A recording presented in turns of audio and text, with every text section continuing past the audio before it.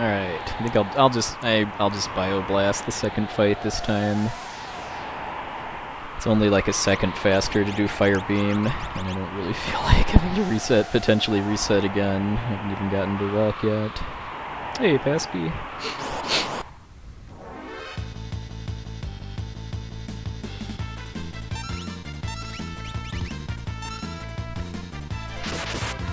Now, technically, the fastest possible way to kill the Phantom Train is with an elixir, which I actually do in my Japanese version route, just because I do Locke scenario first.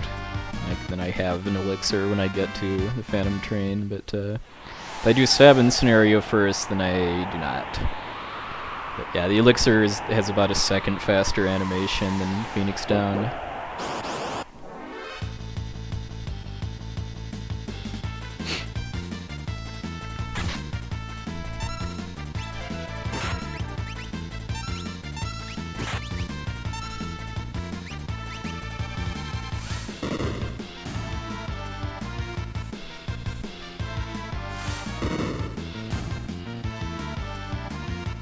Ooh.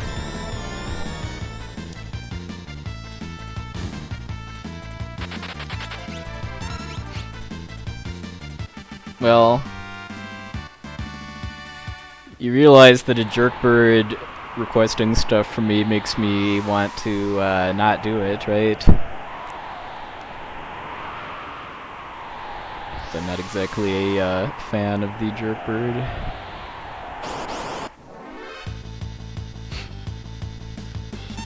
Yeah, my current any percent PB has a Doomgaze fist bump, so...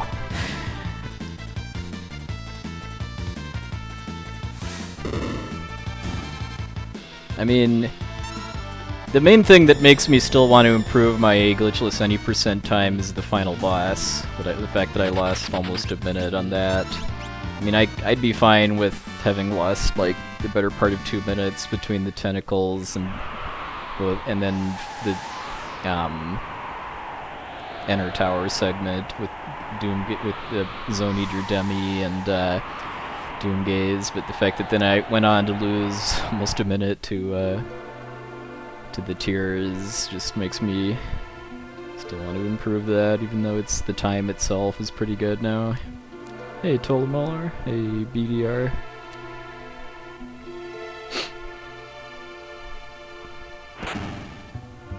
Hey, Fox Death God.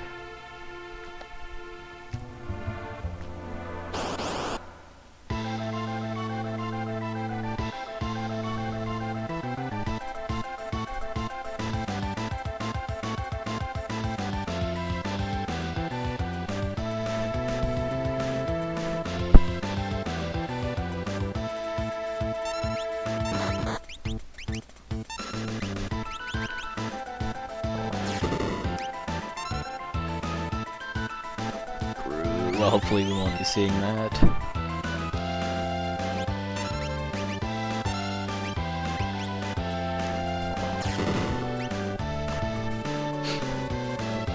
Hey, Synesis, good evening, sir.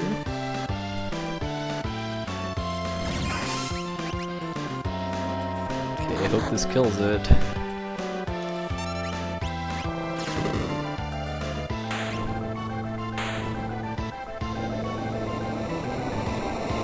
Might have still been able to get the bolt beam off before Gru, but fortunately we don't have to find out. Thanks, Oren Belmont.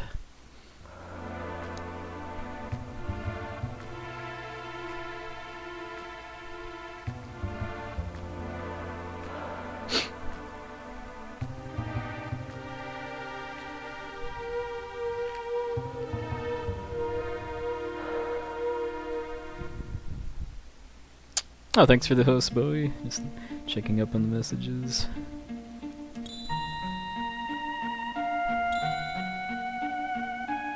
So yeah, as long as I'm running against these splits, expect a lot of gold, just because my 100% PB is extremely outdated now.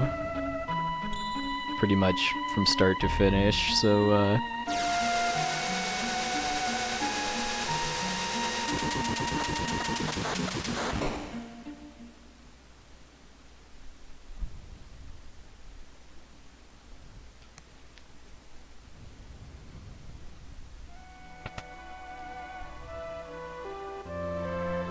I didn't bother saving my splits after that last attempt that died to Kefka too, so that reset all of the golds.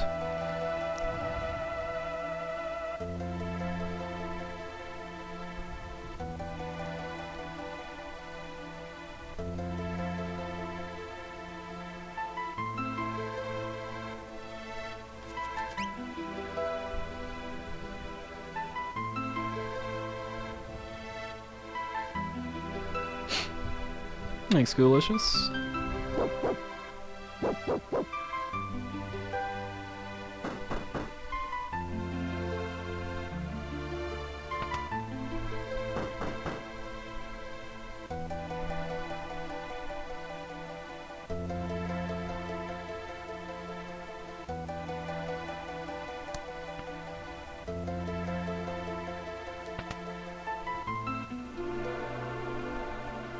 Ooh. What's your, are you just gonna fight on the, fight on the Velt, or do you have some other plan for how to efficiently unlock the Paladin Shield?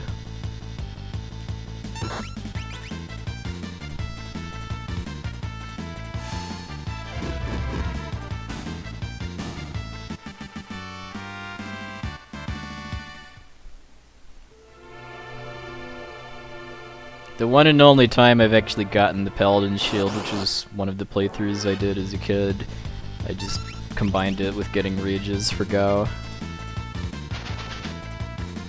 Alright, you have yourself a good night, Rizu. As usual, science hard or don't science at all.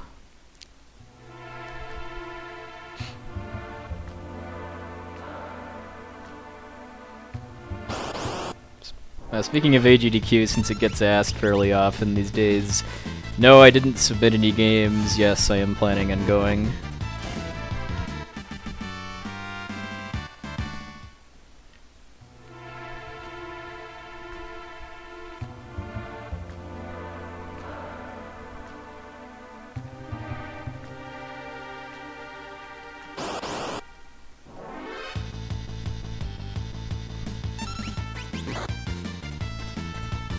Yeah, the LCC submitted this game, and as was widely expected, it was not accepted for 2 marathons in a row. Oh, Final Fantasy I is in AGDQ, along with several Zelda games, the Minish Cap, Ocarina of Time 3D, Wind Waker HD. Yeah, if runners invite me to do commentary, I will definitely be glad to. So far, I got asked to commentate the Castlevania 1 race. Based on what I remember of looking at the games list, there probably aren't going to be that many runs I'm going to be qualified to be on couch for, though. Just because of there being lots of other runners of the game that are going to be there too that should get priority. Because, I've done a lot of commentary for, Blaster Master and various Castlevania games. But, for Blaster Master, there's 2 other people that offered the game that didn't get accepted for the race that are going to be the best qualified commentators. And then, Castlevania 4, there's going to be a bunch of other runners there, too. Hey, Sick Nick.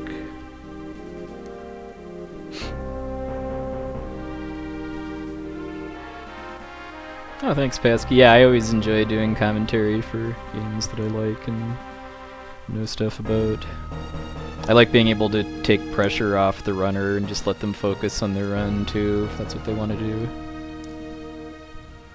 Yeah, Blaster Master is one of my favorite NES games of all time.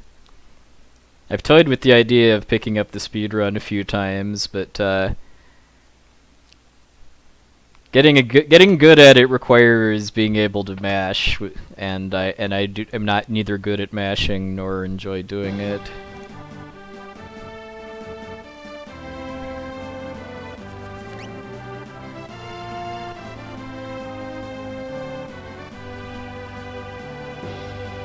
Hey, that Negus.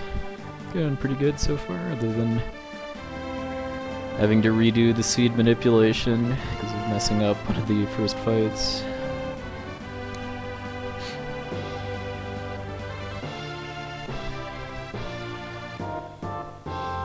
Yeah, that was pretty unfortunate what happened with the FF1 stairs glitch attempt last AGDQ. I mean, at least he got a successful showing of it at RPG Limit Break, but I mean, AGDQ is a much larger stage. Yeah, it's going to be the English version of FF1, which doesn't have... Well, I mean, the stairs glitch works on the English version, but you can't use it to do anything useful. Just because the setup for the glitch involves how you name your characters, and the fact that there's more characters you can choose from in Japanese gives you more options.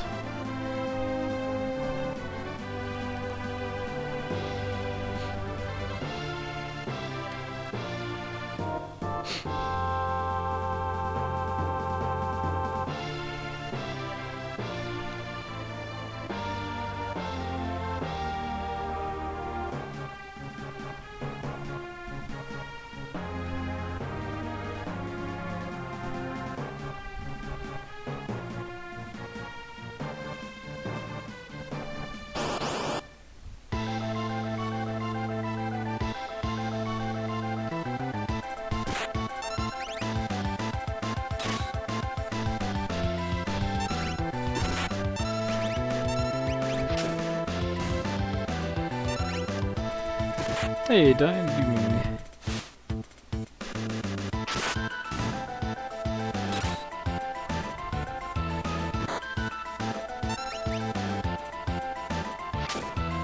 Okay, good. No crit.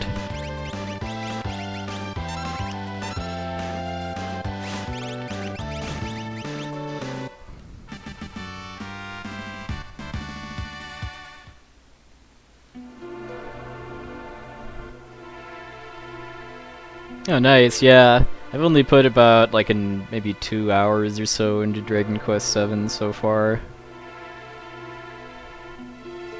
Holy cow, did that game have a slow start. I mean...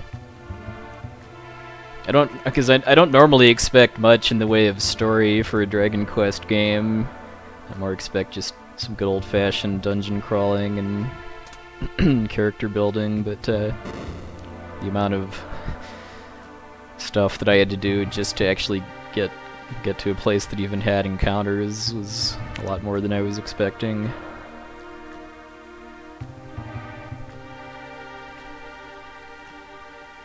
Yeah, I'll be kind of surprised, honestly, if FF5 gets into GDQ again. Mostly just because of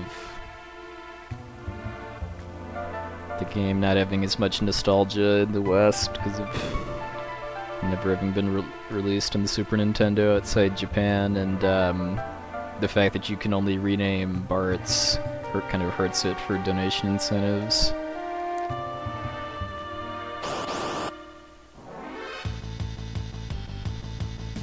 I mean, I had kind of a hard time, I had kind of a struggle getting it into SGDQ 2013, actually, and it ended up being Graveyard because of the lowish number of incentives.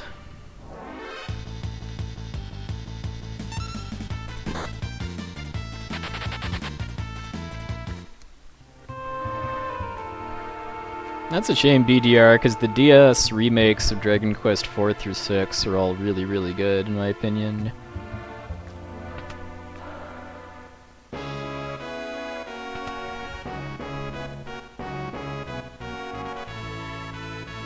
mean, someone who's never played a Dragon Quest game and wants to give one a try, I usually recommend the DS remakes of either Dragon Quest 4 or 5.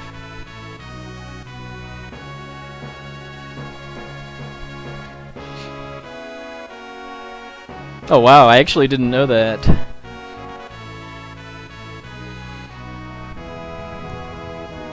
Was that like the first time you tuned into a speedrun marathon or something?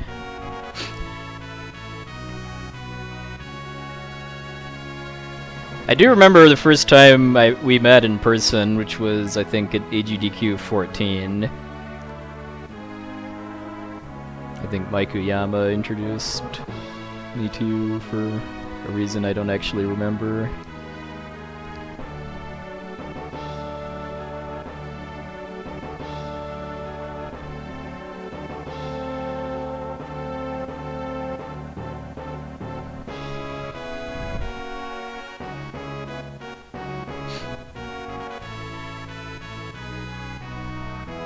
Ah, oh, okay.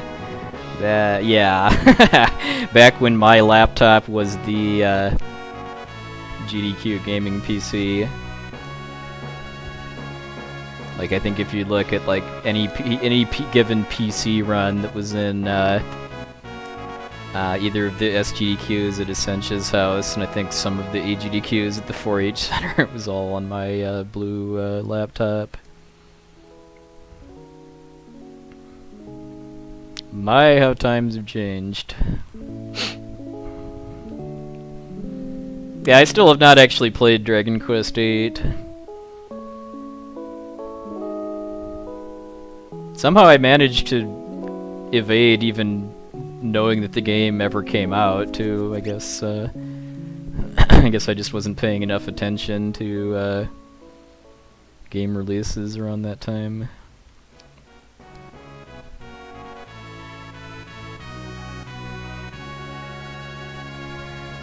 I'll play the 3DS version at some point after it comes out, though.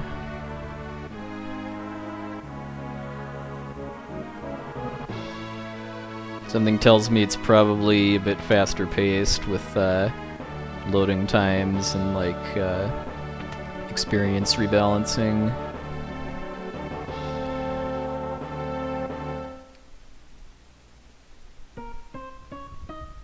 Well, the Dragon Quest VIII speedrun is about 12 hours for the English version. I think it's like 100-ish for a casual playthrough if you do everything, just because it's got like a a true ending that involves doing more stuff after beating the final boss.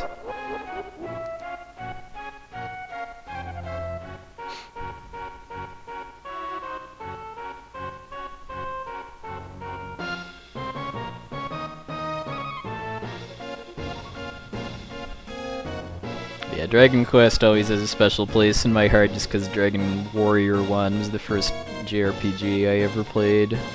Because, like, I'm sure a lot of other children of the 80s and 90s, I got a free card of it for subscribing to Nintendo Power. And it was just totally mind-blowing that it was possible for there to be an NES game that took more than a weekend for me to beat. No, I have not played I Am Setsuna yet. I'm just waiting for me to finally get a PS4, just because I'd rather play on console than on PC.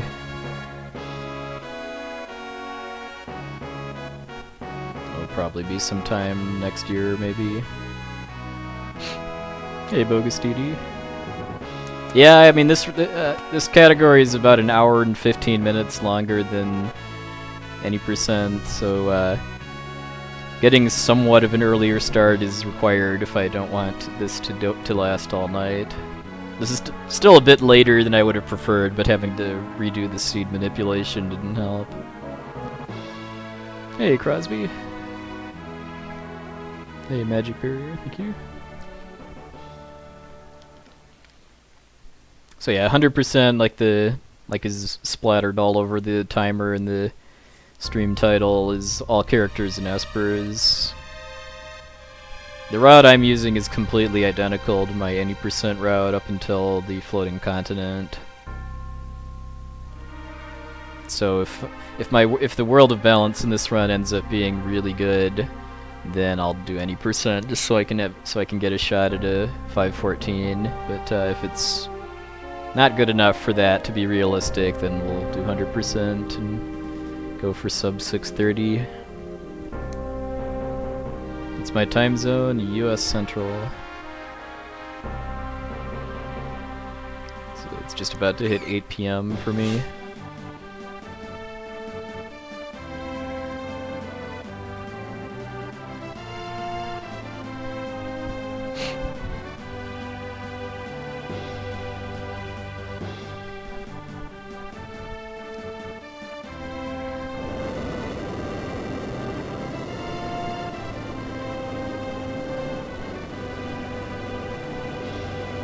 Yeah, that's probably the one thing that looked missing to me on the NES Mini lineup was a Dragon Warrior game. Like 3 or 4, I would say, would probably be the best picks. But they have FF1 at least.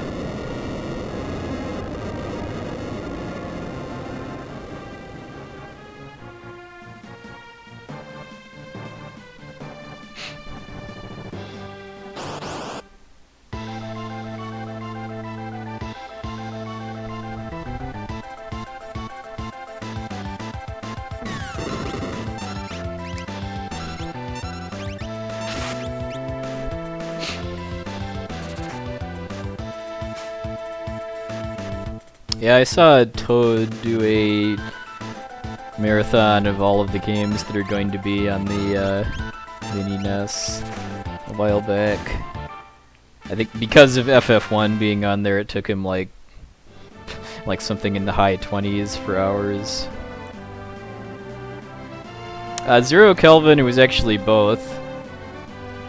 Originally, I was just gonna take notes off of a video I found of a Japanese Saga 3 run, but then I found actually a wiki site where the guy who did that run, and as far as I know still has the record at it, actually posted a guide for that. So I mean, the guide was in Japanese, and translating it was interesting at times, given that like Google Translate, its way of saying I think get petrified was delicious petrochemicals. That was my personal favorite. Hey, Neo Slash, good morning, sir. Thank you, thank you.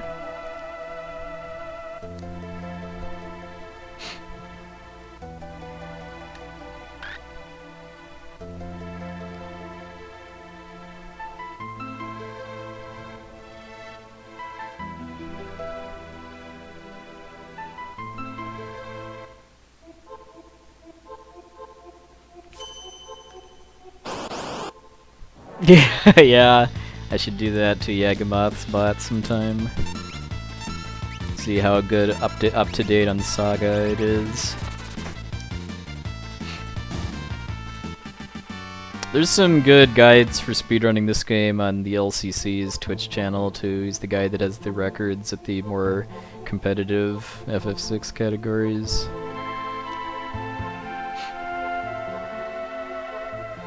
I've taught myself how to read a little bit of Japanese, but it's basically just enough to get by in video games.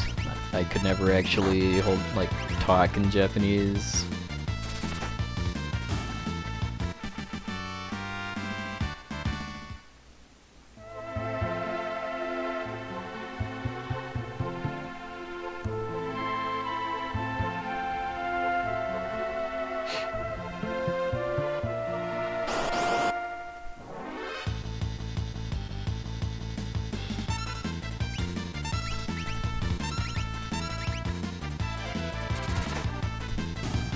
Well, I know there's like a mini Genesis already coming out or out, so yeah, it wouldn't surprise me if a mini SNES isn't too far behind.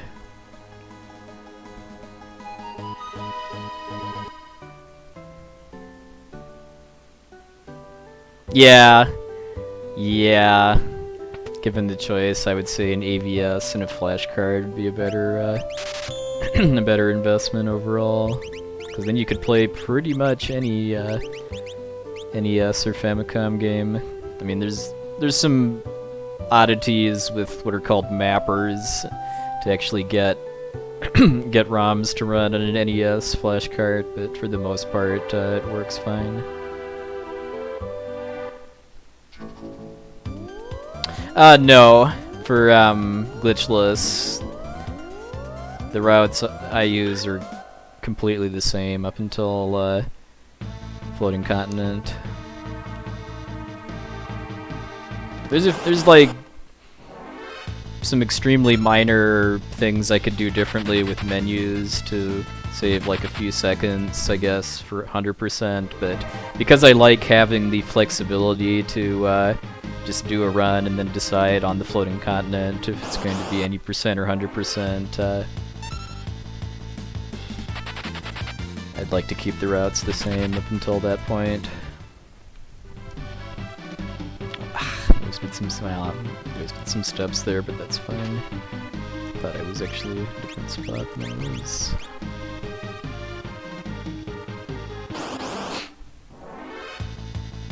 Nah, none of the virtual reality stuff interests me. Yeah, I do have to get Kirin, so I guess I was not entirely truthful when I said the routes are completely the same. But that's literally the only difference, is that before Floating Continent is that I have to pick up Kirin if I want to be able to do 100%.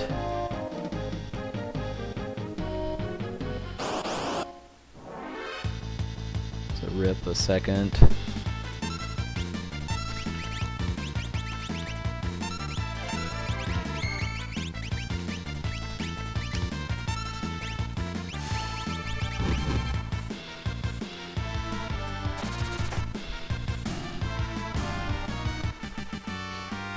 Being too chivalrous for his own good there.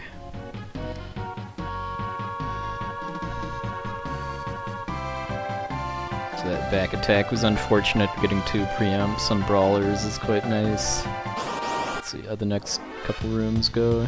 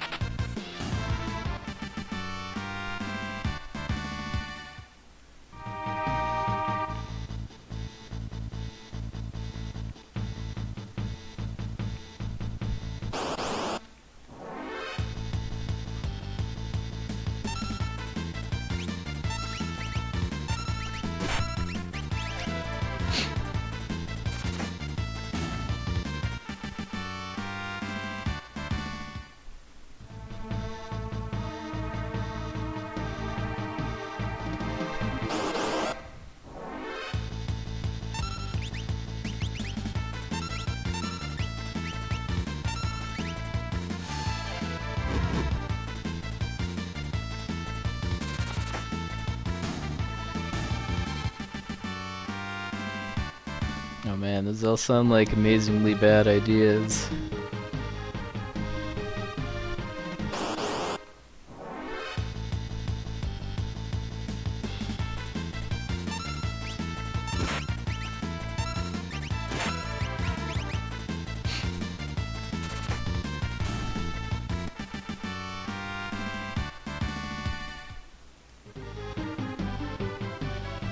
Oh, somebody's busting out the mythical All Rages run.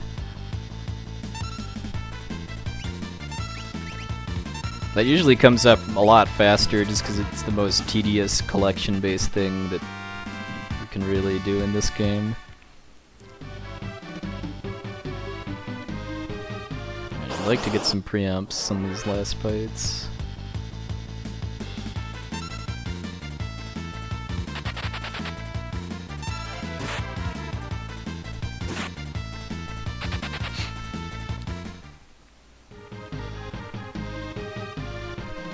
I would say all lores would be definitely less tedious and trolly than All Rages, just because there's probably like a quarter as many lores as Rages.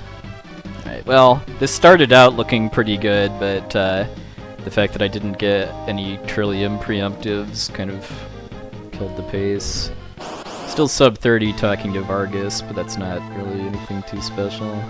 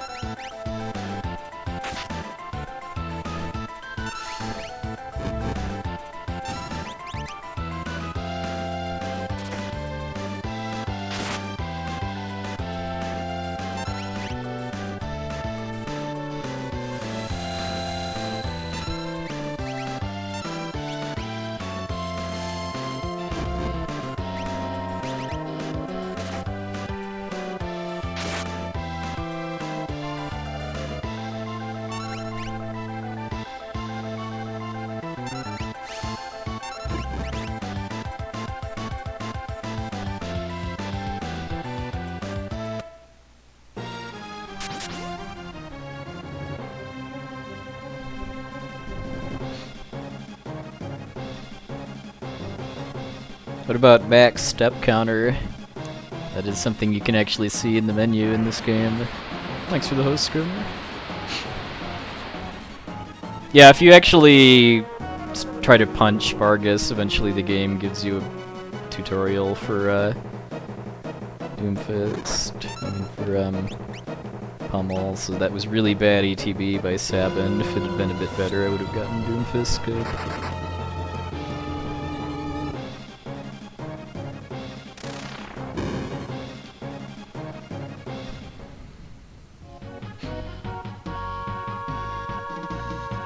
Who's my favorite character in this game? Owzer. He is Jabba the Hutt in human form. Well, hey, maxing out the game clock is actually something that could be useful in Final Fantasy IX, because if you overflow the in-game timer, then that makes it possible to get the Excalibur too. Granted, overflowing the game timer requires having the game running for I believe about 2 years, but it's possible. Hey, Odin Smash. It's okay so far. I'm about 6 seconds behind my any percent Vargas time because I didn't get any preemptive trilliums, but still got a sub 32 at least.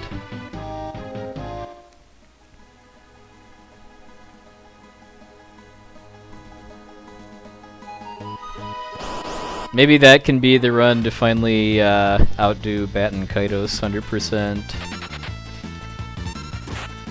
Some kind of 100% category for FF9 that,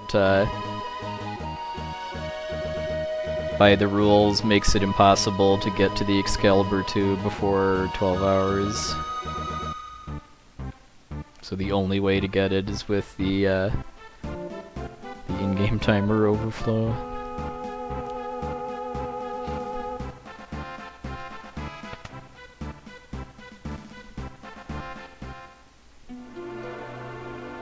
Ooh, nice. Is that your first time playing Secret of Mana, or just first time in a while?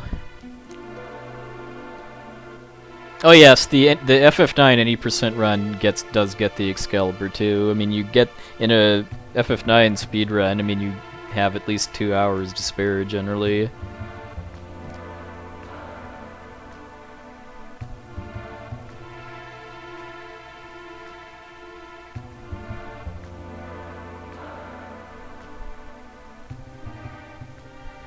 Oh wow, congrats. That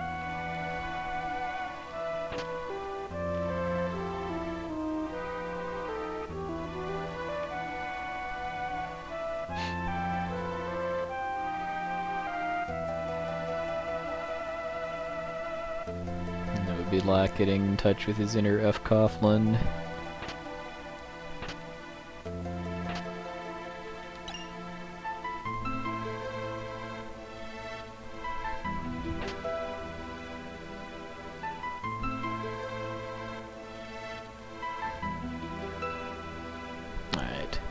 Could have definitely been worse with than NPC.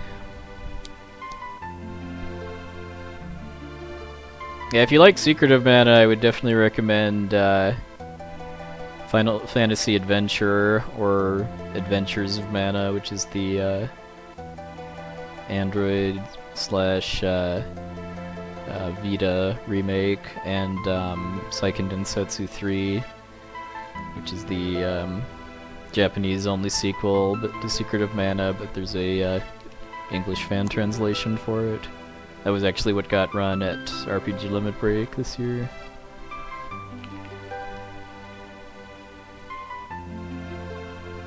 Yeah, I am getting the Genji Glove here. It's a massively more useful relic than the Gauntlet, and saying no to joining the Returners lets me skip a fairly lengthy cutscene that I'd otherwise get.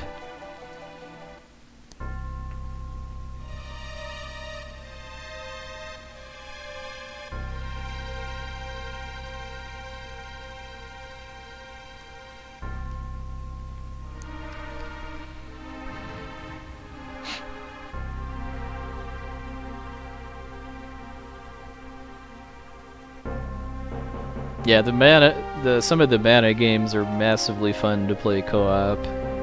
Like, I think Secret of Mana is more fun to play co-op than solo, just because that removes a lot of the game's flaws, namely dealing with the partner AI, which is not the smartest.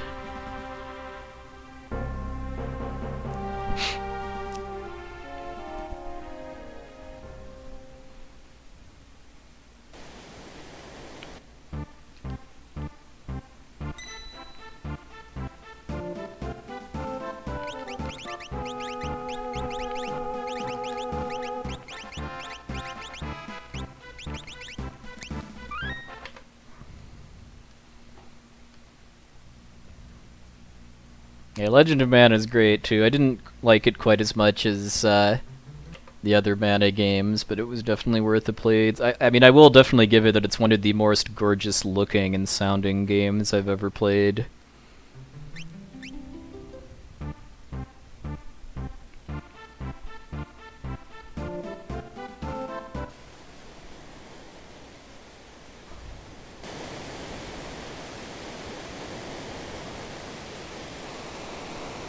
Yeah, it's a fairly well-known exploit that if you set memory cursor to stuff that includes Bannon's health command, then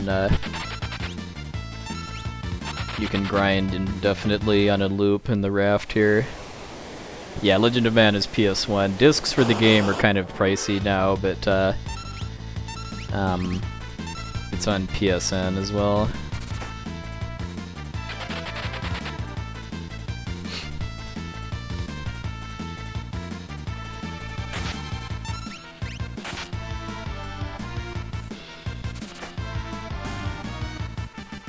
Yeah, it does have a Yoko Shimomura soundtrack, along with a lot of really gorgeous-looking hand-drawn artwork for backgrounds and characters and stuff.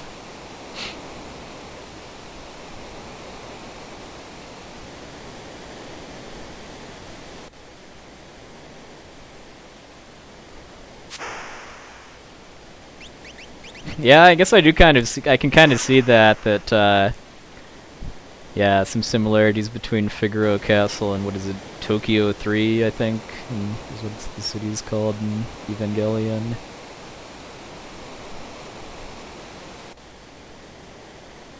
Yeah, I think I paid like $40–50 or so for my Legend of Mana disc, although I know I got it before it came out on PSN, so maybe that lowered prices a bit.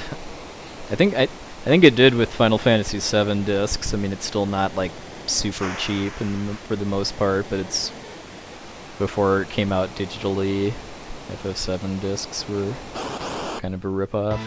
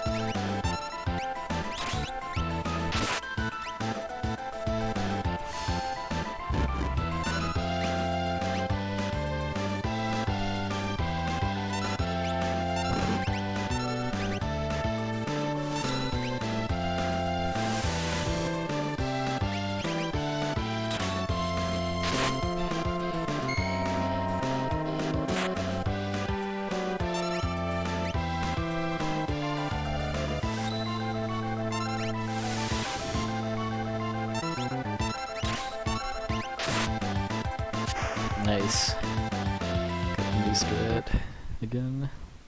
Also, somehow saved tens. That was a gold for my any percent splits too, probably because of the double preemptive, and saving like 4 seconds with the new ultra strat. Hey, this happened. Wait, which fight is it that you get instant cast for? Because I thought it was only like a few very specific fights where the instant cast effect is in effect. Like this one, just like fire goes off instantly when you cue it.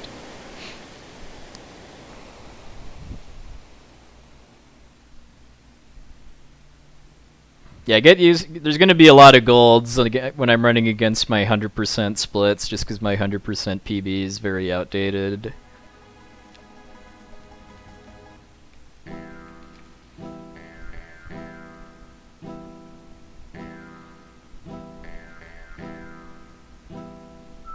Kefka Tier 4.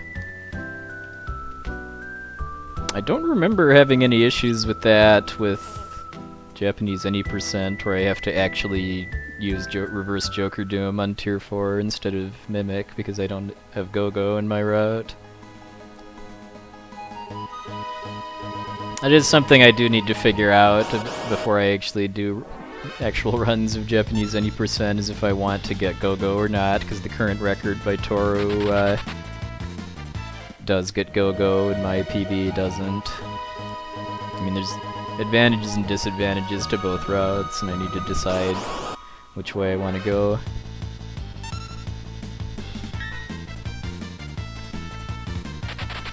Well, grats on a null grats on a null boss's PB. It's what, like almost, that's at least half an hour improvement, isn't it? Because I thought your like first test run was pretty much the same as my current glitchless 100% PB, is in almost 7 hours. Alright, you have yourself a good night, Bogus DD. Goddess is not going to be difficult at all in this route, assuming it's still 100%, because if my pace is really good on the floating continent and I have a shot at a 514 any percent, then I'm gonna do any percent instead. Literally the only thing I have to do differently in the first 4 hours of the run is pick up Kieran if I want to be able to do 100%.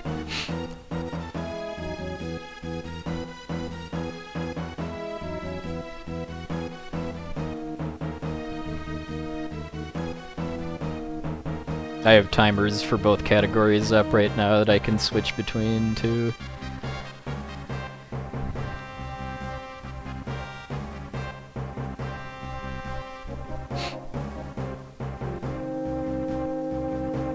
The triggers for Shadow leaving are if you win a battle that's not in the Imperial Camp or Phantom Train, then Shadow has a 1 out of 16 chance to leave.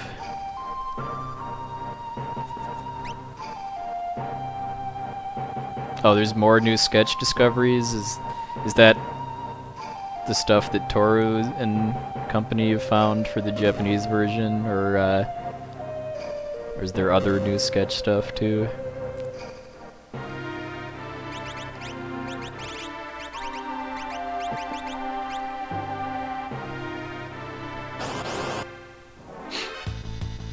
So in a speedrun, it's Shadow leaving isn't a thing at all, just because I'm not actually going to be winning any fights that aren't in the camp or the train.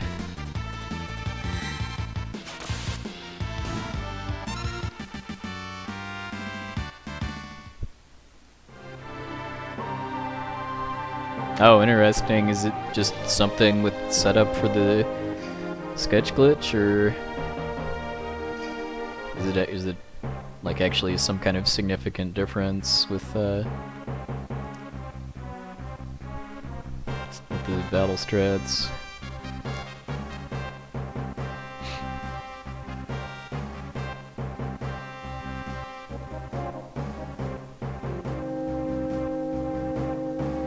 Yeah, there's only one extra Esper that I'm going to well, I don't even have to get Kieran in the World of Balance, but getting Kieran in the World of Balance is only costs about a second, whereas if I did it in the World of Ruin, I would have to walk all the way back up to the top of Zozo. Granted, I would have the Moogle charm when I did it, but that would be a very, very needless way to lose time. Hey, Florida. Hey, Sino. Oh. So what new items do you get that makes it better than the current setup?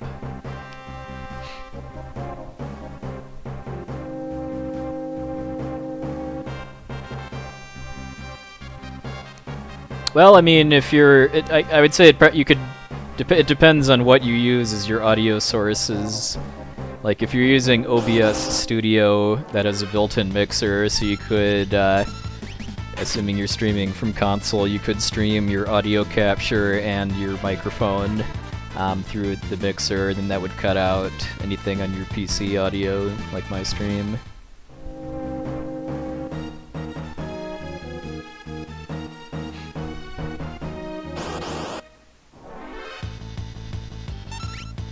Well, depending on how you have your audio stuff set up, I guess you could, yeah, you could, if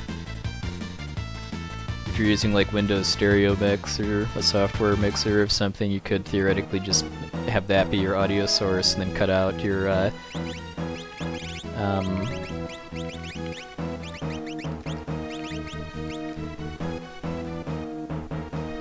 desktop audio, which would then mean my stream isn't being broadcast.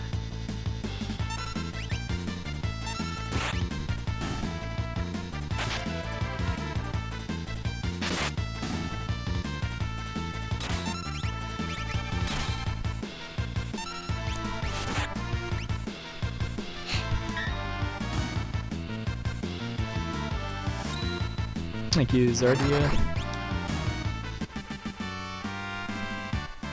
Right, I don't think there were any death counters in that fight, so that was pretty good.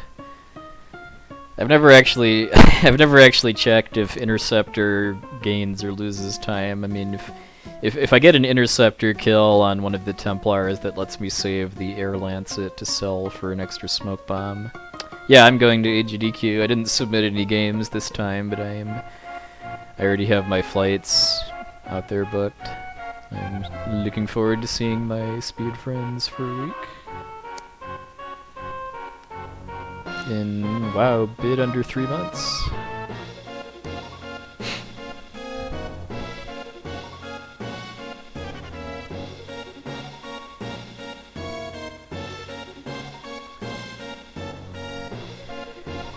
I would recommend looking at OBS Studio though, just because that's the version that's getting the most updates now, and it's got just better features, and it's still free. So, I mean,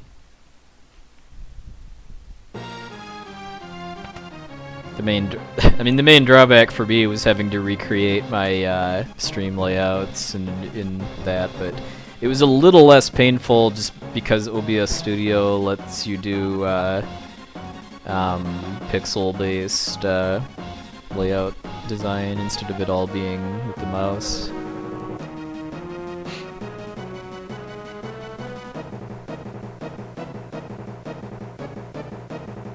Yes, I have actually BDR. My current 100% PB actually got Sabin's Desperation Attack on the Templar fight that I just did. Tiger Break. I've had an older route that I used to use for Glitchless actually had a chance to get Locke's Desperation Attack on Tunnel Armor. And then I've also gotten Riot Blade, which is Terra's Desperation, on Ultras a very small number of times.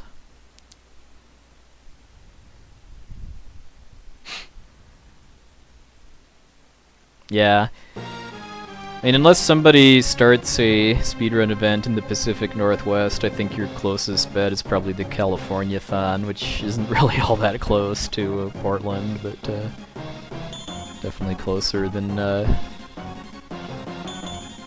most other things.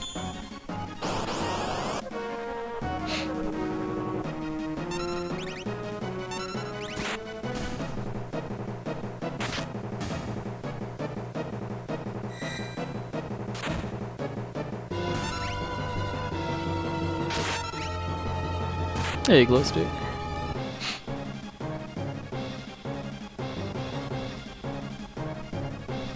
Yeah, RPG Limit Break is in Salt Lake City, and most likely will be again next year, so that's a new thing.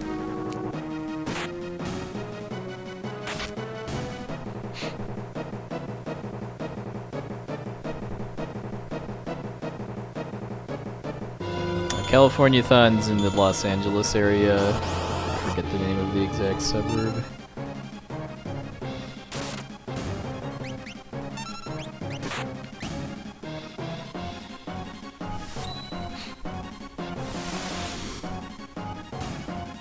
Nice, that was a really good fight.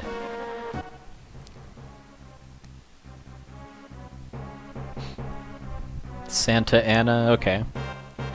Yeah, I know the esports arena was the name of the place where it was. I don't know if that's exactly a household name or anything.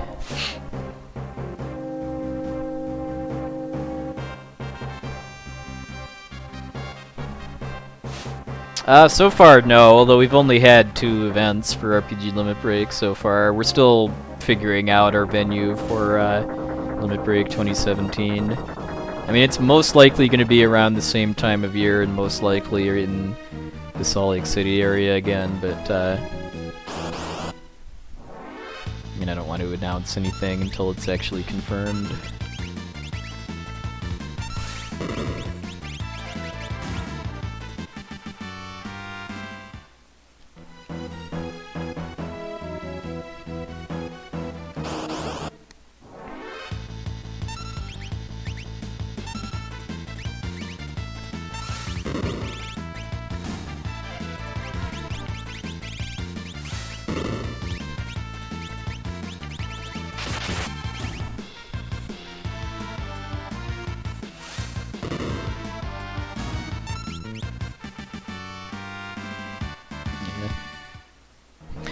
I've never actually been to Southern California, so I mean, as far as I'm concerned, it's just LA and suburbs.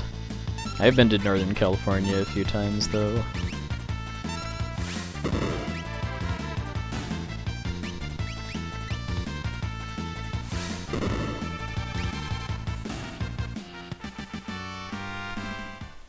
Oh, nice, Dine.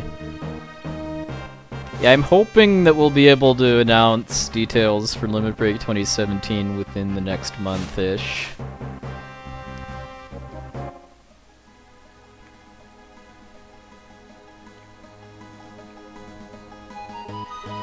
I mean, the closest major metro area to where I live is Chicago, and I mean, there's a pretty significant difference between the city of Chicago and then the Chicagoland area, which is huge network of suburbs, but it's basically the same deal. That it's just all called Chicago to people that don't live there.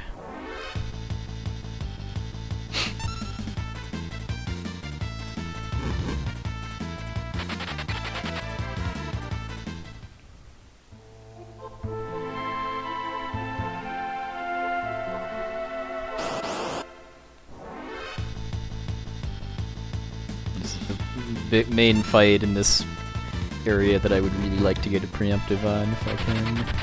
Not that I really have any control over it, but that would be why. Yeah, as far as I'm concerned, the more regional speedrun meetups and events, the better.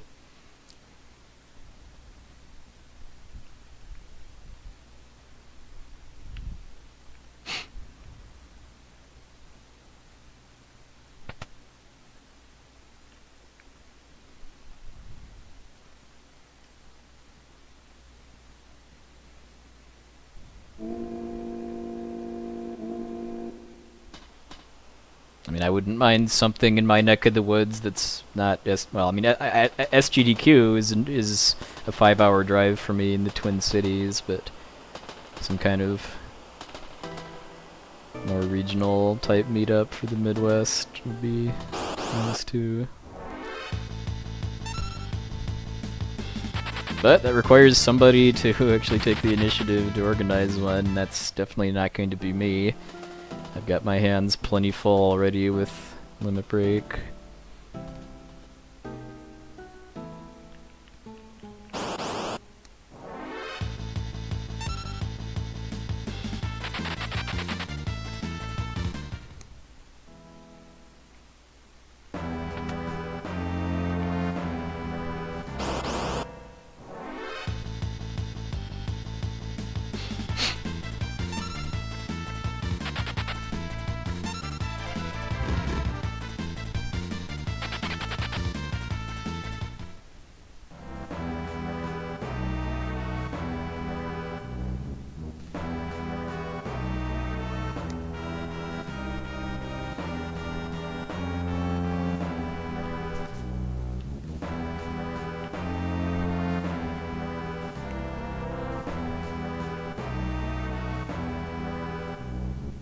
Yeah, there's a lot of speedrunners in Michigan that I know of, so I could definitely see interest in a Michigan event.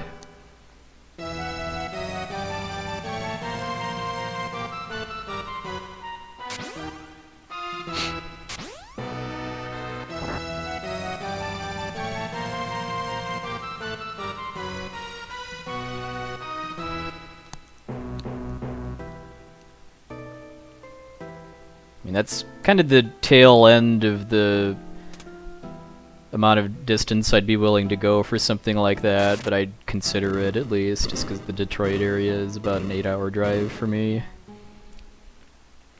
And yeah, 7-8 hours is kind of the tail limit of how far I'm willing to travel by myself. Yeah, that Ohio marathon looked pretty cool. Sadly, driving to Columbus, Ohio would be like 9 to 10 hours for me, so that's not happening.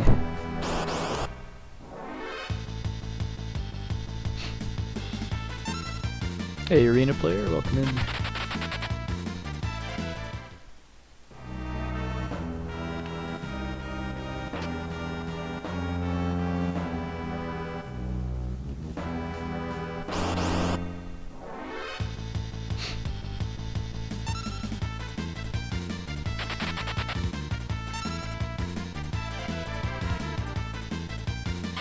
Should have had Cyan kill himself, actually. Didn't think he was going to be that slow running away.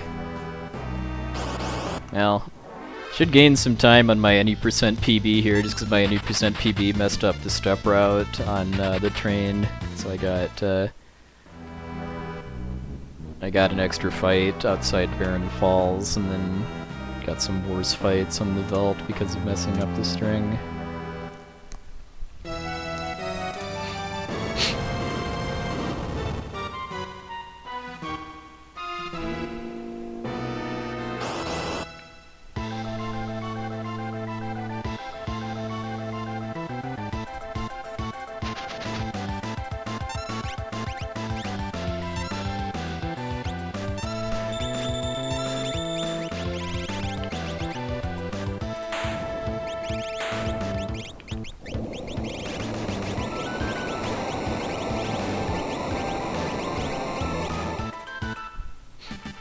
Okay, I just gained 21 seconds on my any percent PB. That's a 59:08. It's a pretty darn good Phantom Train time, actually. Yeah, I mean that would have been a 58 with a better Mount Colts. Yeah, I got some nice preempts on the train. The Imperial camp fights went pretty well. I mean that wasn't gold any percent, but this is still a pretty good pace for the first hour.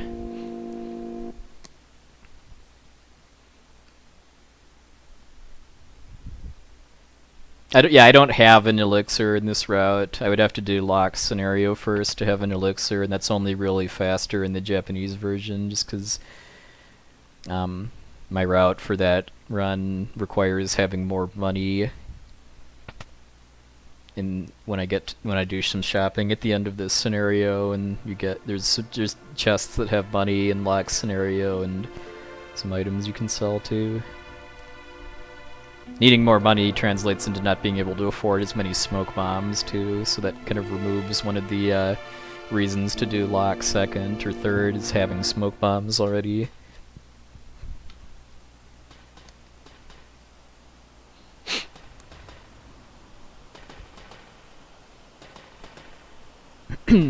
But yeah, but then again, there's pretty nasty RNG coming up in the next segment as far as finding Gao and the Serpent Trench.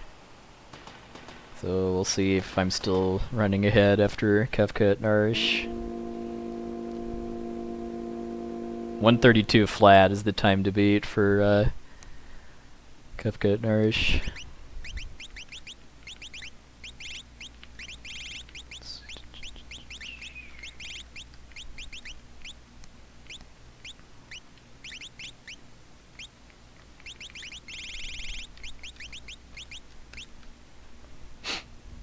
Only 59:08. Oh, I'll try to do better next time.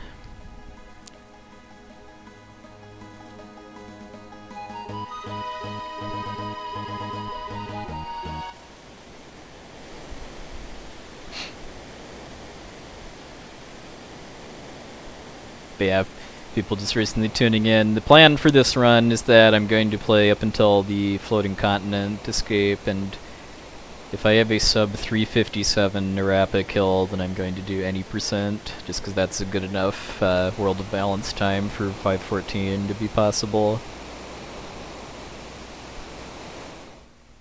Otherwise, I'll just stick to 100%, and that's where the route forks, because if I'm doing 100%, I have to save Shadow.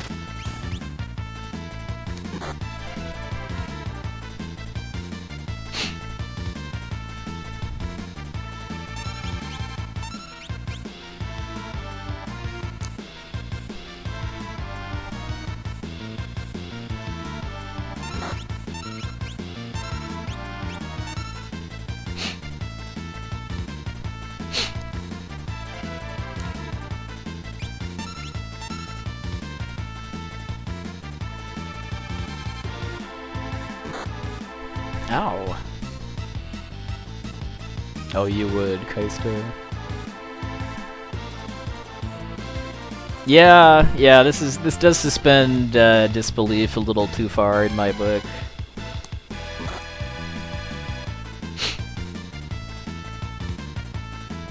Not only being able to survive something like this, but just the fact that you can fight while doing it too.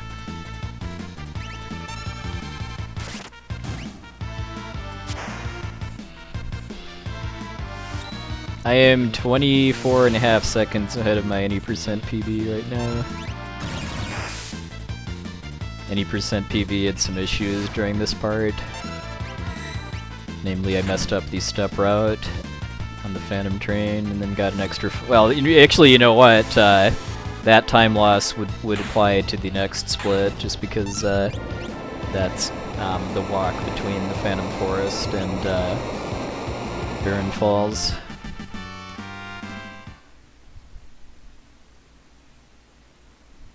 I golded Ultros against my any percent splits too, because I got preemptives on both fights on the river, along with using the LCC's new Ultros strat that saves about 4 seconds. Yeah, so that my any percent PB is any percent with Kieran. Hey, Shinbreaker. Yeah, that waterfall fight is definitely very Dragon Ball Z-esque.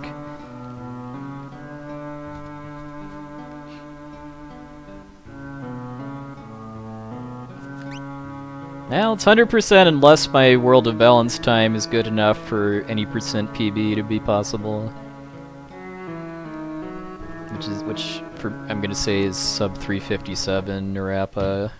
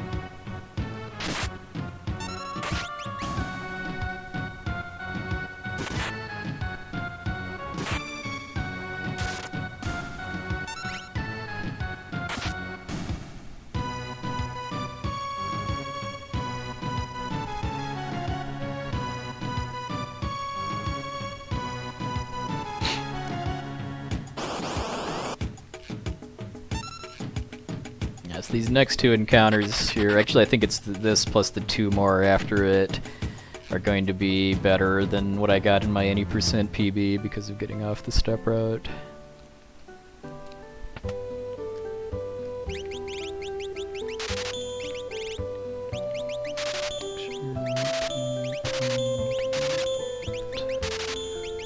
How'd the True Knight get in there? At least I was actually paying attention and didn't sell it. Then again, I don't actually use the True Knight in 100%, so...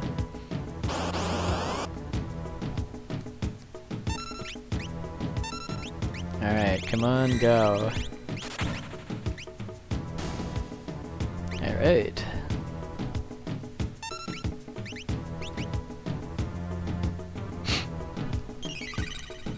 Yeah, that's something I'm a very big fan of, actually, in turn-based RPGs, is having special situations where the field theme doesn't get interrupted by encounters.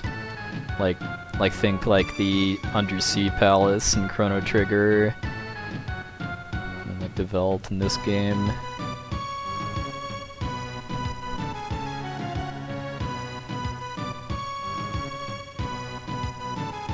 Thanks for the host, Pitted.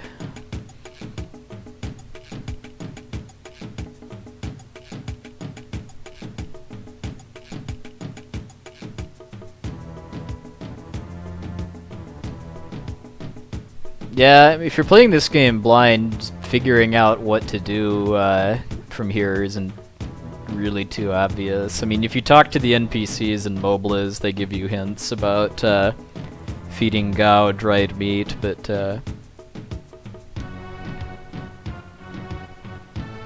putting 2 and 2 together isn't definitely not guaranteed, though.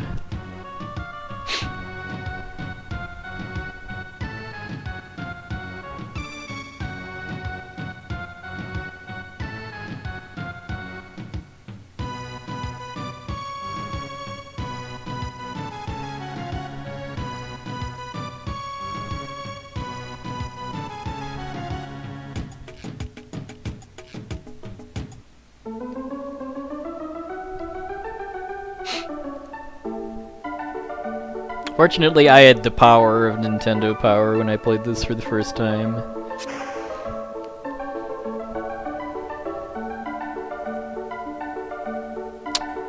If you want to get good Gao rages, I would recommend reading an FAQ on game FAQs about how the Velt works, because you can actually manipulate getting like a good chance at specific rages if you understand how the Velt works and how to manipulate the monster packs.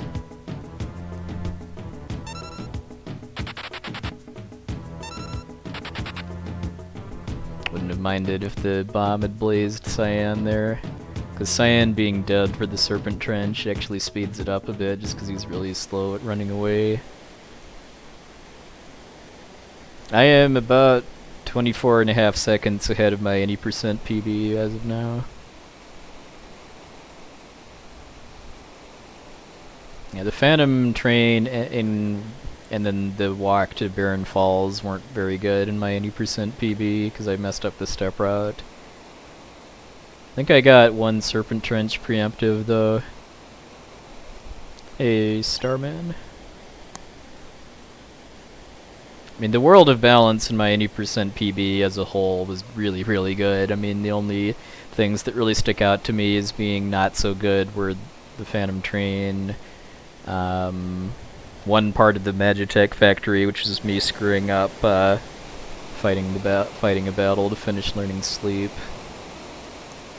And then I got one ninja on the Floating Continent and didn't get Narapa quick kill, but other than that, it was all so good. I mean, it's going to be pretty hard. A pretty 355 flat, which is my jump time, is pretty hard to compete with this route at least.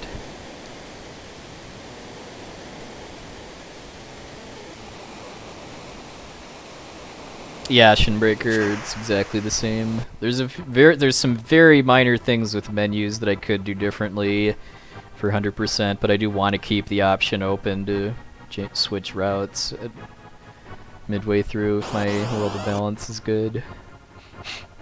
So I'm just gonna do basically do the any percent route up until then.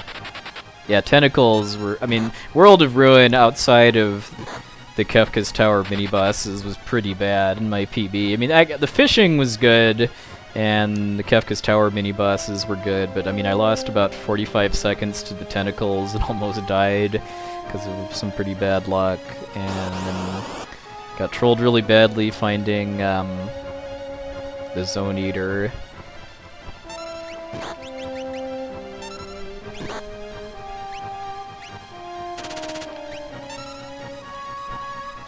And what else? I ran into Doomgaze, and yeah, it was just. And then I lost about almost a minute to the final boss.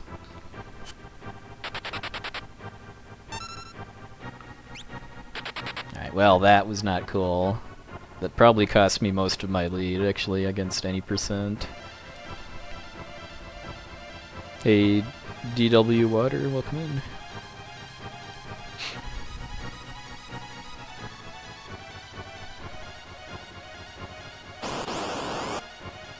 Okay, still gotta preempt on a fight that has an angle form in it, just because the angle forms are slow to run from, unless it's a preemptive.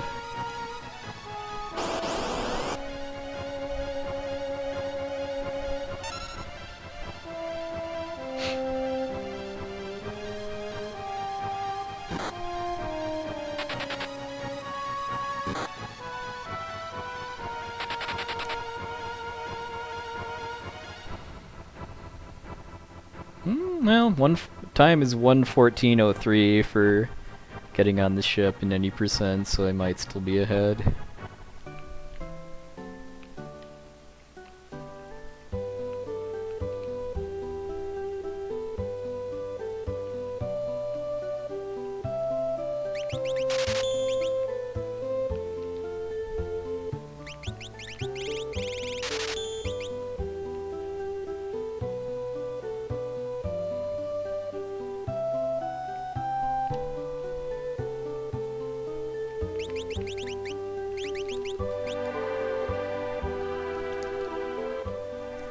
Oh, I actually gained time on an. Yeah, I'm now 32 seconds ahead of any percent. And in my 100% PB, I lost a lot of time on the Velt, actually, because of not knowing how to manipulate the encounters correctly there. So I got the Marshall Lobo fight and then got paralyzed by that, and yeah, it was bad. No steps only count in areas where you can get encounters. Alright, so this part was good in my any percent. This next split is really good in my any percent PB, just because I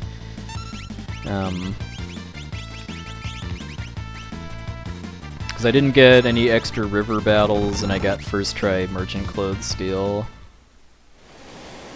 So that was the one 100% river fight in there. I just got another one. I mean, they're not that bad because I have smoke bombs, but it does cost like, I don't know, like maybe 8 to 10 seconds.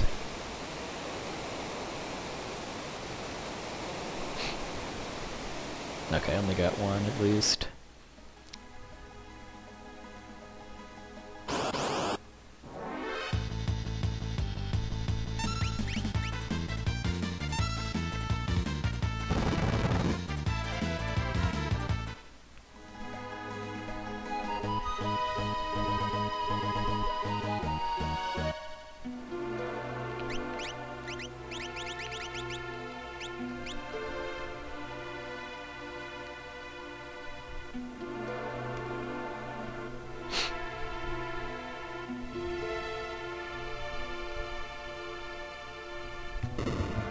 I'm surprised I gained time on that after a pincer. I mean, I wouldn't have if I hadn't then gone on to get a preemptive, but I know I got a preemptive in my 80% PB too.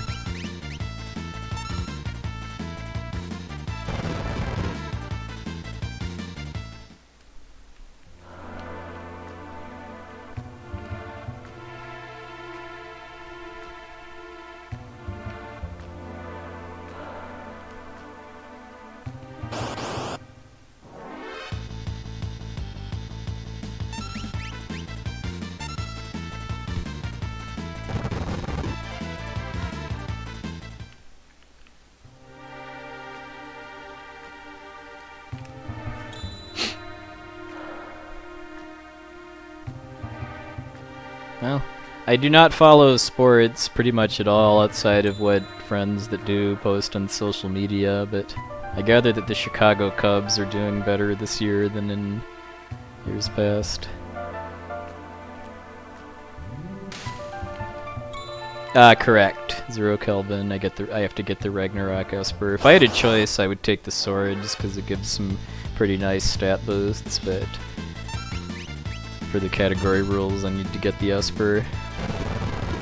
Hey, Ozzy. Good evening, sir.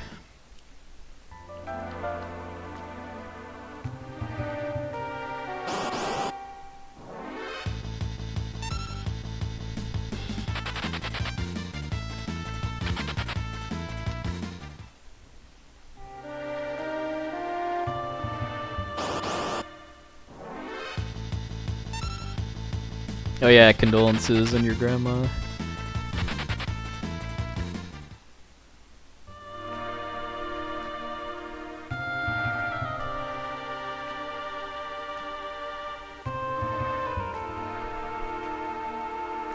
Alright, first time in a while I haven't actually had to take off Edgar's sprint shoes because of Cyan surviving the Serpent Trench.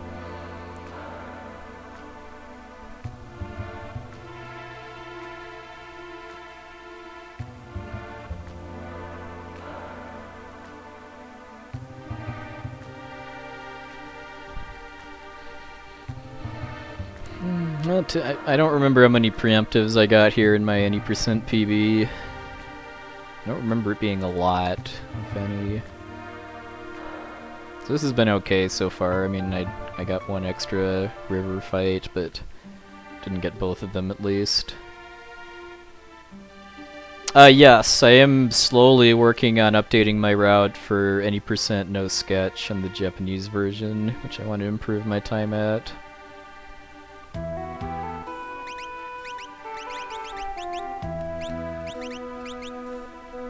And that does use glitches, just not memory corruption glitches.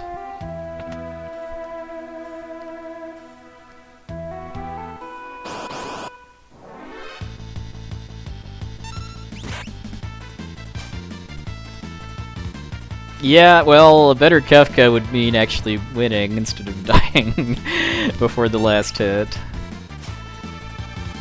Well, now here's some time loss against any percent, because I got this first try there. Alright, third try, that's, well, could be better, but could be worse too. Yeah, I don't run Japanese games terribly often. I mean, I'm not one of those people that runs games in foreign languages to save time on text. I only do it if there's gameplay differences too that make me want to run a game in a foreign language, which there is with this game if you use glitches.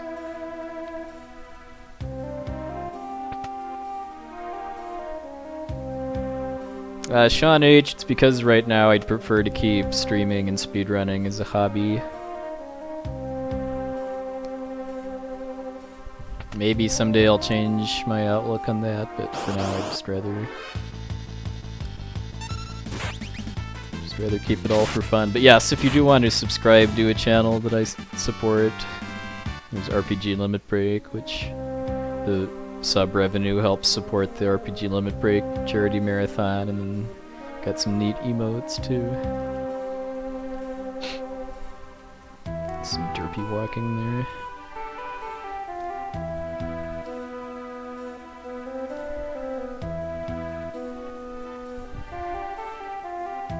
Yes, which Turbo Ruland is now demonstrating.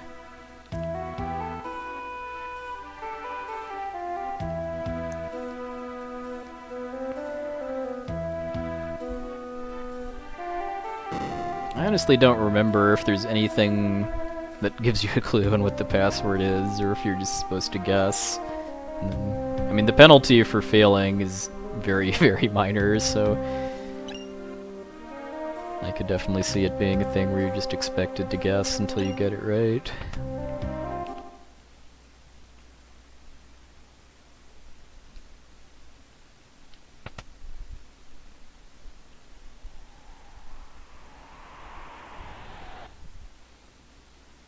But yeah, any Japanese any percent no sketch glitch is the only other real category that, well, the only other category that I'm interested in running right now.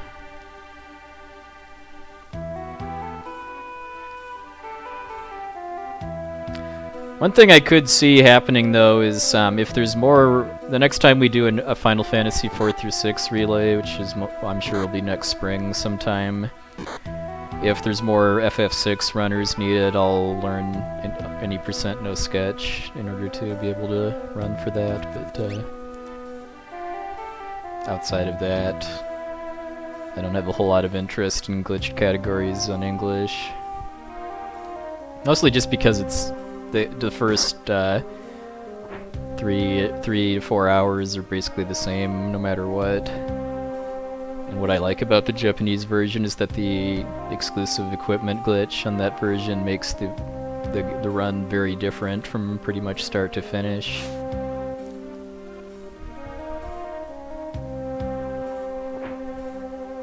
Yeah, that was my theory as a kid, was that elixirs are made out of clock oil. As far as why there's elixirs in most of the clocks in this game's world.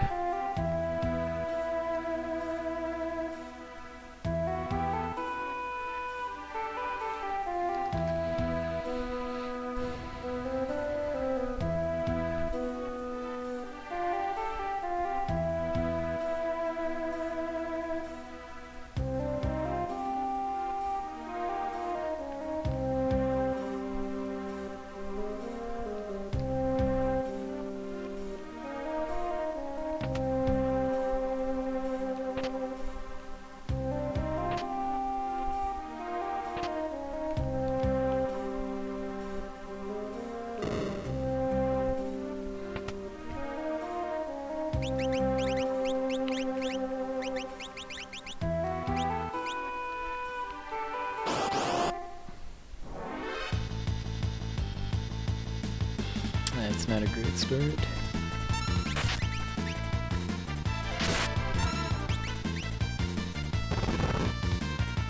At least it was after I equipped the running shoes.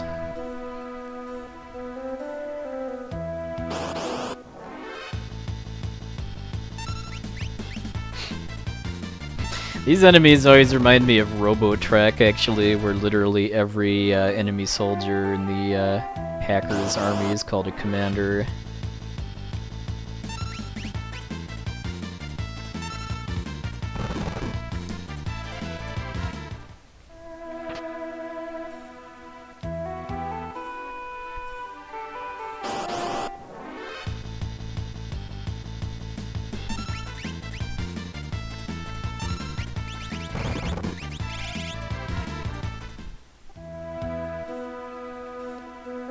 Let's stay away from real-world politics, please.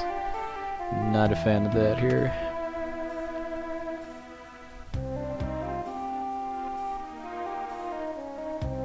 Yeah, because I made a misstep in Nourish. I got that fight at the foot of the stairs instead of right after getting onto the overworld map. I mean, once I have smoke bombs, it's not really that big of a deal. Mostly, I think, just affects how many chances I have to get slam danced in Zozo.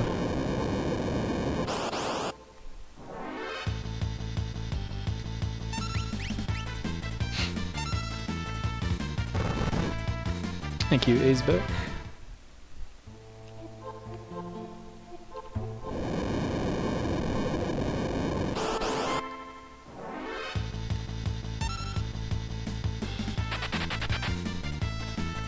Yeah, if you want to talk politics, then the world of Ivalice is definitely your world, between Final Fantasy Tactics and Final Fantasy XII.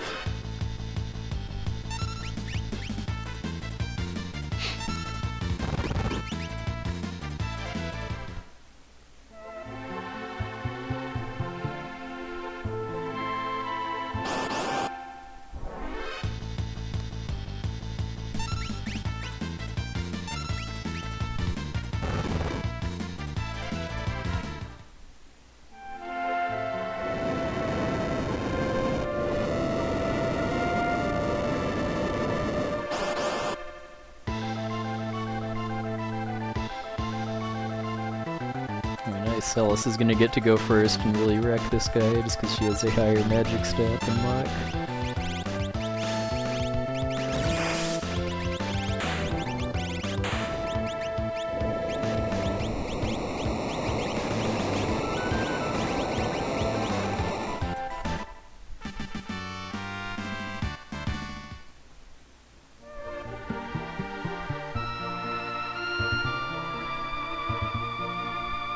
The Japanese any percent record before I took it for a while actually had to have Celis throw the rod there because Locke's level was low enough that he actually wouldn't be able to do enough damage to one-shot tunnel armor.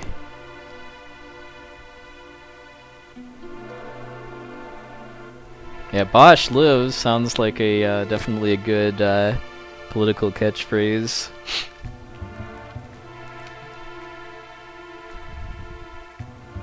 Or I'm on team at Captain Bosch.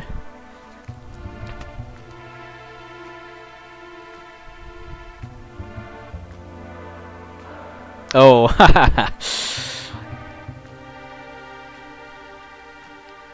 Yeah, I've had mixed results from cleaning my domicile over the years. Sometimes I've found stuff that I forgot that I had or that I'd given up on trying to find after I realized I'd lost it. Other times, cleaning stuff up has caused me to lose stuff.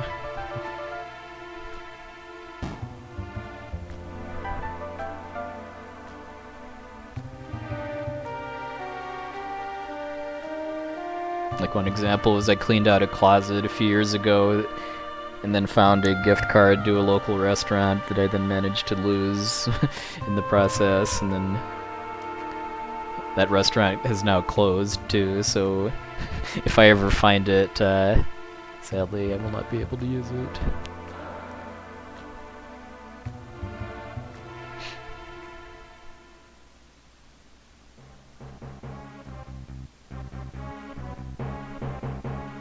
Alright, so the time to beat for Kefka at Nourish is 132 flat. I think the fastest time I've ever had on that split for this category is like 131.50.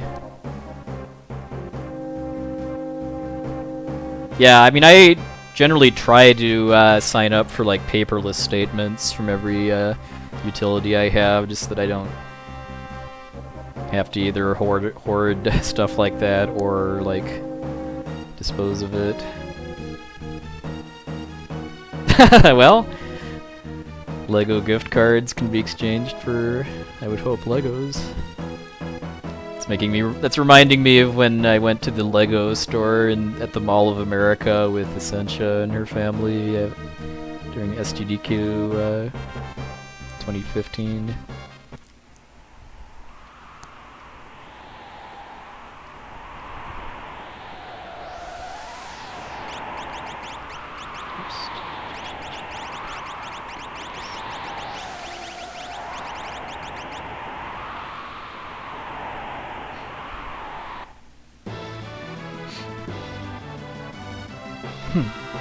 Money can be exchanged for goods and services. I got that reference to Kazu. And hopefully fellow members of the cool over 30 club in this chat.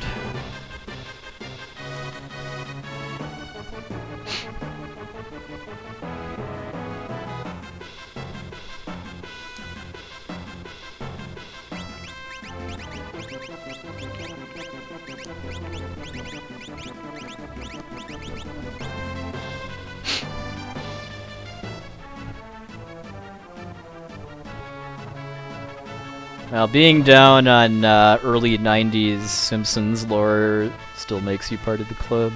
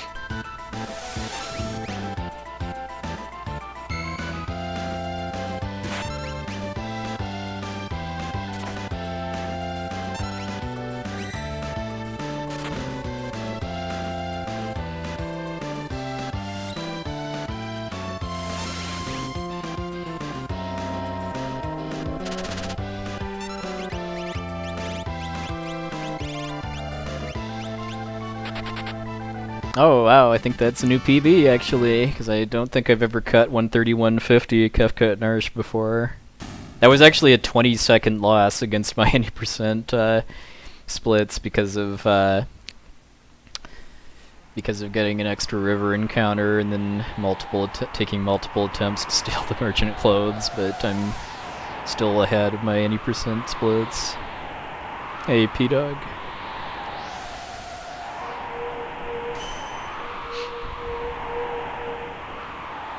Yeah, beat Kefka, the game's over. Or is it?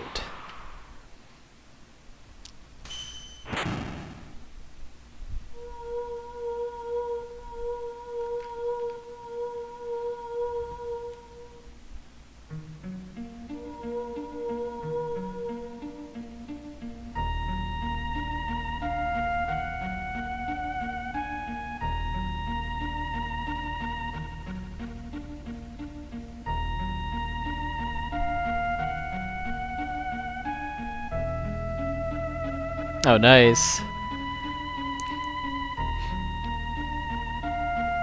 Yeah, some of the games that I've bought at speedrun meetups, going out to game stores, are still in the bags that I got them in, but all of those bags are in the same box at least, which is sitting a few feet away from me.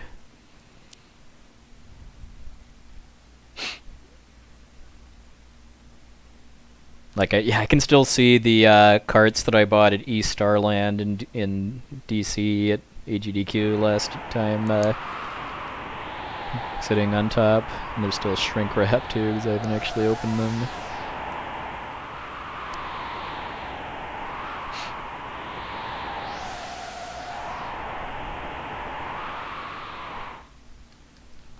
Yeah, if the Holy Bananas is at that pace, I mean, yeah, my 100% PB is extremely outdated. But yeah, I mean, this is still a good pace even for any percent. I mean, I want to say my fastest previous Kefka at Narsh split was 131.50.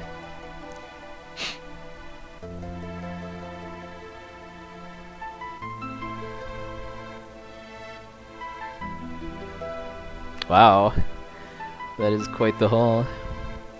I wouldn't mind having a Mega Man 7 cart. I do have a Rockman 7 cart, but it's not quite the same.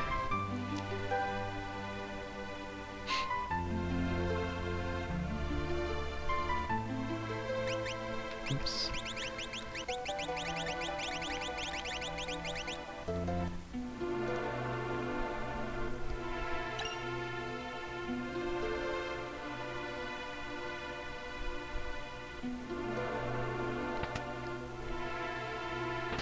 I didn't know there was a NES version of Cool Spot. I have a copy of the SNES version, and I've seen Mr. K do speedruns of it.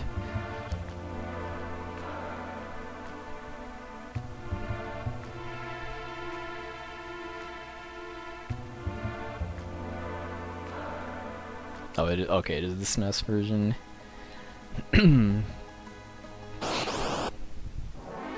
I think the main product placement game that I know of for the NES is Yo-Noid. Back when the Noid was the mascot for Domino's Pizza.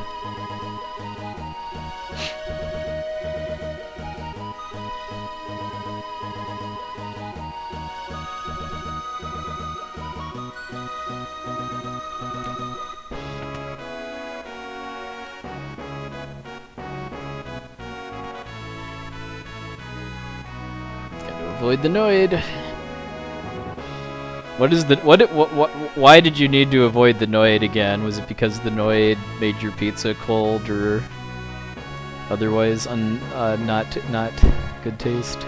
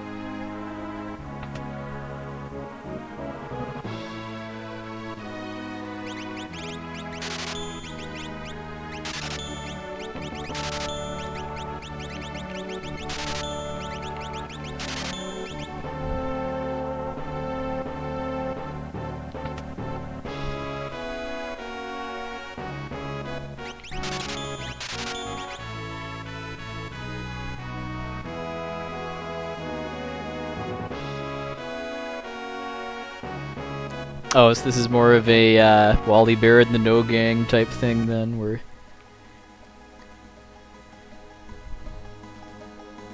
decrying the corruption of youth. Oh yes, Mick Kids. I never actually played that, but I remember reading a review in Nintendo Power and just laughing my head off at the concept of a McDonald's NES game that looked, for all intents and purposes, like a knockoff of Super Mario Bros. 2 to me.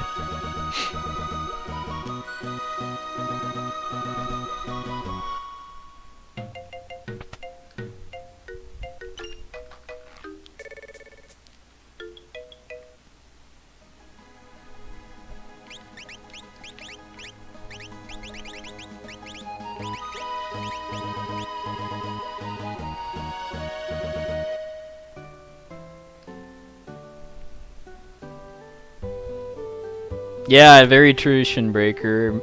Magic the Gathering did in fact consume a lot of my disposable income back in the late 90s. Yeah, I got snagged on the Hut Shack.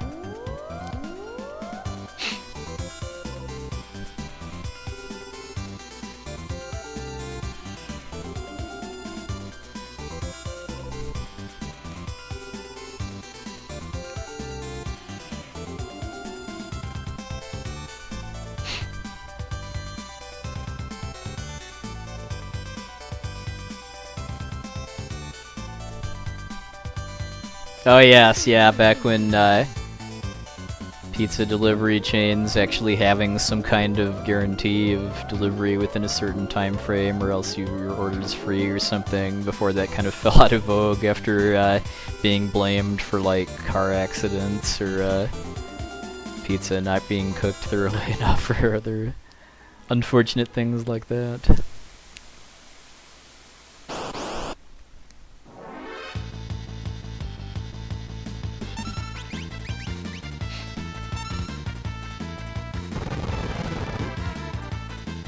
Oh yeah, yeah, I can kind of see that, given that it's got that trying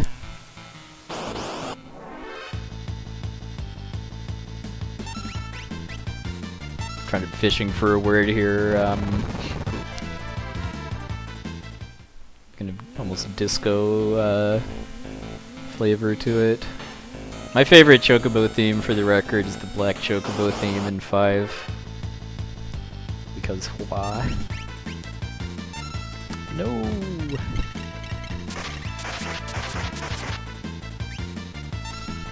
It'd be called getting slam danced, which is not fatal, but sucks because now I have to burn a bunch of healing items.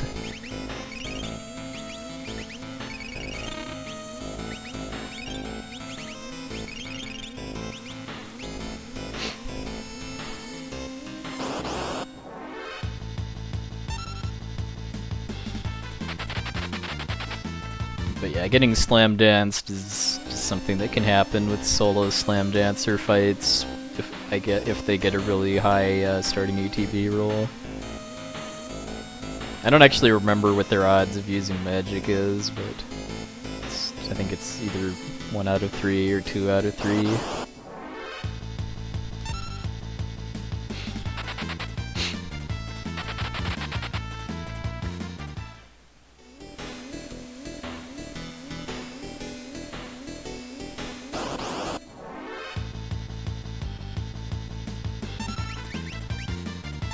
No, at least it was only single target that time. Guess that's making up for the really good Kefka at Narsh time. So even if I get Dodaluma quick kill, I'm pretty much guaranteed loss against any percent. No.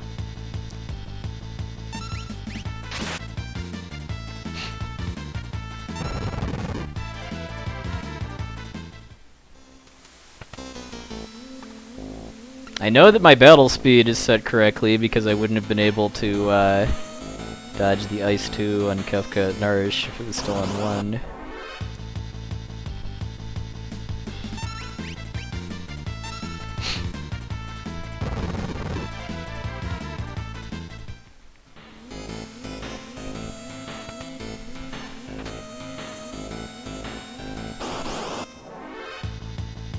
Okay, at least I dodged getting this encounter inside the fire knuckle room, just because that would have been another chance at a slam dancer.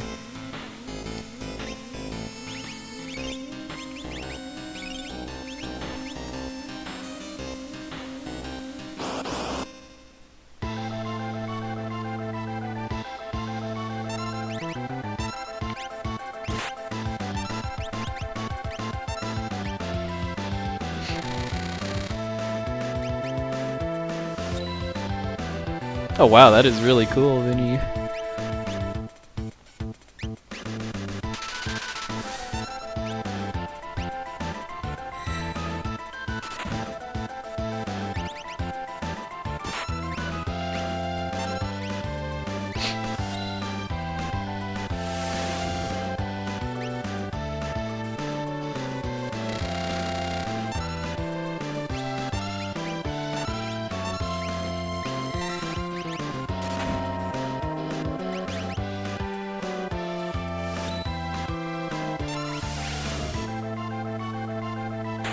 Okay, I got the quick kill at least. Still lost 20 seconds to my any percent PB though, because of all the slam dancing.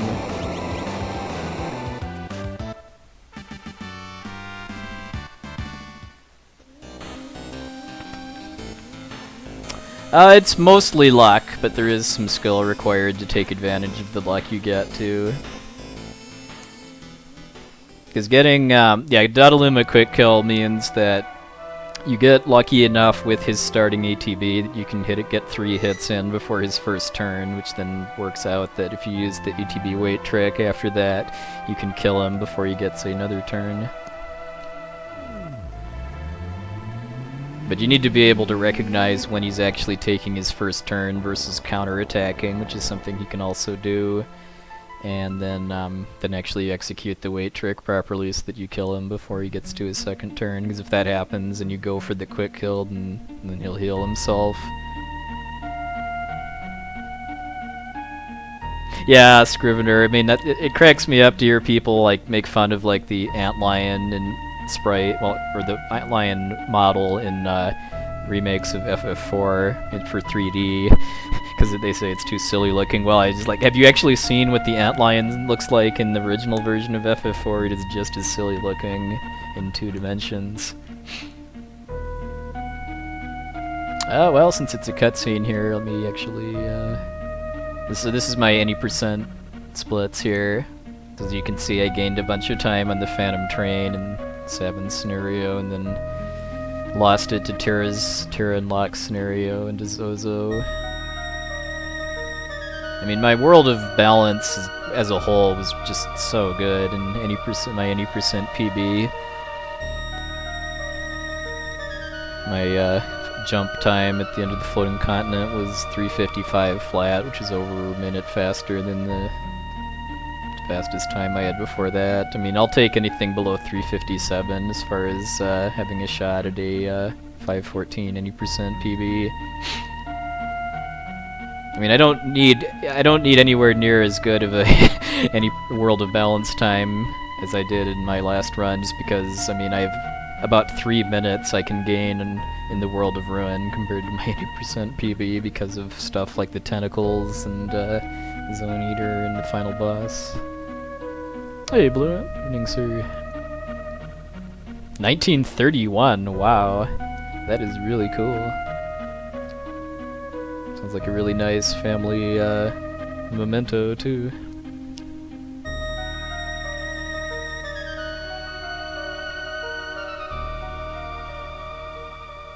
Alright, so this is going to be the one and only thing I have to do differently in order to have the option to decide between categories up until the floating continent escape. I have to get Kieran, who I'd normally skip.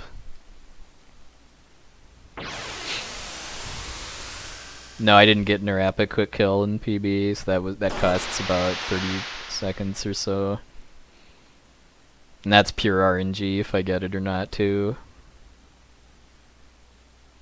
Yes, that's one of my favorite Simpsons episodes of all time, actually. In the Garden of Eden by Iron Butterfly. Hey Marge, remember when we used to make out to this hymn?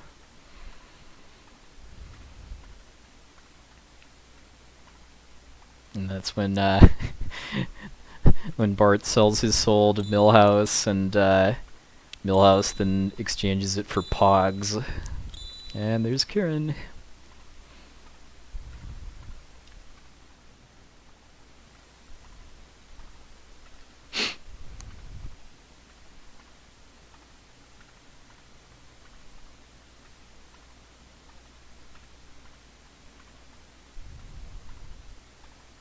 Yep. I wonder if that's where PogChamp came from.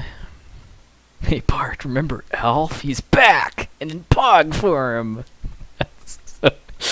Oh, I love it. There's so many good quotes from that episode. I solemnly swear that I will tell the truth, or I will be taken straight to hell, and eat naught but burning hot coals, and drink naught but burning hot cola.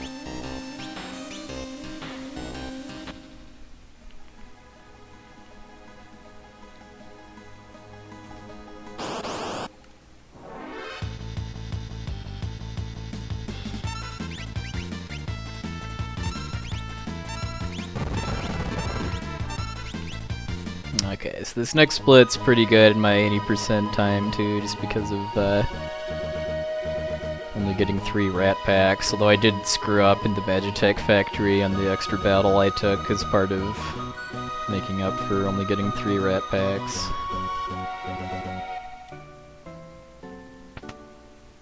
So I can theoretically make up some time there. Oh yes, the monorail song. That is indeed a classic.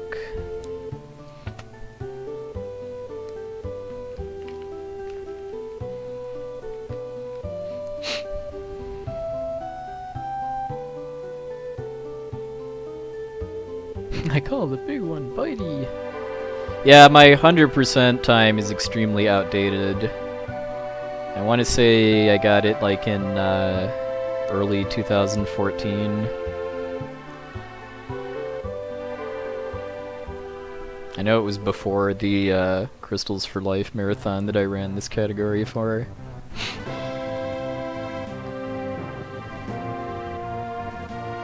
Oh nice, I didn't know there was a real Isotopes sporting team.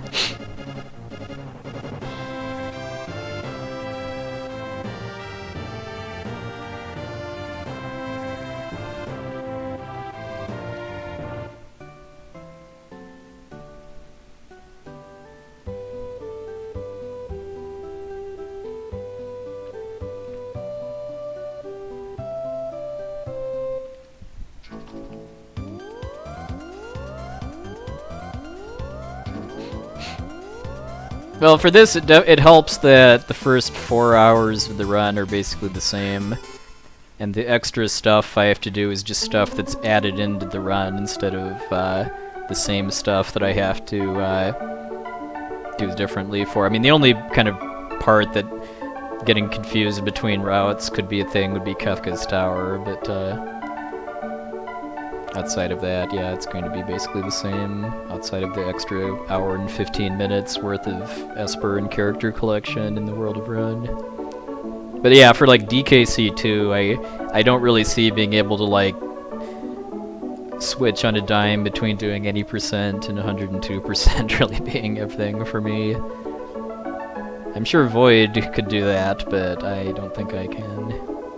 And there's all kinds of muscle memory platforming stuff involved.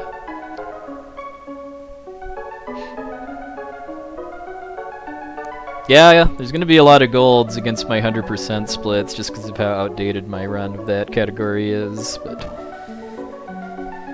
We'll see if that changes. Yeah, because like it says in the stream title, if I get a sub 357 Narapa kill on the floating continent, I'm actually going to do any percent instead of 100%, because sub 357 World of Balance is good enough that a 514 is possible.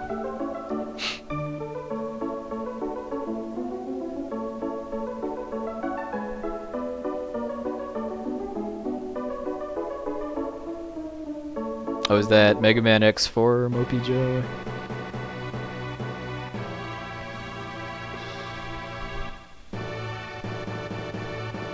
Oh, nice, BDR.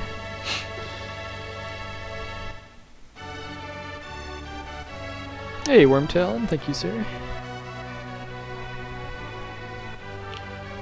They taste like burning.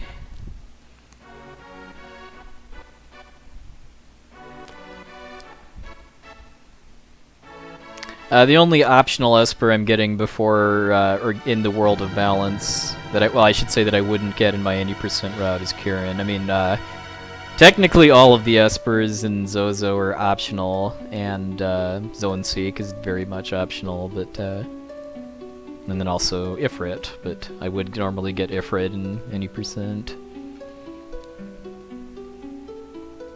Yeah, there was a run where I sold the True Knight. Yeah, yes, the Limit Break Opera was was a thing of beauty.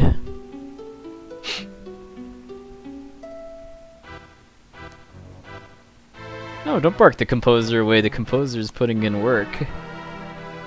Although my personal favorite, though, is the string bass player, just because he's either got one kick butt mustache or he's got some pretty nice canine-style cheeks.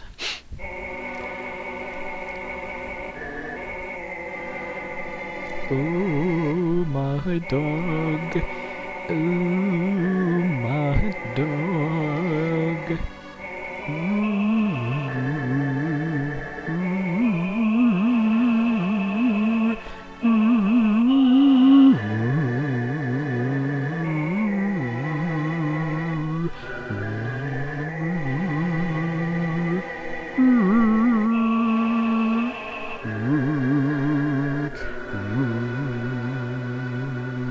Enough singing.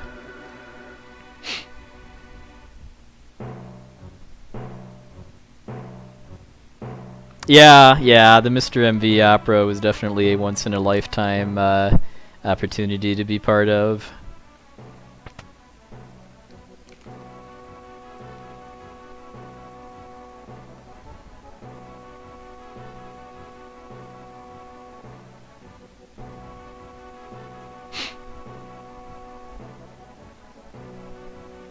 I do feel very, very privileged to have been at the one GDQ marathon that Mr. MV came to, and unfortunately it's looking like it's probably going to remain the case, given that he's not really active in speedrunning anymore.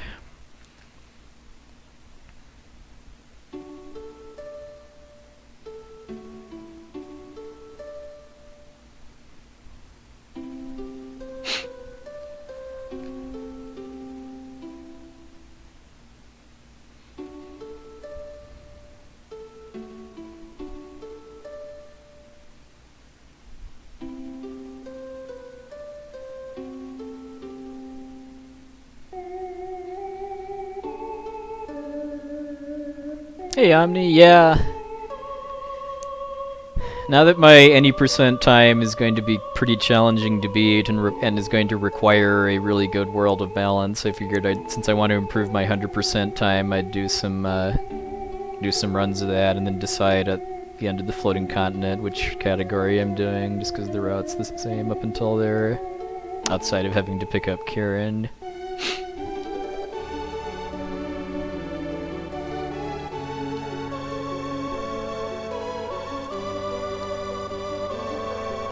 Yeah, it's almost like Nobuo Uematsu did the soundtracks to both games in a very similar composition style called Leitmotif.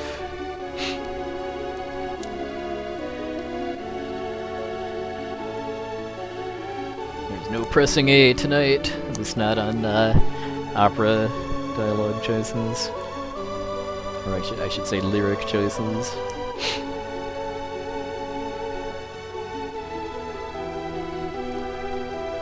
But yeah, assuming I stick to 100%, the goal is sub 630, which I would have had on my test run that I did a few months ago if I hadn't died to Kefka. Because of a sequence of events that's like just comically unlikely to happen, as far as tier 3 targeting Go-Go twice with calmness, the first one making his blink status go away and then him not blocking the second one.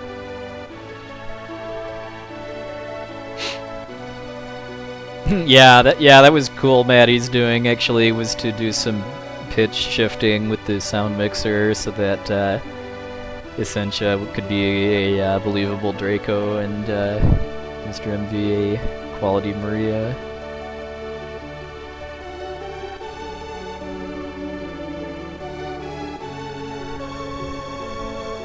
Essentia came prepared with some hair flowers for Mr. MV to throw as his bouquet too.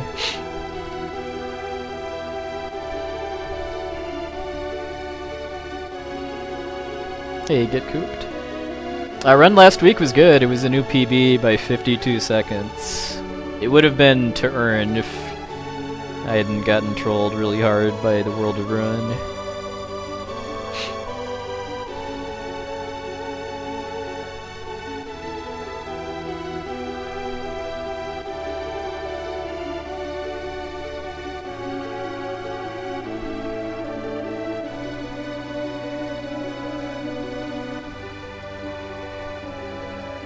So yeah, 5:15:42 is my new Glitchless Any percent PB, and I would really like to get a sub 5:15 before giving it a break. And that would have happened last weekend if the final boss fight hadn't gone really poorly. Alright. Have a good one, Jen. Yeah, hopefully I'm still playing this game when you get back.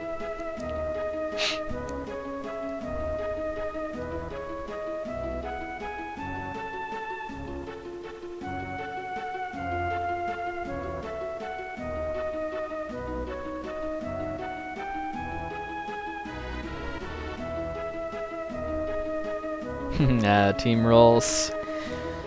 One of the first Final Fantasy Relay teams. I think that was Essentia's team, and I was on Team Wyvern.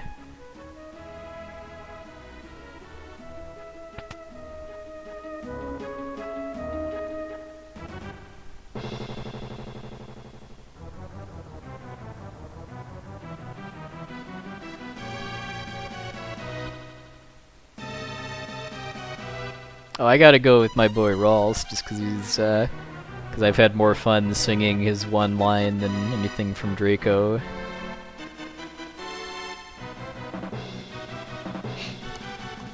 Pillar Lady, by the way. I would guess no. I would guess that the PSN version of FF6 is slower no matter what, even if you're playing like on Vita or PSTV or something that has faster loading times.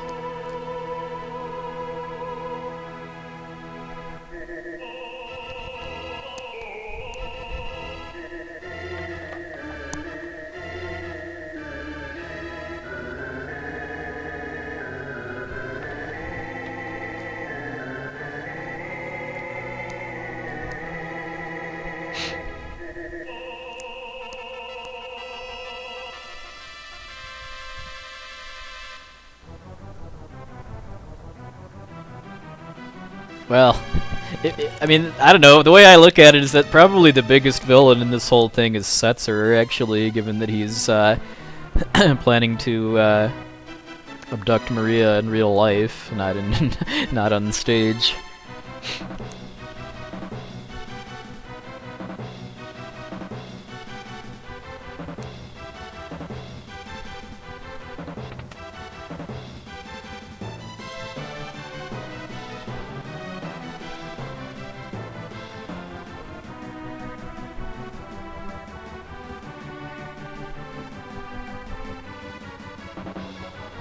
Alright, let's see how the rats are tonight. That is not a good start.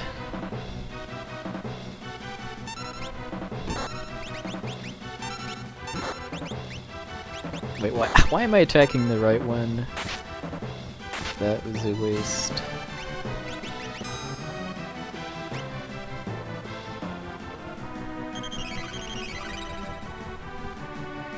I don't think that's actually going to make a difference though.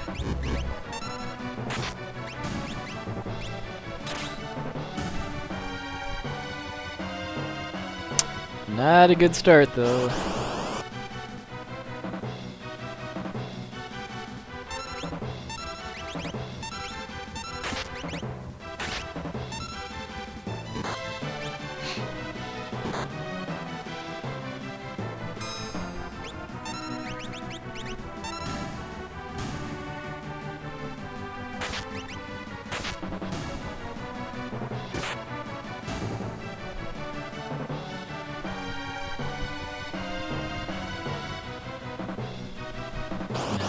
Getting 4 rats too.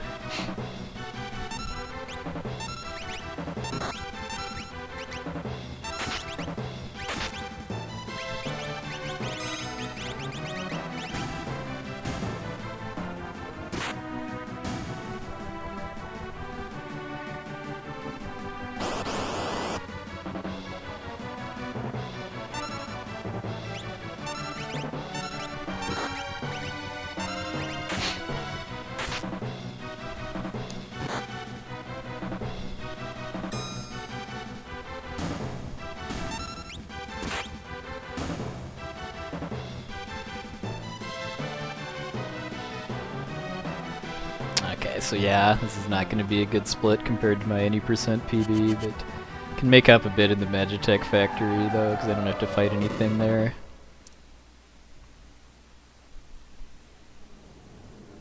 No idea this is going to compare to my 100% splits.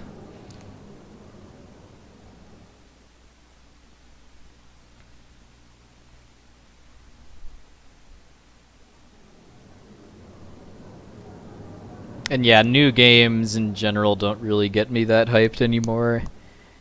Gaming related stuff that gets me hyped is stuff like speedrun marathons and meetups and streaming these days.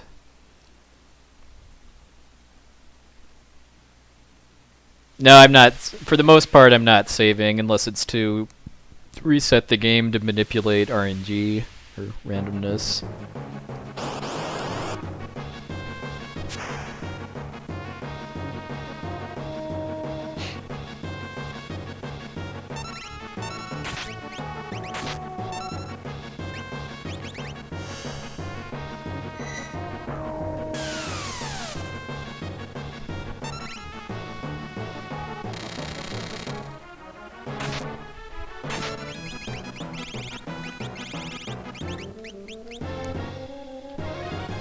Yeah, I lost almost 40 seconds to my any percent PP because of that pincer and then the 4th rat fight. So yeah, I'm 46 seconds behind on now, but I can be up to 2 minutes behind and still meet my par time for World of Balance.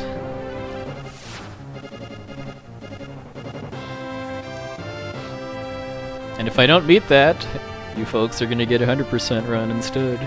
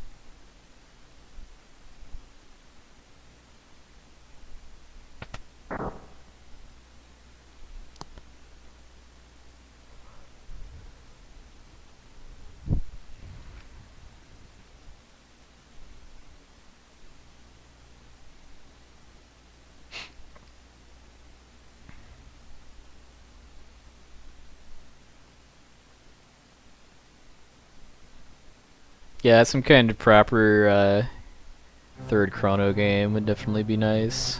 I mean, I have yet to play I Am Setsuna, so I have yet to determine if I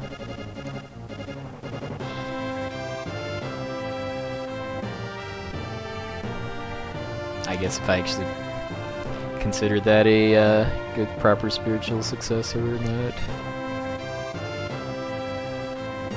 Chrono Break was it was a patent that has since expired.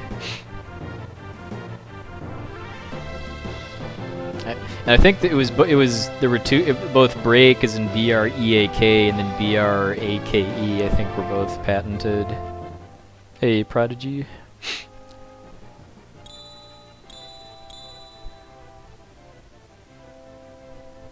I haven't really read reviews or anything about I Am Setsuna just because I want to have an open mind whenever I actually play it. I mean, the only thing that I've really heard is just that it's kind of short, but I don't think that's entirely a bad thing as long as it's fun. Thank you, Mr. Moogle.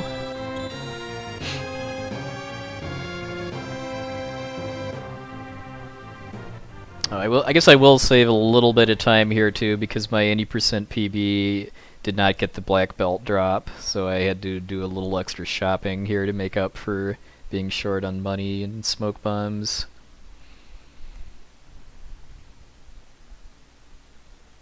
Along with derping a extra fight I had to take in the Magitech Factory, which I'm not going to have to take in this run because of getting 4 rats.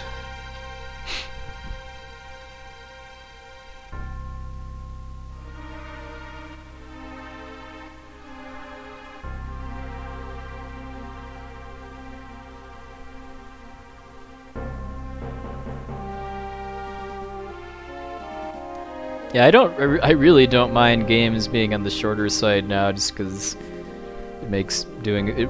A game being shorter would, in some cases, gives it more replay value for me.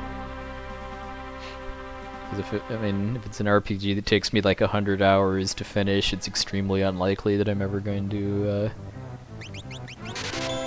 another full playthrough. I got beat up really badly.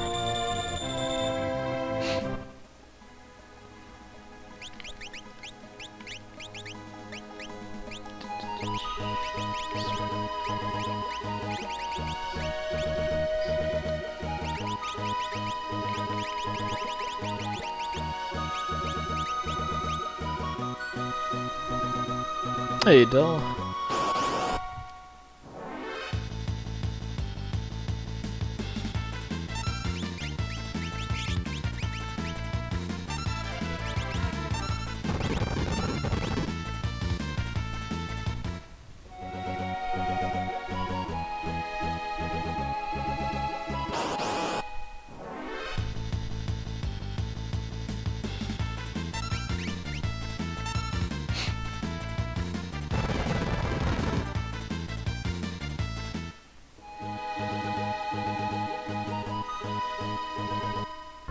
So anyway, this segment is, it's one of the more RNG heavy ones in the run, just because there's 4 boss fights, all of which can do things to make me lose time, largely outside my control.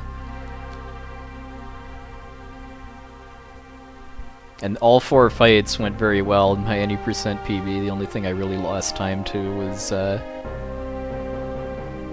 the random encounter I had to fight to learn sleep. Hey, Proc.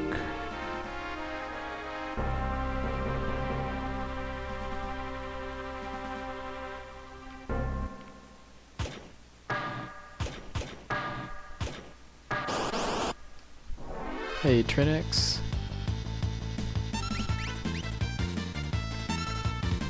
Now, goal for 100% is sub 630 actually, which is fairly likely if I actually finish a run with my newest route.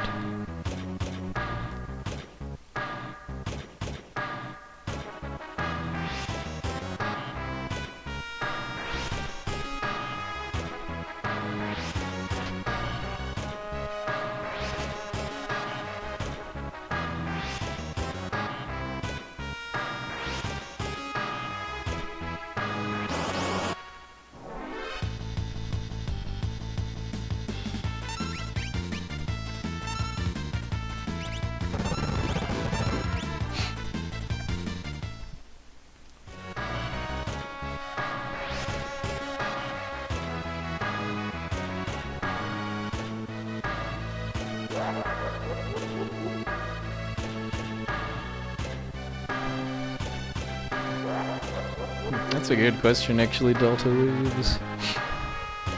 Probably not 7.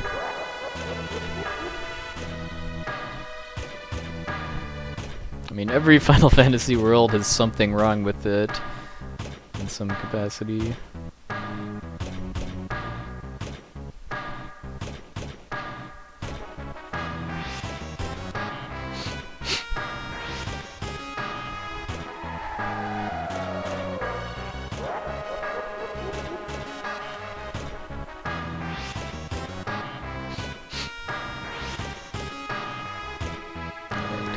Take any damage. Hey, Nacho. Good evening, sir. Yeah, nothing works, along with little issues like the earth rotting, the wind dying, the sea not doing too hot.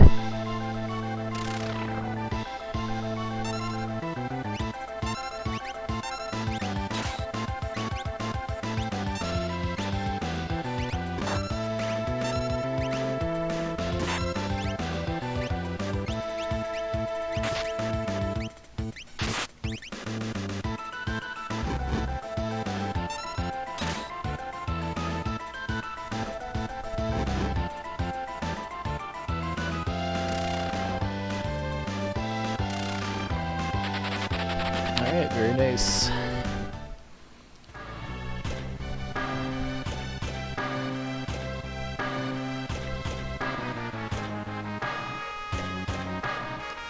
That was a pretty fast fight.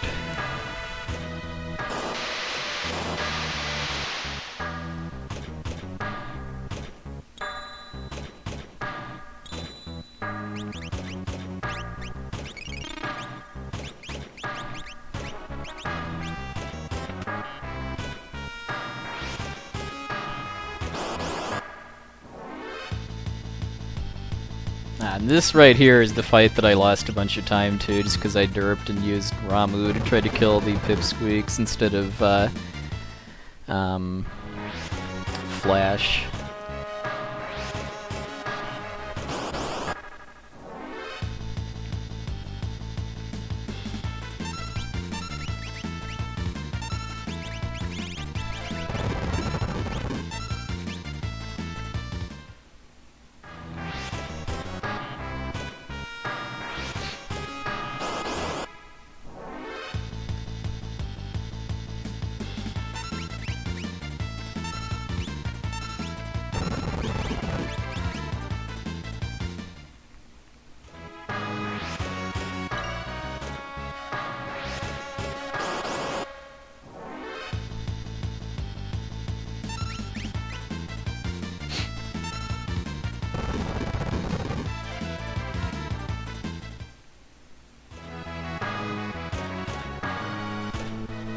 Alright. No overflow, please.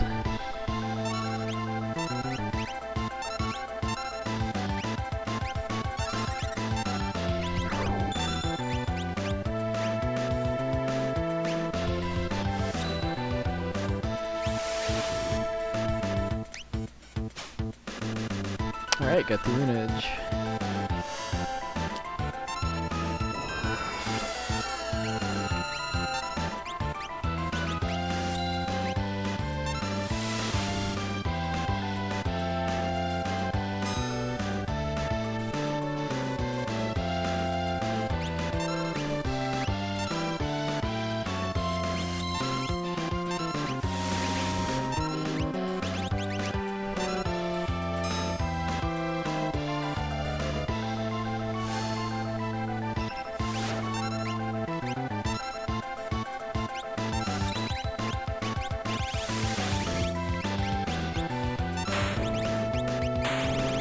Alright, 2 down, 2 to go.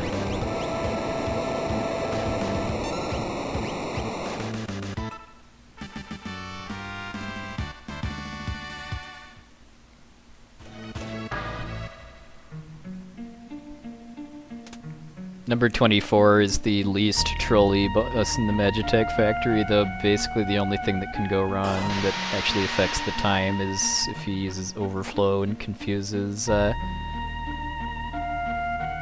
somebody on the first turn. Probably my probably my best best, in air quotes, example of that was when he confused, I think it was Sabin, who had muddle because I fought 5 rats, which is enough to finish learning muddle, and then Sabin cast muddle on Edgar after that. But yeah, as long as that doesn't happen, then the only thing that can really go wrong is not getting the rune edge steal, which it doesn't matter immediately, though, later on. Last time I missed a blitz input, in an actual run, I think it's been about a month or so, at least.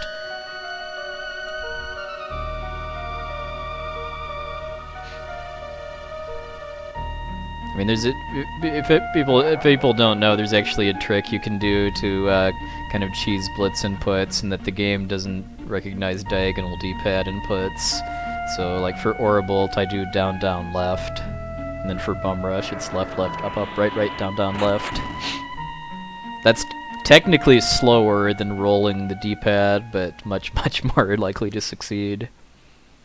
Thank you, Iambers.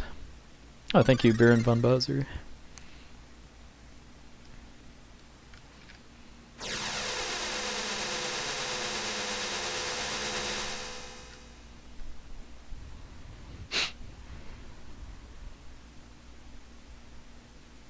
That is correct, Nacho. I would like to dabble in DQ3 RTA at some point.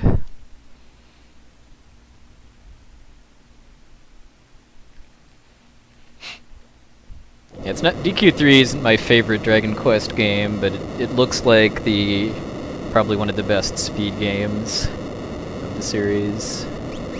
Plus, it's a national sport in Japan.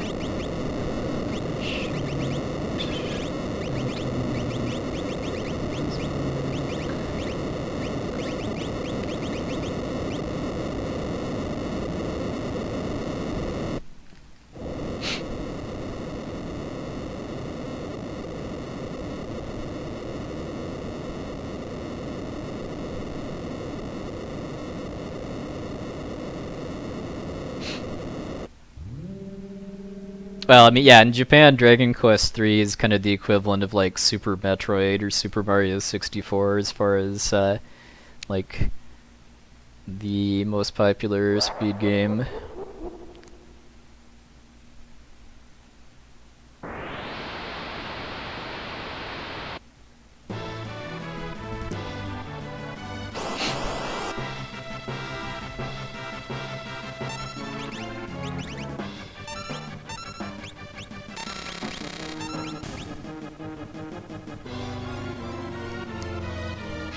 I mean, it wouldn't surprise me to learn that in order to hold political office in Japan, you have to have at least a sub 4 at DQ3.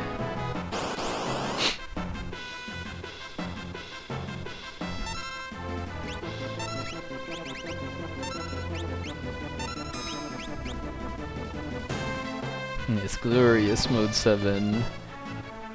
Or lack thereof.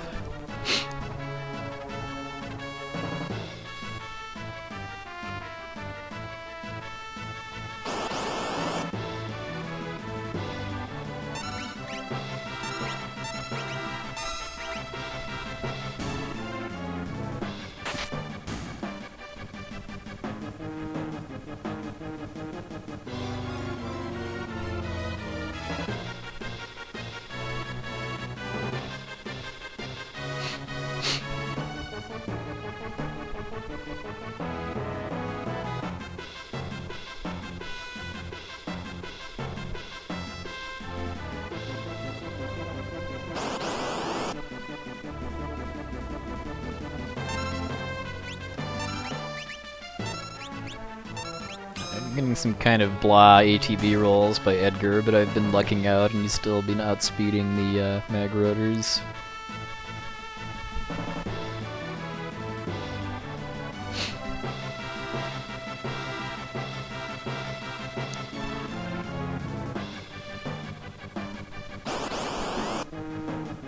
Ugh.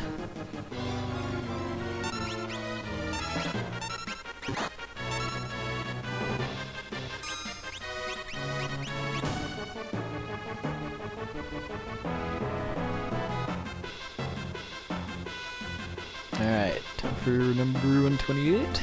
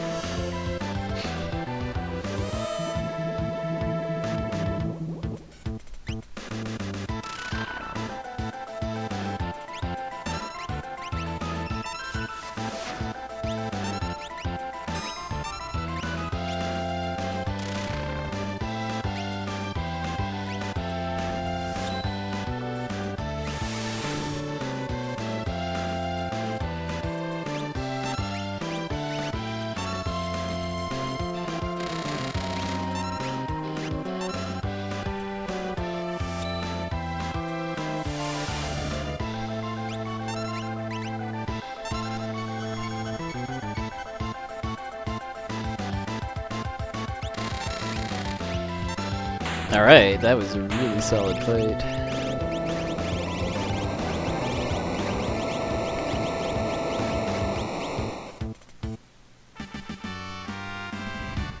My any percent PB, it was a good fight, although it could have easily been bad if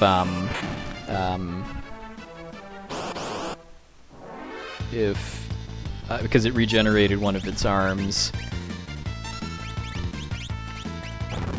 And if Aurabolt had targeted the arm instead of the body, then I could have lost some pretty significant time there.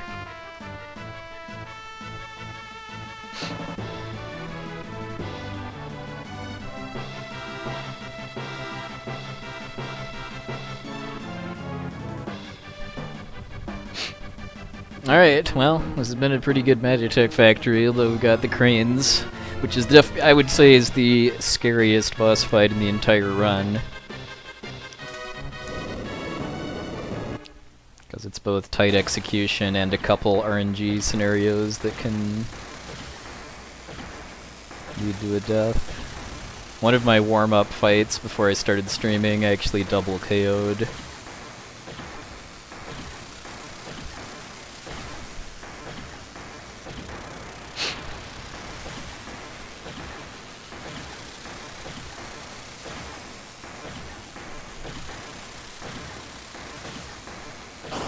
Alright.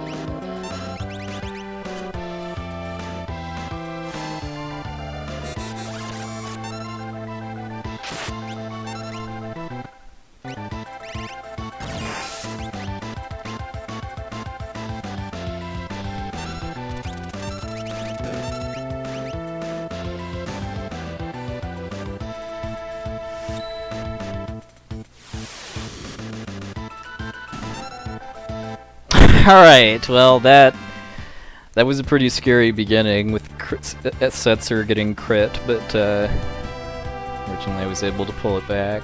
And I actually gained 40 seconds against my 80% time too. Let me switch. So yeah, that's how I'm doing against my 80% PB.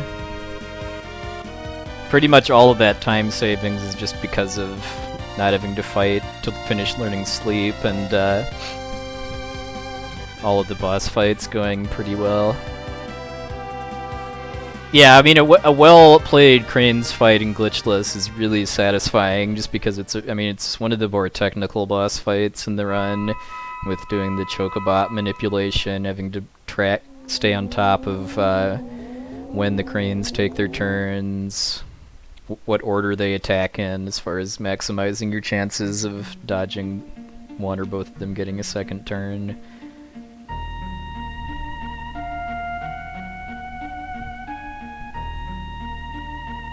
At least with the route I use. I mean, like, Lack Attack 24, really cool guy that runs like Zelda and Mario games, has actually picked up Glitchless FF6 lately too, and he's using a more beginner-friendly route that saves the Thunder Rod that you find in Locke's scenario for the cranes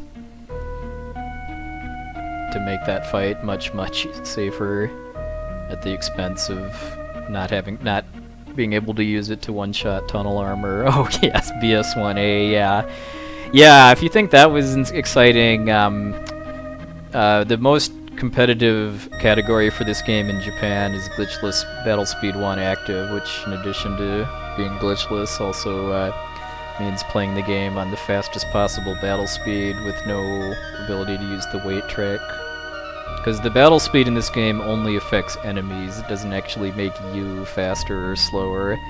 So for this run, pretty much the whole run, I'm playing on battle speed 6 to make the enemies as slow as possible.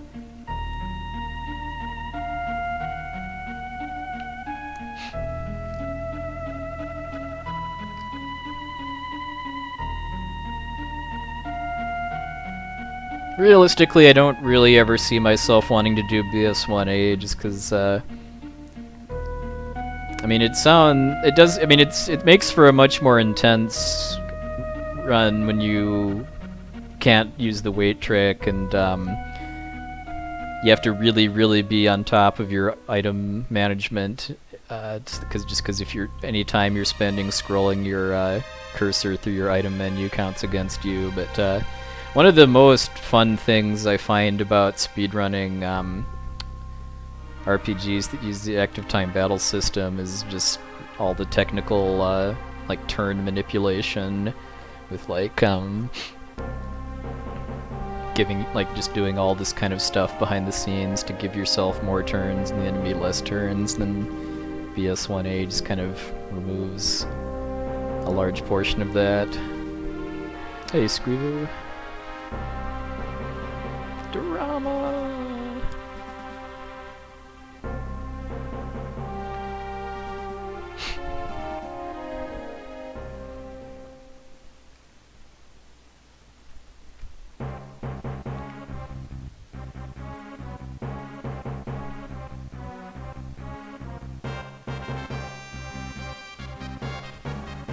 Yeah, so it's kind of a shame that the Opera House was pretty bad this time, just because have a kind of a nice lead at this point otherwise, but that is what running Final Fantasy VI Glitchless with the strats I use is like now.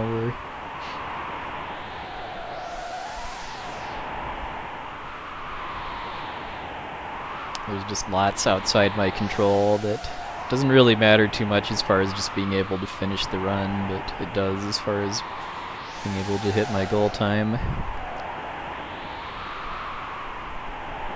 And here we have his Alta Biscuit calls it the Nintendo DS cutscene. I kind of like that analogy.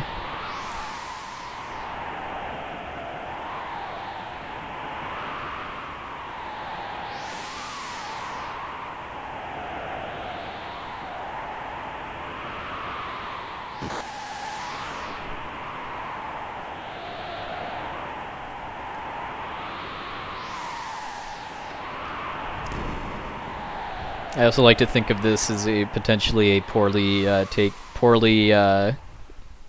used camera phone video too.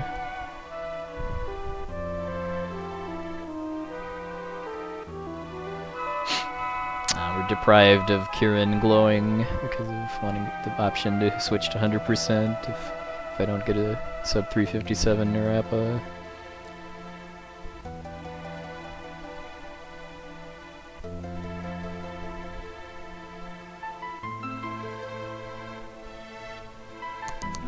Oh yes, and yeah, my 80% PB last week also derped at this point and said no to understanding the airship controls because I was holding right and didn't realize that would actually buffer down to say no to understanding the airship controls.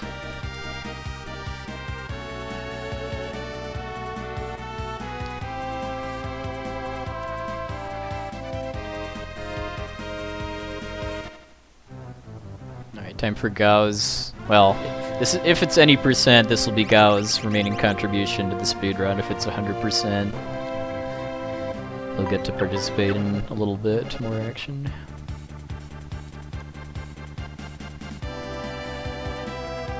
But on the flip side, I did get a really, really fast zone seek manipulation.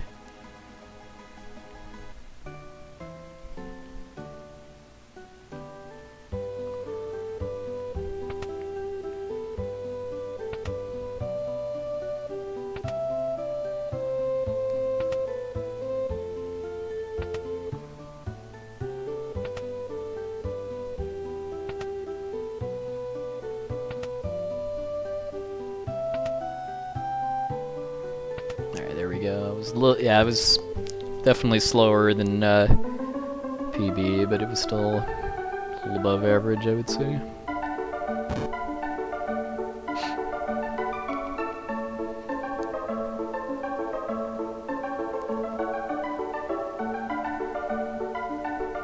Yes, multi-twitch is definitely a wonderful invention.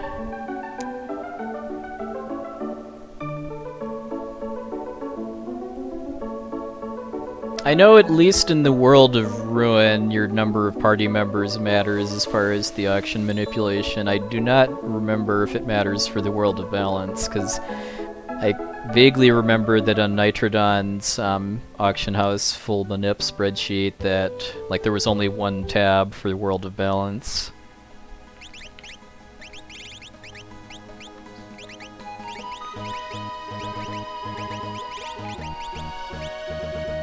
Whereas for World of Ruin, he had tabs based on different characters, or I should say, as in how many characters you have in your party. Oh yeah, FF3 and FF5 have pretty different job systems. FF5's is just better overall. Like, one of the downsides to FF3's job system is that, as I understand it, there's a cooldown system basically that's meant to discourage you from switching jobs regularly, where you have to win a certain number of battles or something before you actually start gaining credit towards learning new job abilities. And FF5 gets rid of that and lets you fully incentivizes you to actually make use of all of your jobs. Yeah, 100% is all characters and espers, and then actually beating the game. Hey, Sabinwood. Getting all the characters and espers adds about an hour and 15 minutes to whatever the base category rules you're running under are.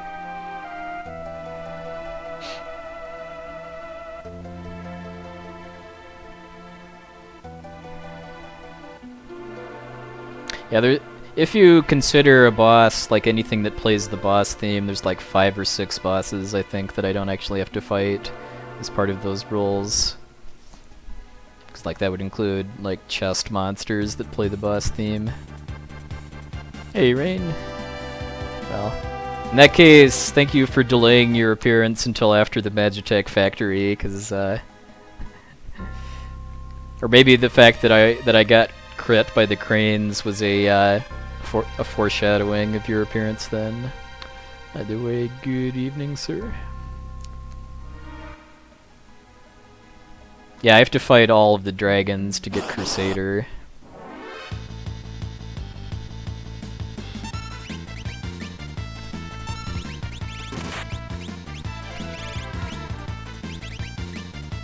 Nice. Wow, nice.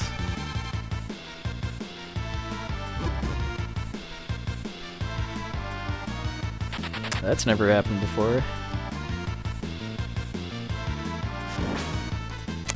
That's a really stupid way to lose time.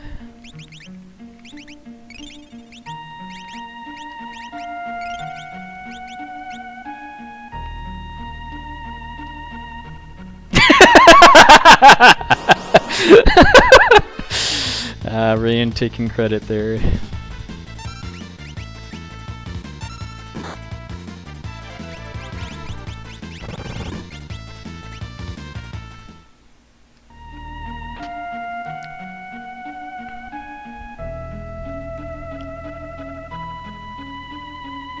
Well, I would say that probably makes up for the time I gained from not derping the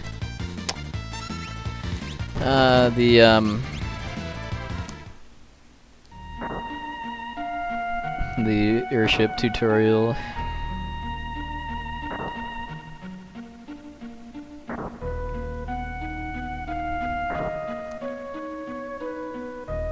Crusader is how you learn Murton. If you summon Crusader, it does kind of a non-elemental equivalent to Murton.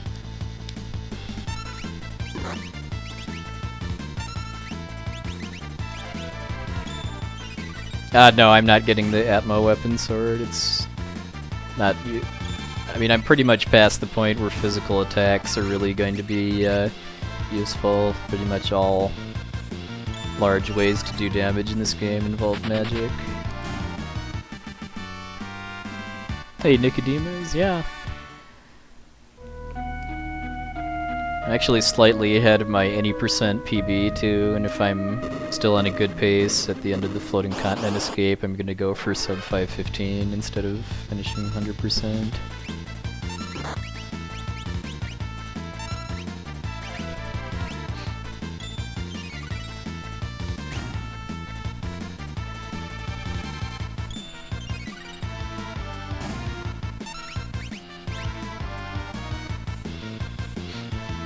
It's just because my 100% PB is 2.5 years old and pretty outdated.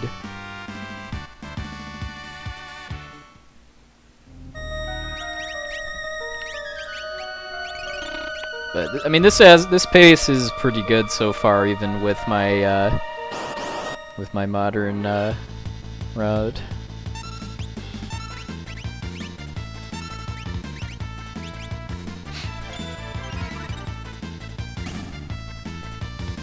Yeah, Ebbets Rock is the only I mean, you don't have to go to Ebbets Rock at all, and you don't have to finish the Fanatic's Tower in the 100% rules.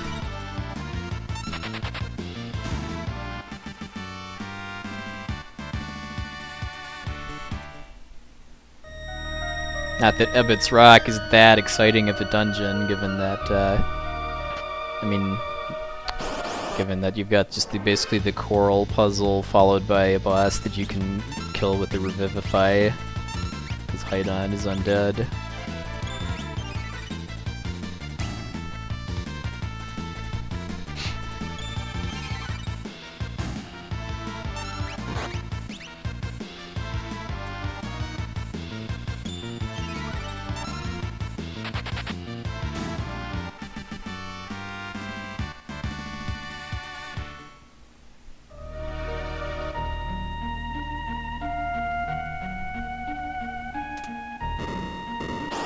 Yeah, the Zomboon got exiled from the Barrel Volcano.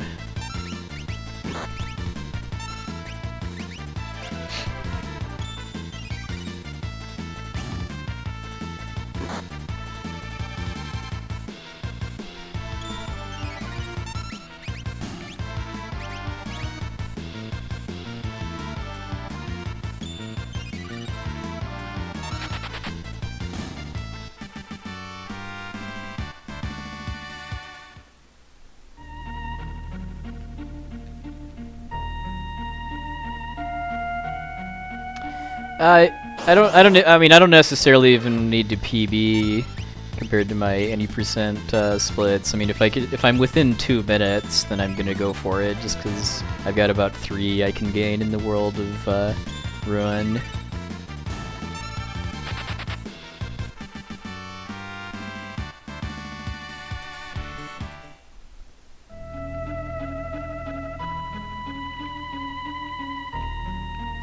Get any ings before the big lava room. I have to farm an extra bono.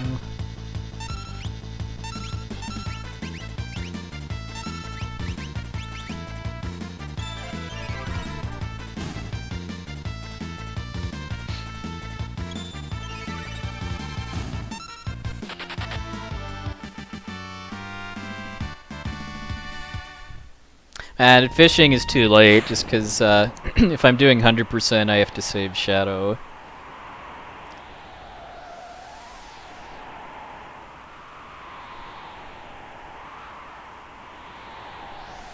So I designed my route, my magic learning route, so that I can hold off the decision until after I know if I get Narapa quick kill or not. But yeah, then I either jump or I grind until I can save Shadow, basically.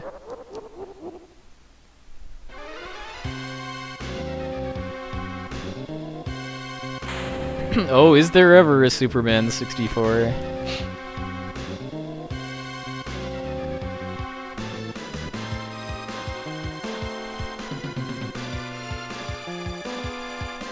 I did actually have an old glitchless any percent route that did get Shadow and then skipped Sabin, but it ended up being slower.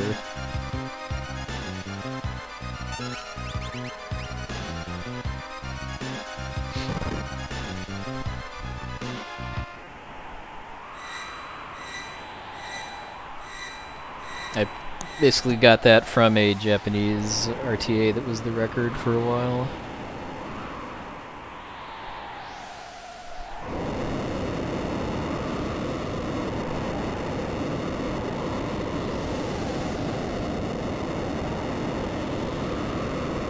Thanks for the host, LL Temple.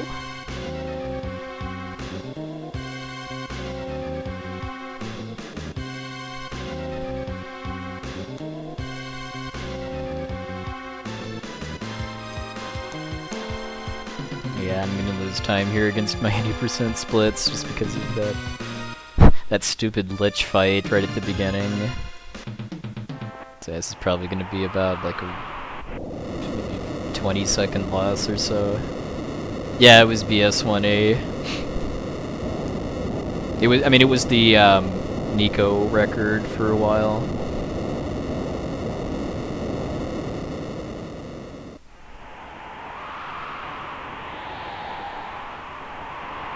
Yeah, I mean, yeah, just given how fast Shadow's attack animations are.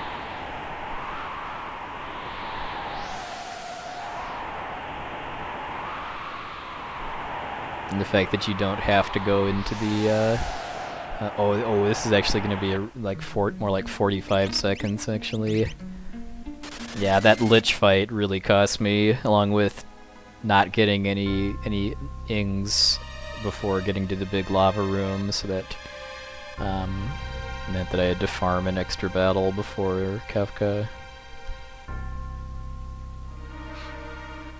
Yeah, very true. Just because you're because the battles aren't paused when you're inputting Bum Rush. So yeah, I lost 42 seconds against my 80% split, so I'm 48 seconds behind now. Can blame the lich for that.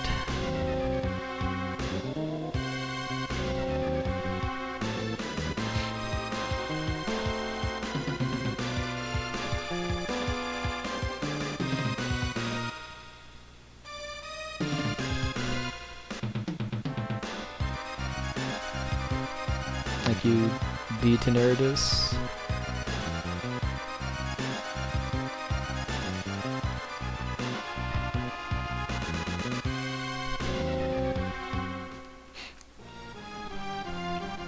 Yeah, because that route did a little bit of grinding with Shadow, and you don't really have to grind Shadow that much in order to make him do, like, like 6,000, 7,000, 8,000 damage a hit, depending on what you throw.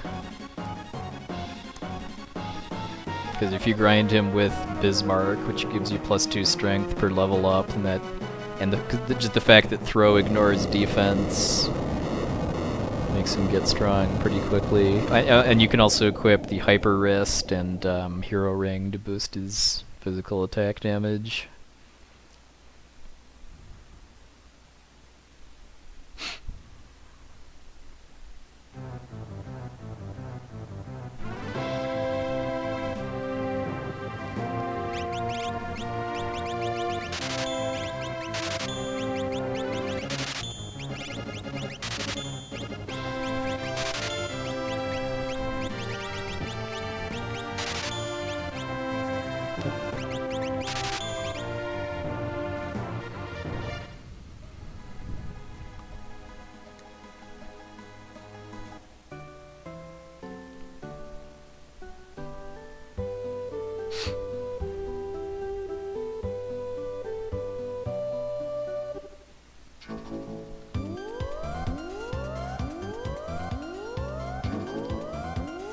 Hey, Locke, evening, sir.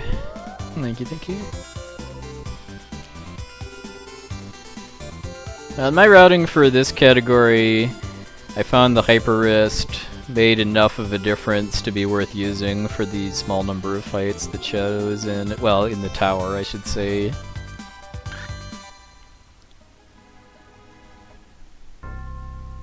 Before the tower, pretty much the only times I use Shadow is just so that he can work on learning stop in this route.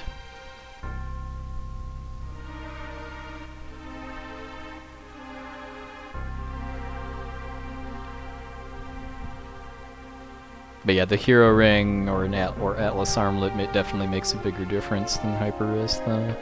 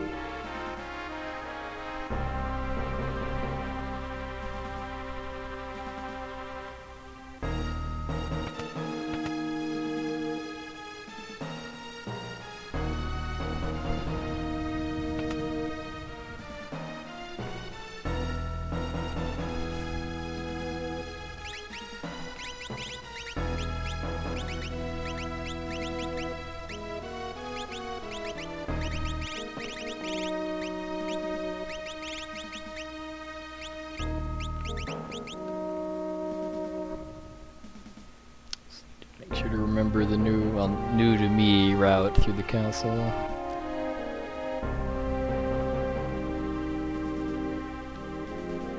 So this cuts out one screen transition, which lags the in-game timer a bit.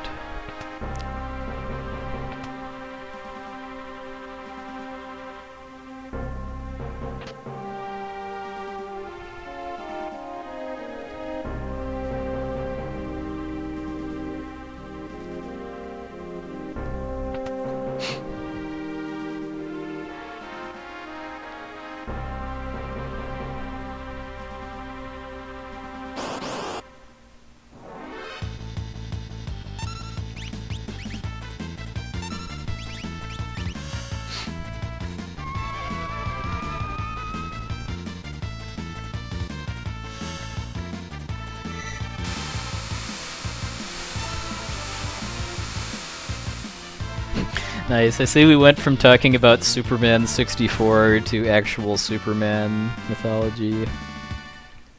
That is not the direction I expected the convo to go, but I'll take it.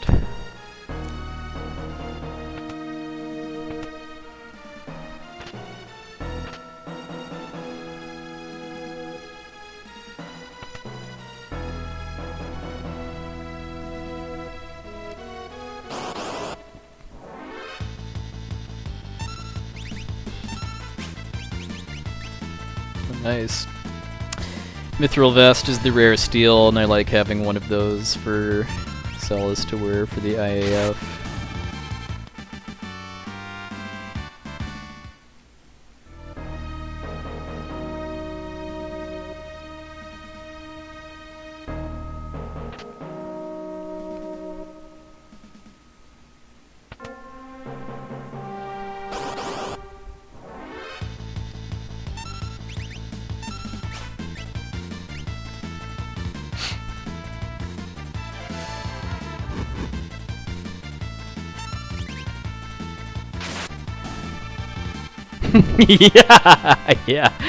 Yeah, I would imagine comic book mythology probably takes some pretty creative liberties with actual astronomy stuff.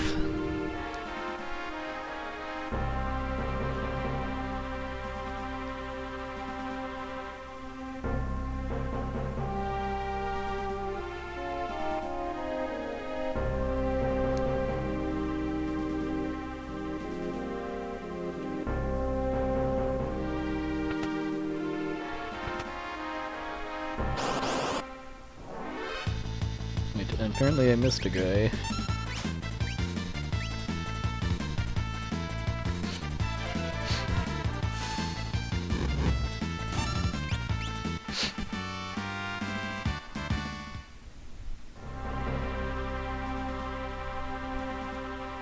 Wonder if it was one of the ones in the NPC mosh pit. Well, just to make sure I'll talk to bathroom guy and rip some frames on loading screens.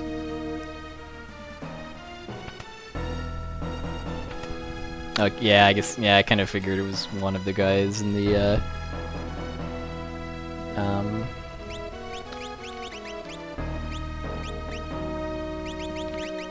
NPC mosh pit area.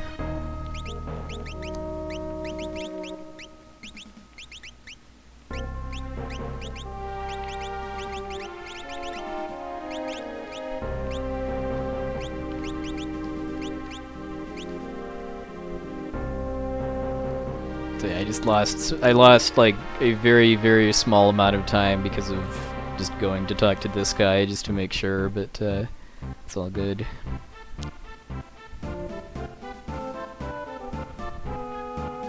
Just because the in-game timer lags a bit when you're transitioning between rooms.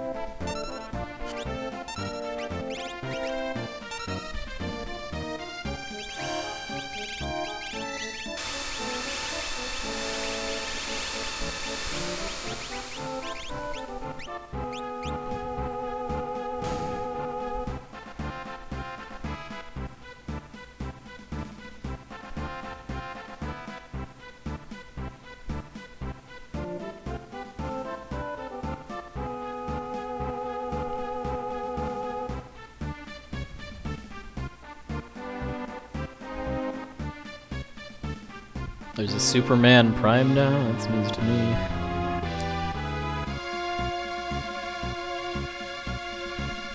Terra has Maduin on right now for learning Bolt 2, which she needs in the Floating Continent. That's the main reason. It also gives +1 magic at level ups. In a non-glitchless run, you would actually use Maduin for leveling up in the Sealed Gate Cave, but for glitchless, I get Zone Seek, which is +2 magic. Yeah. Yeah, and these guys never actually, guys and gals never actually ate, too, is the thing, too. They had this delicious banquet and then just all left. Some of the places have two glasses, too.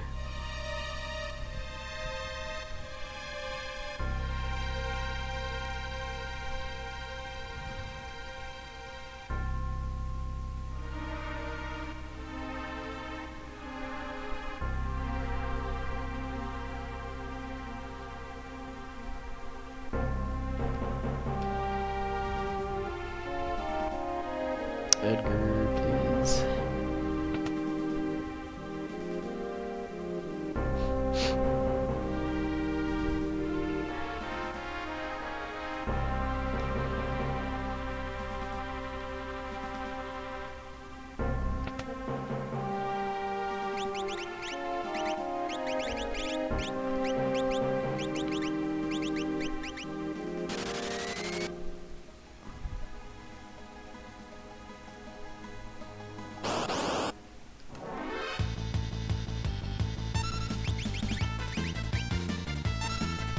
always kind of tempting in this situation to try to steal from the Wyvern, because you can, if you get the rare steal, it's Dragoon boots, which sell for a lot of money, but I've only actually had that happen like once, maybe twice in runs. And the common steal is a tonic, which is useless at this point.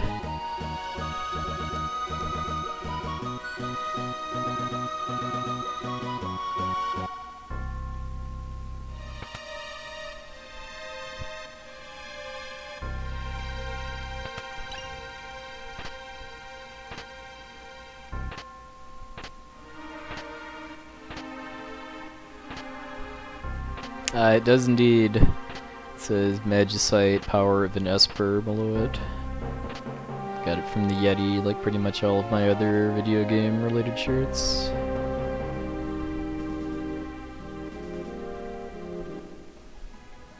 I hope not. I have to wait 8 minutes for fast food. Definitely have in my lifetime, though.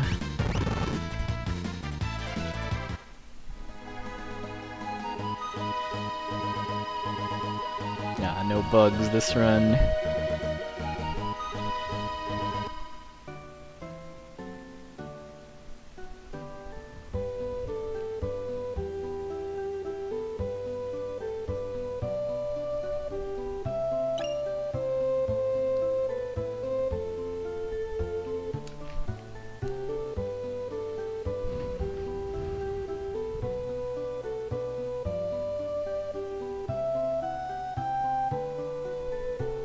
Oh man, trigonometry is definitely not something I've had to use for a very long time.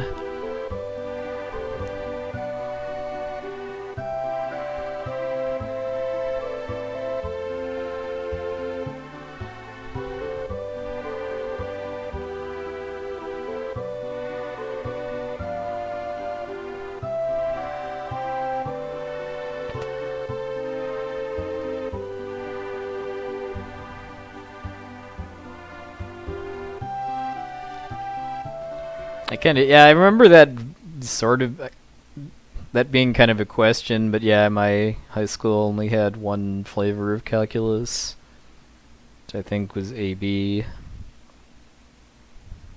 I don't remember if BC was like even more advanced calculus, or if it was just a different curriculum for it.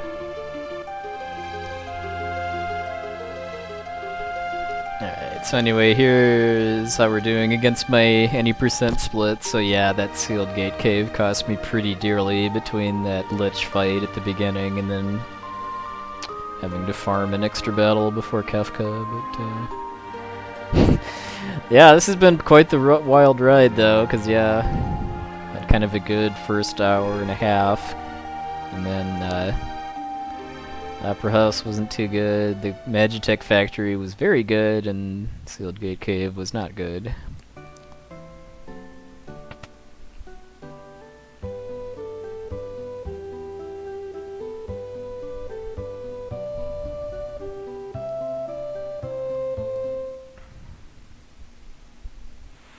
And like it says in the stream title, if I'm below 357 when I killed Narapa in the floating continent, then I'm gonna go any percent, because that's a good enough pace that getting a sub 515 is possible. If I'm higher than that, then it'll be 100% for sub 630.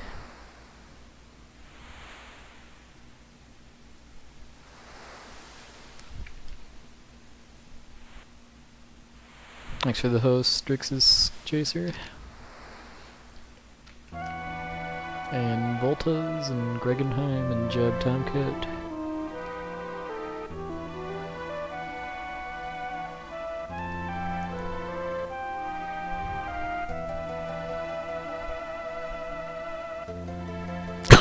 So now we went from talking about Superman mythology to talking about math.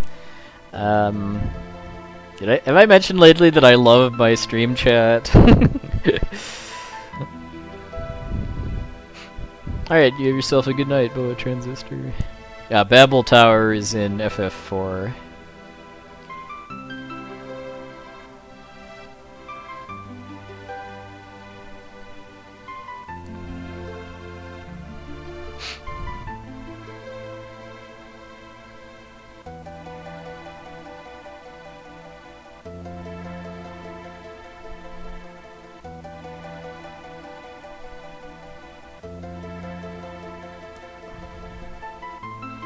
Yeah, talking about the Monty Hall issue at one point too.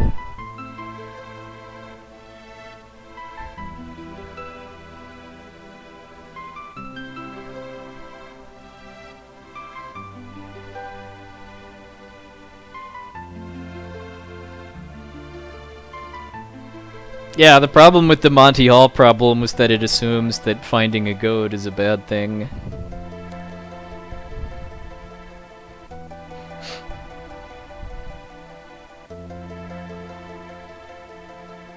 Ah, good old TI-83. I think I had both an 82 and an 83.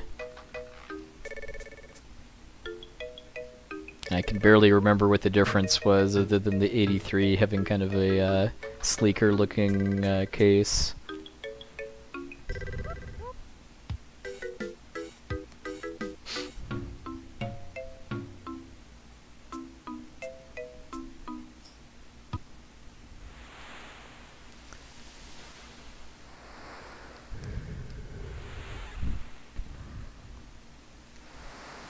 Can't remember if you needed the 83 in order to be able to transfer data between units using a data cable.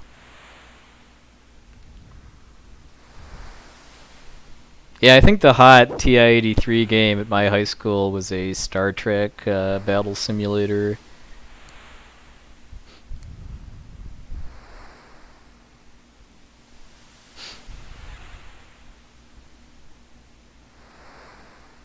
Man, it's been so long. I'm mildly curious now if school-age children in the U.S. at least are still required to like own a specific model calculator, or if those are just totally obsoleted by cell phones now.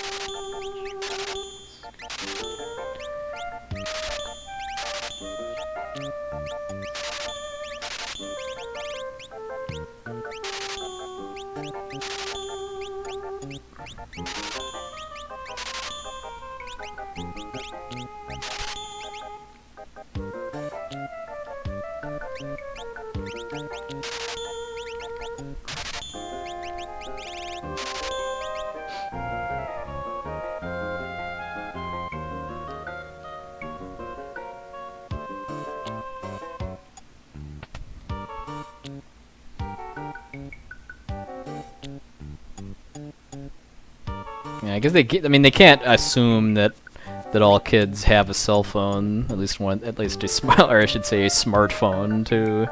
Although then again, even flip phones have calculators in them, although they're not exactly terribly sophisticated ones.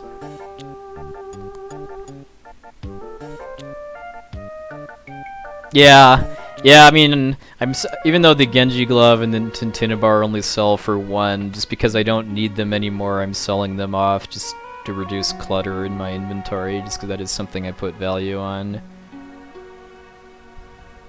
Because I mean, I need to change relics often enough that not having useless stuff in there saves a small amount of time from less cursor scrolling and less staring at the screen, getting an appraisal of where stuff is too. Just because, I mean, every run is kind of a little different as far as the relic menus, actually, just because, I mean, the equipment gets automatically sorted when you're in the equip menu based on power or defense stats, but relics are sorted based on what order they are in your inventory, so unless you're just really good and consistent at menuing and stuff like that, there's going to be some variance.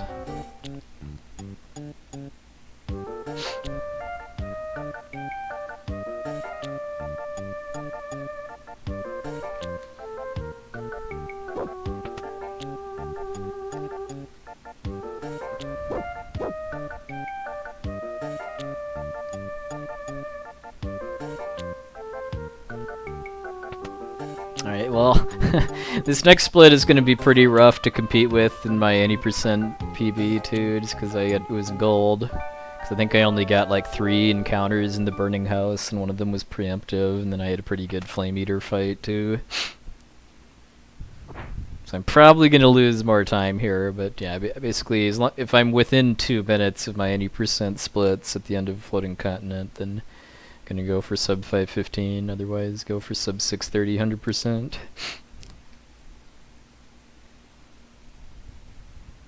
Well, don't TI calculators just use double A's? I didn't think they had... Well, yeah, I mean, rechargeable batteries weren't really much of a thing in the 90s. I don't know if newer models have them now, though.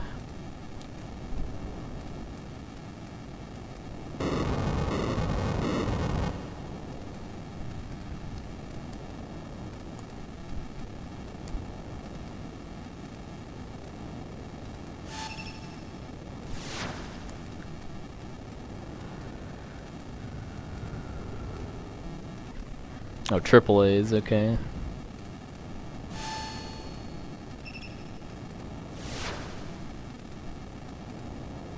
Yeah, I mean, they're smaller in size, so that definitely makes sense.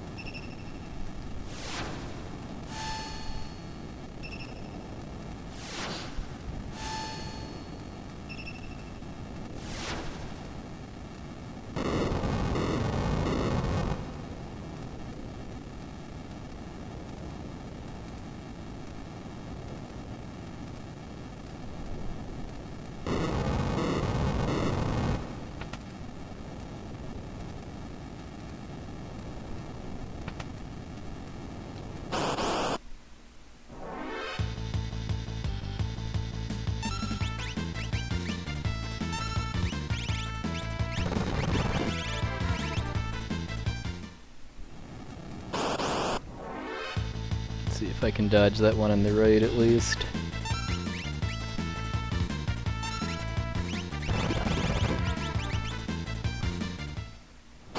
Nope. Oh, that was the one on the right that I hit.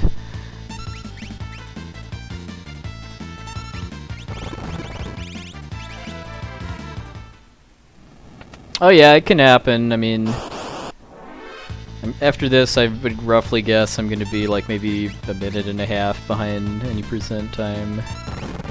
So I'm going to need a pretty good floating continent to get the sub 357.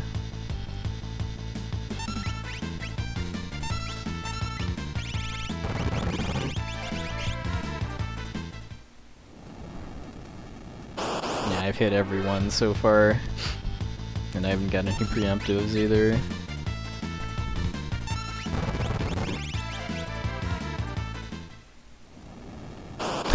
Jeez, they're just not giving me openings.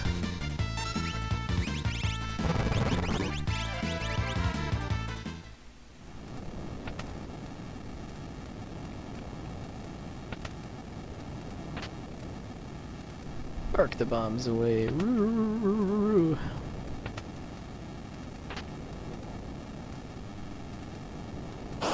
Yeah, and that one, I could have hesitated a little bit, but yeah.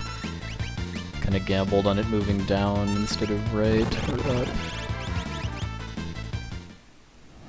Alright, so yeah, this is going to be a pretty significant time loss against any percent here.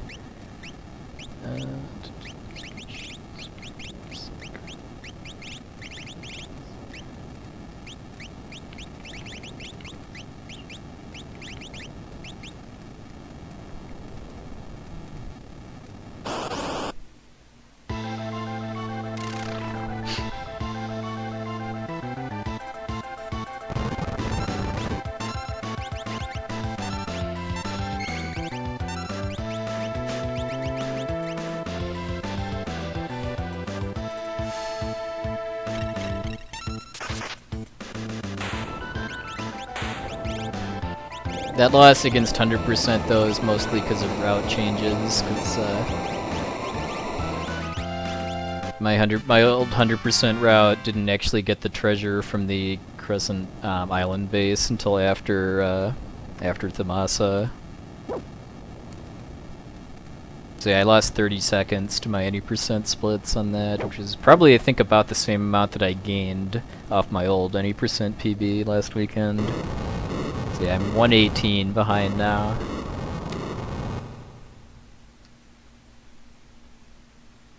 I'll bring it up too since we got cutscenes here.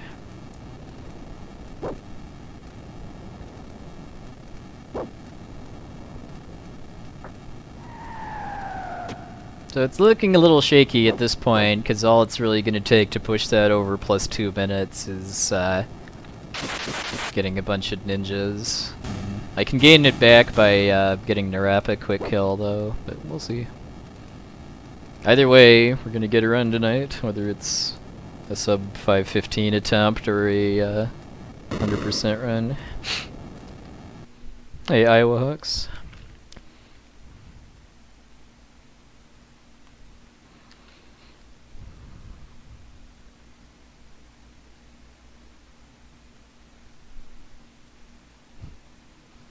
Yeah. Yeah, if I get no ninjas plus Narapa quick kill, then that's going to be probably the better part of a minute saved over 80% splits.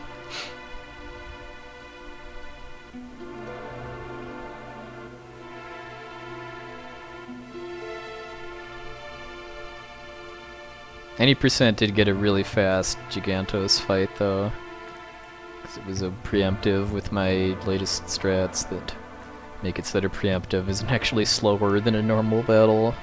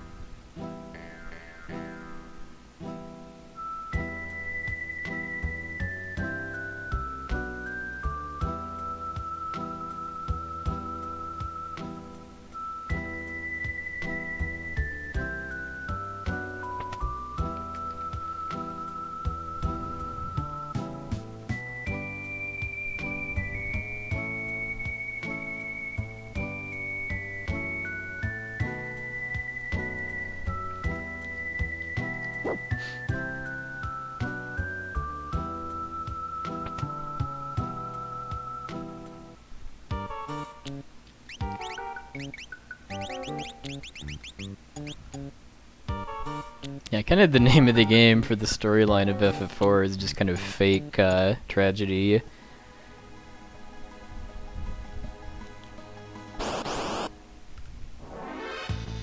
All the characters that you're meant to think sacrifice themselves and then, oh, just kidding.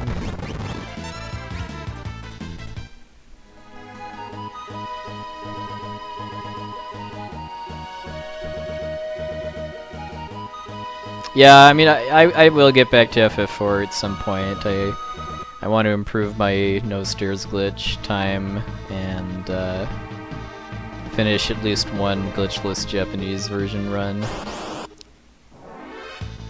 Yeah, I mean, just for most of this year, actually, all I've really felt like running is 6, though.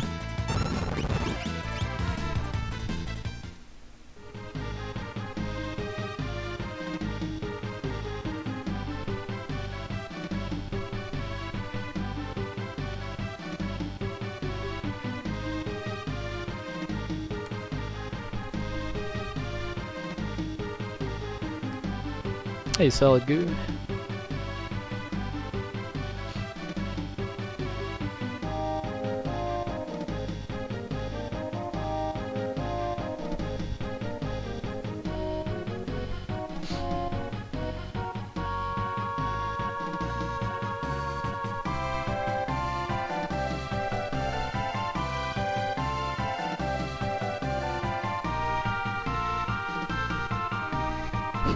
Giving the Roth a run for his money is not happening for me, but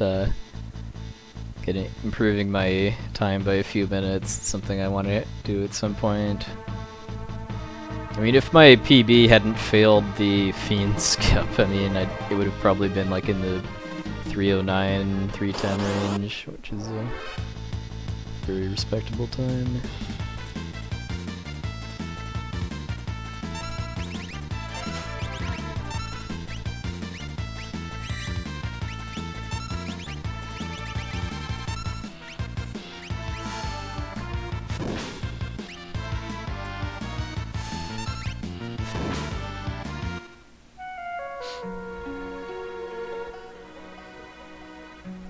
Yeah, getting close to traditional raiding time.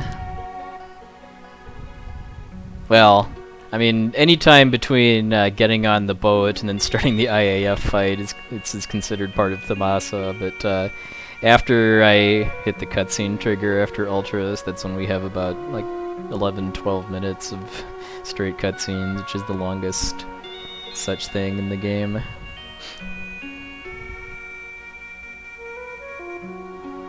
4 and 6 are both really challenging runs for different reasons.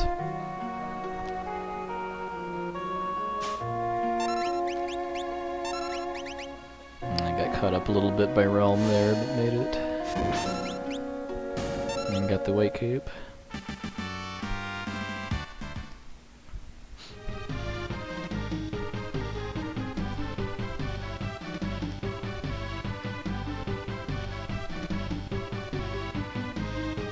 Yeah, and the fact that Roth lost like a minute or so on the grind fight in his run is even more crazy too, because that means like 303 is possible.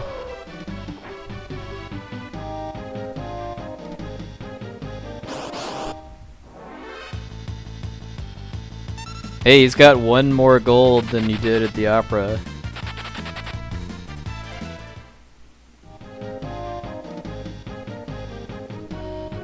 If you mean the Magitech sprite glitch, I mean that's not specifically banned, although it takes a long time to set up. It has no actual benefit in the game, so I mean it's just it's something that I did the last time I ran this for a marathon, ran 100%.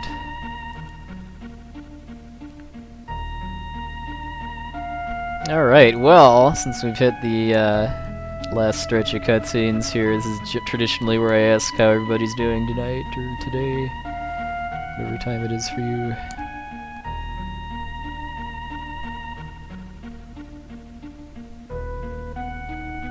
I gained 2.7 against any percent, by the way, probably because of getting some preamps in the encounters here.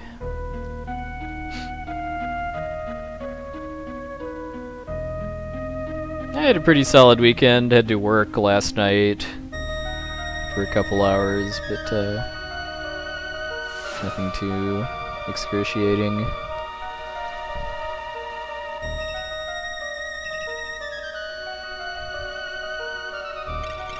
I didn't stream it just because I didn't have a whole lot of time, but I did a DKC2 run offline yesterday, and despite 3 deaths, I was 23 seconds off my PB, so that tells me that the IL grinding I've been doing lately is starting to pay off a bit. Oh, that's too bad, Takazi. It's definitely a bummer that Kashira is having computer problems, because I was definitely looking forward to that race in the Cal Fire Marathon. I hope she's able to fix her computer by then. I play a few modern games. Modern is in like released recently, but definitely not like modern style. Like the most modern game that I played recently is Bravely Second, which is definitely very retro themed. Yes, why don't you tell people about the Cal Fire Marathon, Vinny? Since we don't exactly have a whole lot of Final Fantasy VI lore to do right now.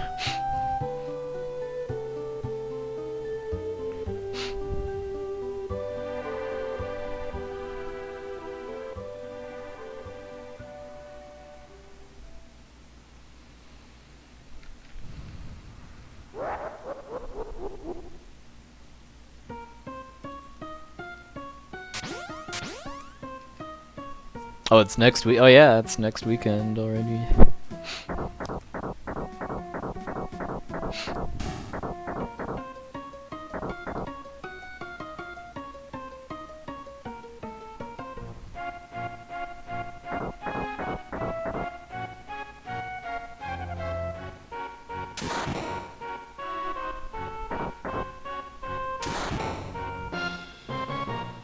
Yeah, it's pretty unfortunate that the Cal Fire Marathon is becoming an annual thing now because of wildfires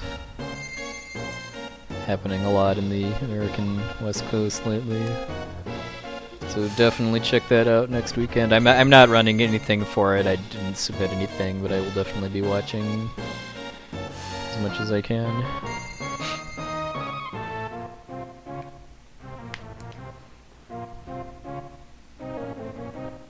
Idiots!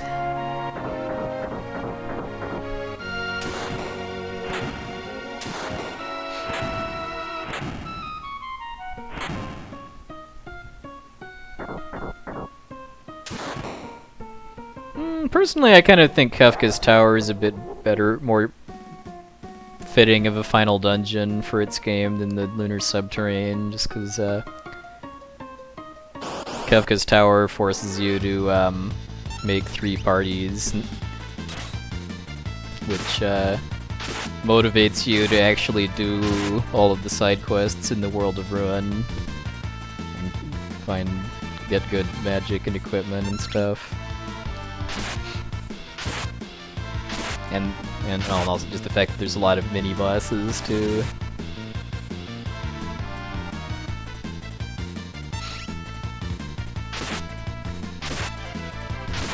I like the music in the Lunar I should say in the Lunar Core area better though.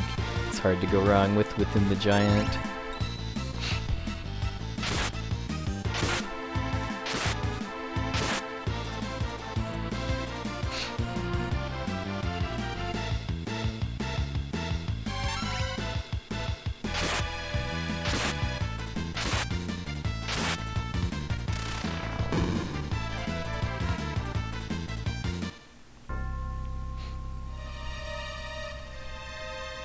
That's one thing I've always found kind of odd about the endgame of Final Fantasy VII, actually, is that it has party splitting mechanics and stuff, but in the end it doesn't matter because there's no mini-bosses in the final dungeon, and splitting your party for the final boss doesn't actually make it easier. It makes it harder, in my opinion, because then you have to spread out your equipment and materia and stuff. I mean, you can game the system a bit as far as the fact that characters that you don't take in your battle party through the final dungeon find items, because you can use that to duplicate the Misteel, among other things. But that's basically it.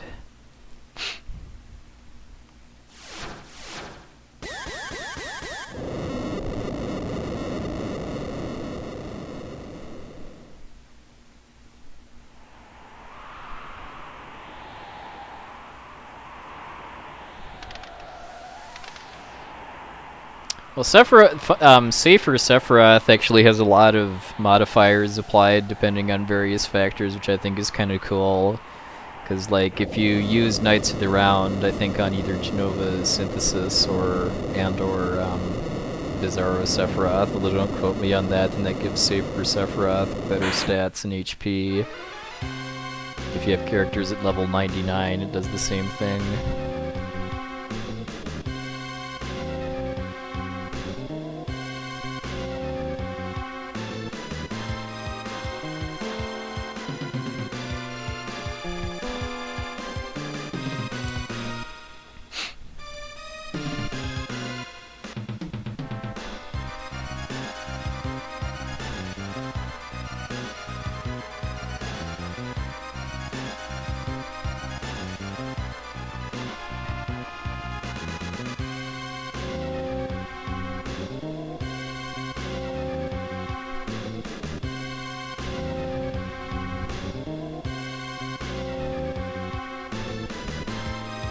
I thought Final Fantasy VIII's final dungeon was pretty good, just because of the whole like ability ceiling thing. Kind of made it a bit different than the typical RPG final dungeon, where you've got all the best stuff in the game if you've found it, and then it basically takes a lot of it away from you and makes you kind of have to go without it for a bit and win it back.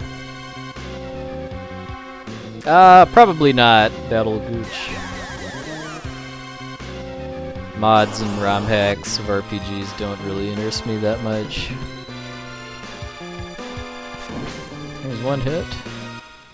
2 hits! Well, you got Fire 3 to hit at least, so we'll give him 5. We'll give it Red Ifrit 5 points in this run.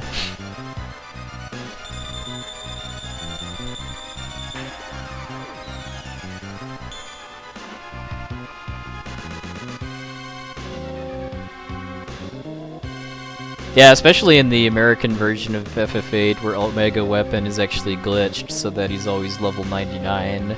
Because I believe in every other version of the game besides the US PlayStation version, Omega Weapon's level gets scaled based on yours like every other boss in the game. But in that version he's glitched to always be level 99.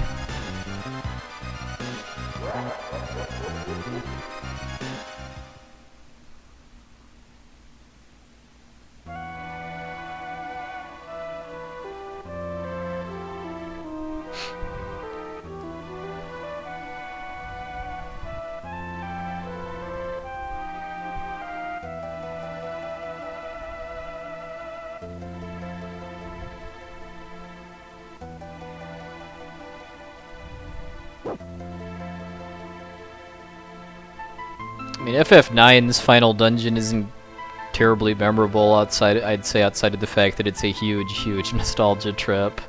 Like the fact that the mini-bosses are the 4 fiends from FF1.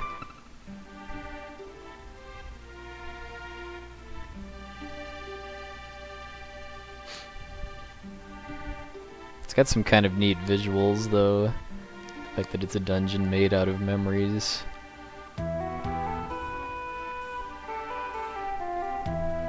Yeah, being an adult sucks. I do not recommend it.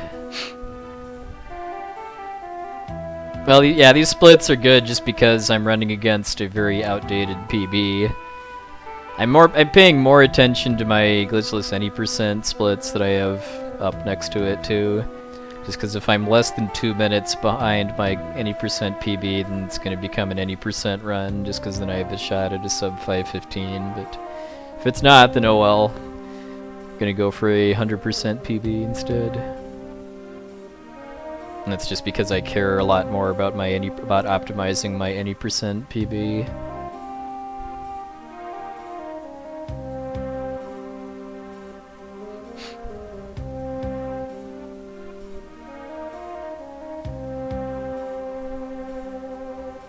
Alright, time for some gameplay.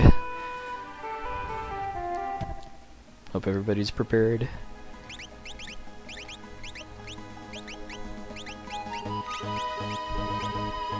Alright, and back to cutscenes, though. It's just another, like, 2 or 3 minutes now before we get to my favorite part of the run, which is the floating continent in the world of Rune. Oh, you can actually die to Yu Yevon if you petrify yourself, but outside of that, no, you can't die to Yu Yevon. Because you have auto life.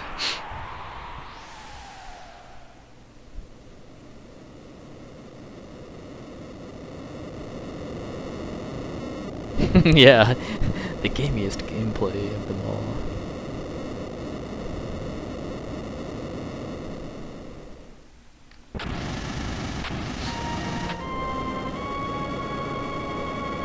I mean, yeah, Braska's final Aeon is effectively the final boss of FF10. Just have and there's a lot of storyline fights after that.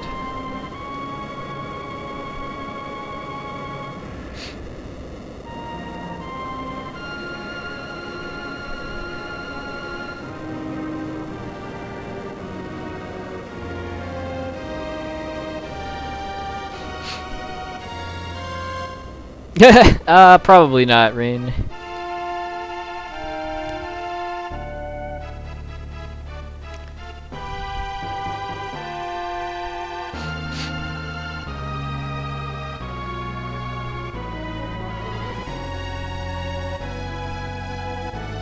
Yeah, I just got absolutely bodied by BFA my first few attempts. I think I just left and did more side quests or whatever after that.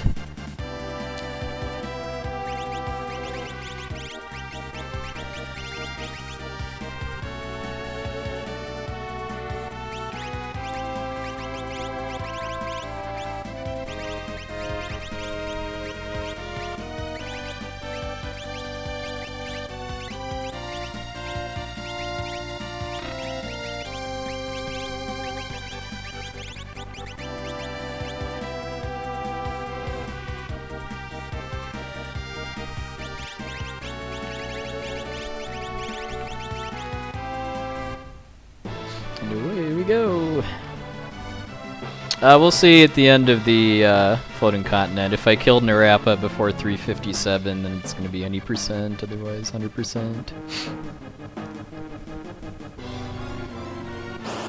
That's kind of looking a little sketchy at this point, just because I am about a minute 15 behind, and this next part was all really good. But if I get no ninjas plus Narapa quick kill, then it can happen.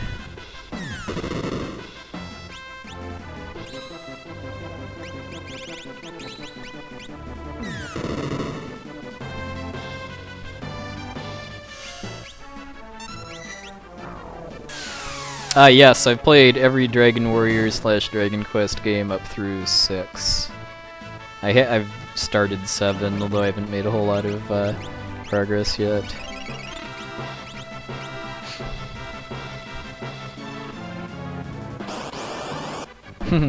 Very good timing, Jen.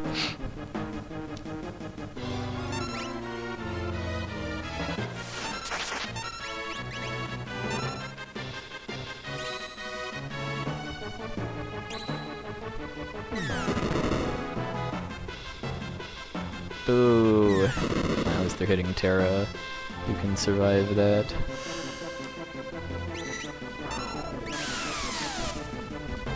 This is already not going that great compared to any percent PB though, just because of having to heal after the first 2 fights.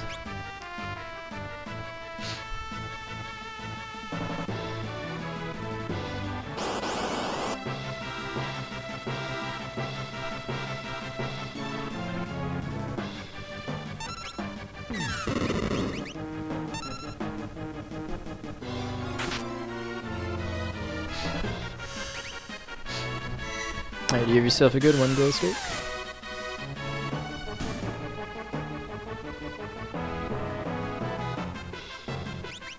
Yeah, and then you have the snowfield battle before Kefka at Narish, and like the Moogle multi-party battle, or the music doesn't change for fights.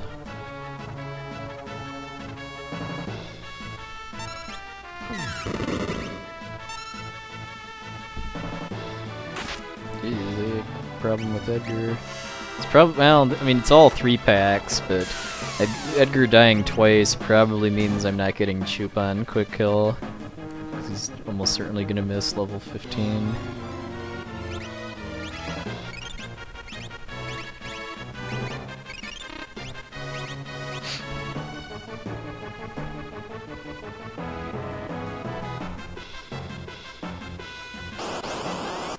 I believe yes. You do actually lose time from opening the menu between fights. I don't think it's like the post-Phantom Train cutscene where it's free time. Alright, so this was a good one. None of them attacked.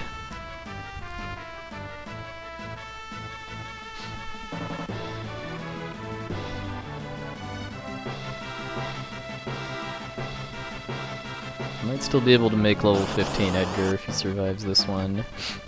But yeah, everyone's been a 3-pack though, which is not the greatest free time savings.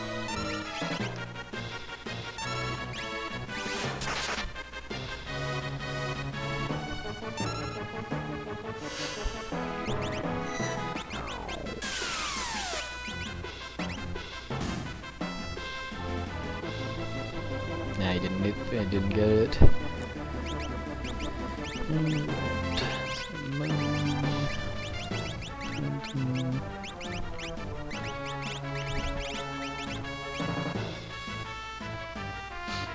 Pretty unlikely that I'm gonna get a Chupon quick kill now just because of Edgar being down a level and not getting the zone seek bonus.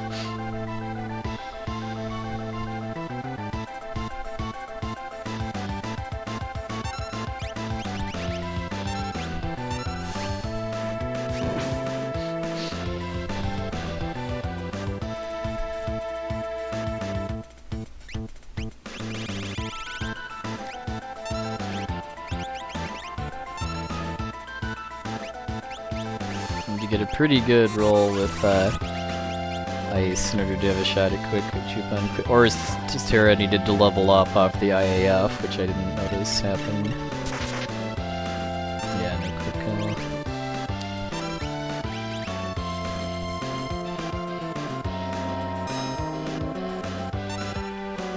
It's not that big of a deal though, it just means I have that extra text and then I have to flash to finish him.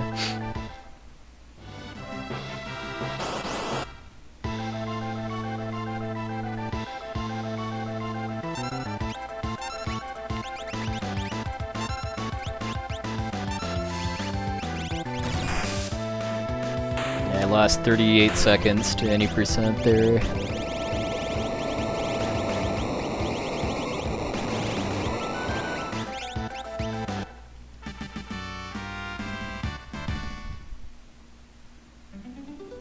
So I'm 153 behind now. It's not looking too promising, but we'll have ourselves a run either way.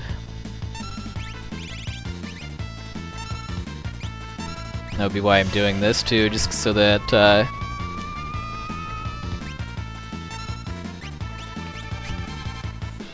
even if my world of balance isn't good enough for a shot at the sub 515, I still have a good shot at accomplishing something.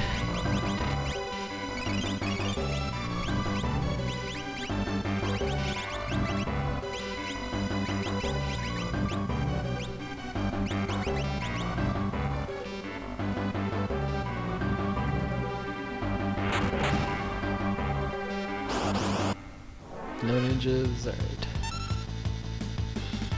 I really do not want to see ninjas before Gigantos. After that, it's less of a problem.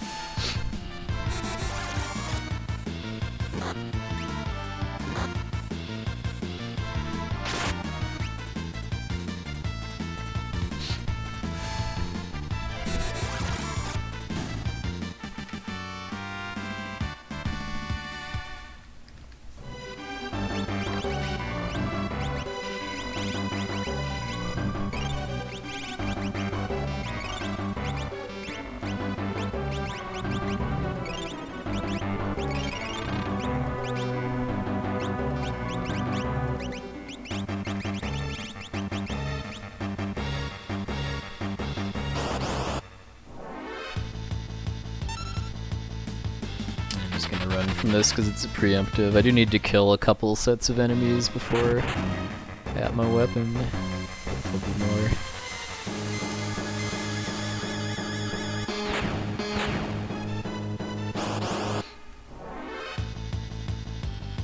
Ooh, this is a pretty good set.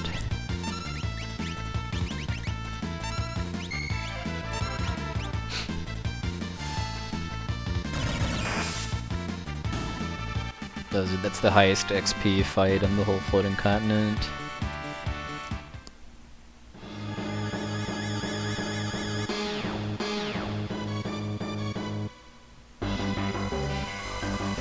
Yeah, I've heard a lot of horror stories about people basically ruining their FFT save file by saving before Velius in a situation where they're not capable of beating him.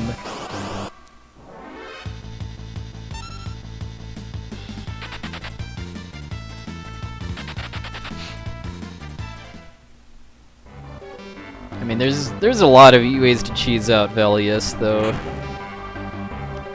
Like, I think my favorite is getting into some kind of loop where you're, he's not actually damaging you, and, you're just basically getting into, infinite loop of using Yell, I think, is Ramza's attack that raises his speed, so you max out his speed while you're using some ability to make his attacks heal you, and then you can just basically kill him by attacking before you can get another turn.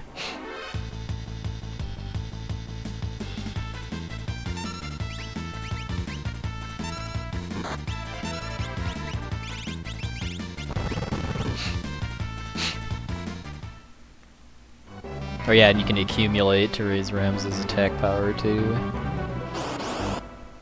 I guess it's not Velius, it's Weegraf, because yeah, you have your whole team for fighting Velius.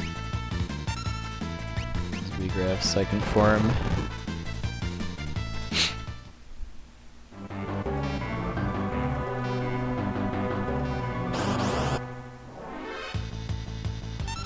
Getting pretty good preempt luck, actually. No ninjas yet either.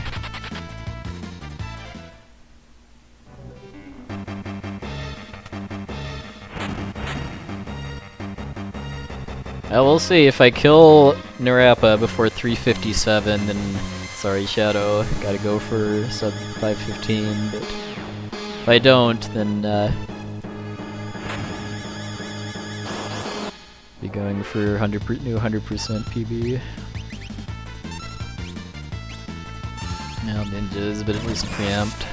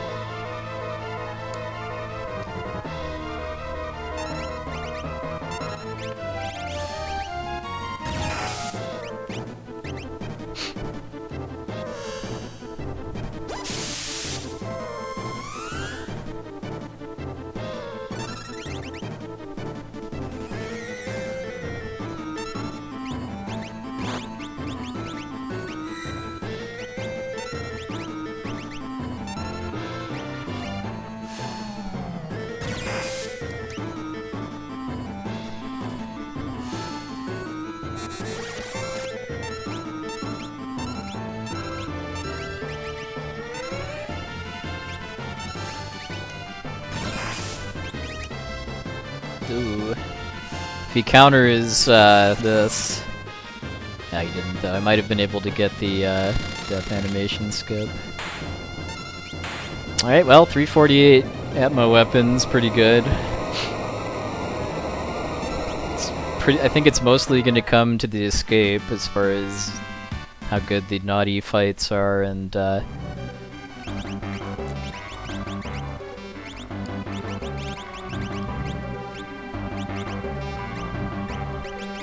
I get Narapa quick kill.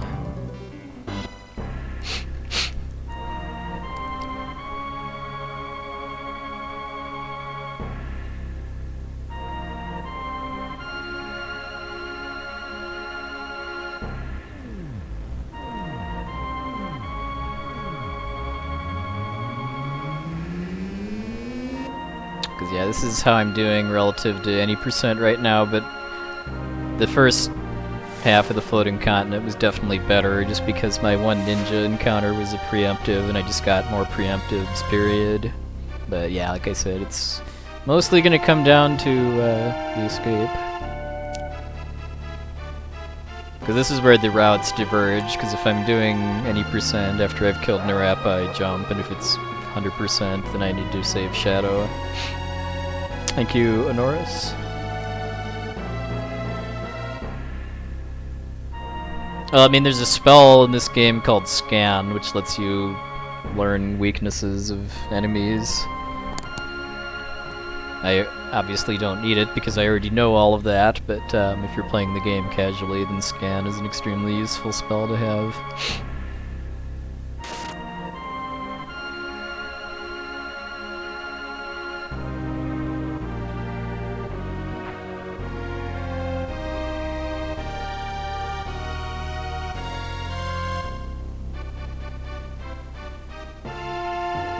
Thank you, Mourned.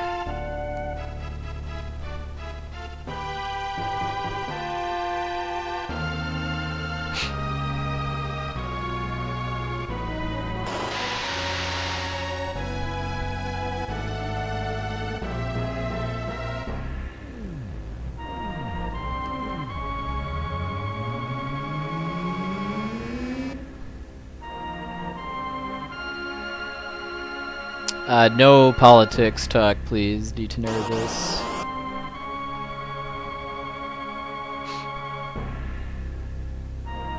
Yeah, if you use the debilitator, then you know by default.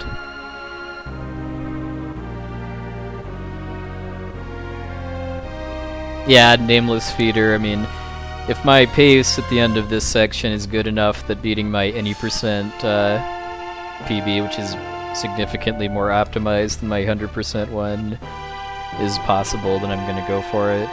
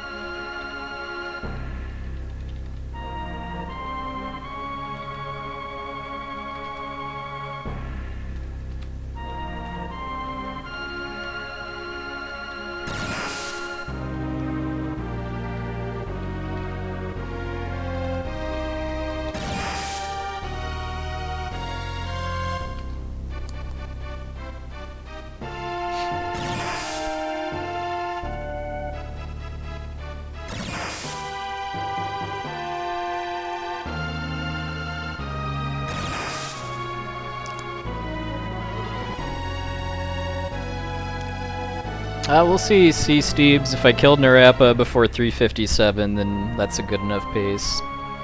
But beating my any percent PB is possible. This is kind of borderline, though. I mean, it's going to come down to how good my escape is. If Terra gets frozen at all, if I get Narappa quick kill, stuff like that.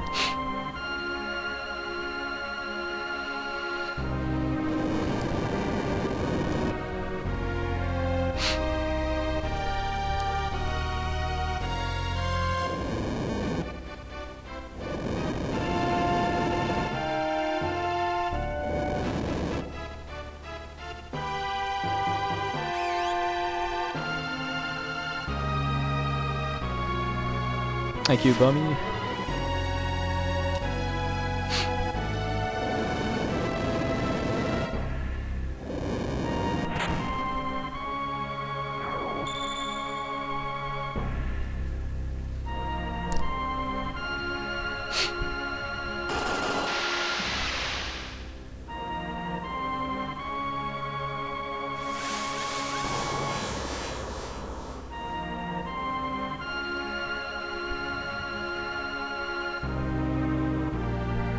Best not be frozen.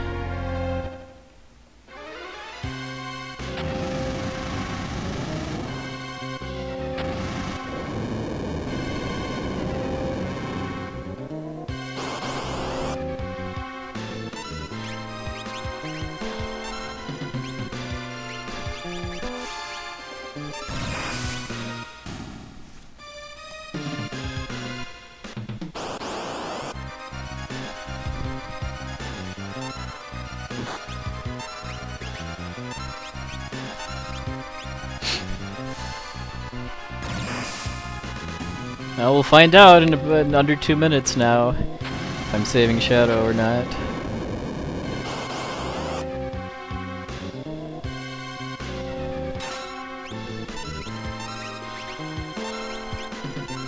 Yeah, naughties are inescapable. I mean, every fight in the escape is. whatever reason.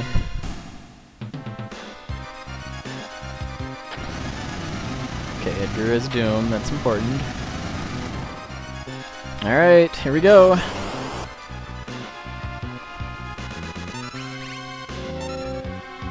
Wait, oh! Fake, well, that was pretty silly. The classic encounter on the same tile as the boss. And I didn't get quick kill. This was probably still gonna be sub 357 though. That was dumb. That was so dumb though, because look at how good Tira's ATB was, and she still didn't outspeed him.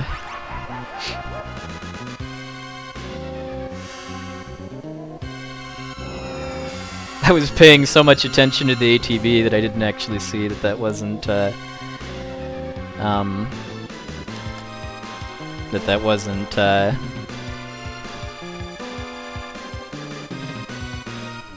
that wasn't Norappa. Alright, well, it's any percent, because this is a good enough pace that I can do it if the world of Ruin cooperates.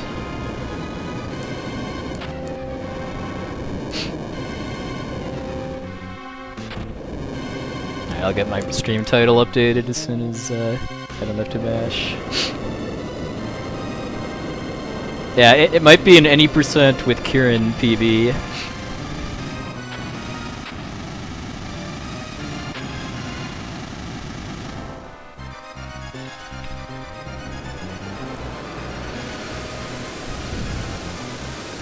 So yeah, the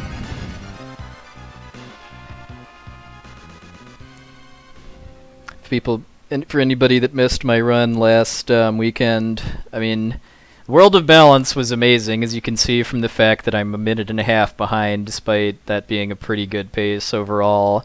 The fishing was a little bit above average, but then it started to get bad after that, because I had some terrible luck against the tentacles and almost died, but the fact that I didn't die was quite hype, but I lost about 45 seconds because of having to scramble to survive, and then I got trolled really badly by the Zone Eater and by Doomgaze too.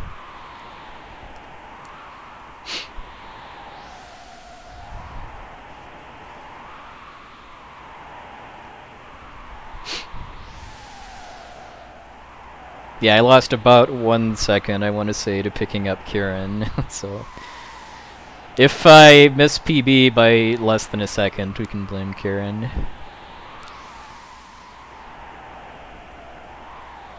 Yeah, Celis had 2 Edgar was dead, Celis was down to 2 HP and was poisoned.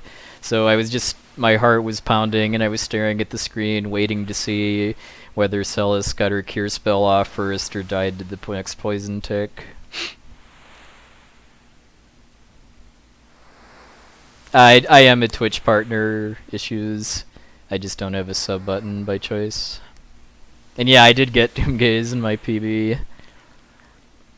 All that was good, really good about the World of Ruin in my PB was the fishing and the Kefka's Tower minibosses, I would say. I guess Daryl's Tomb was okay, but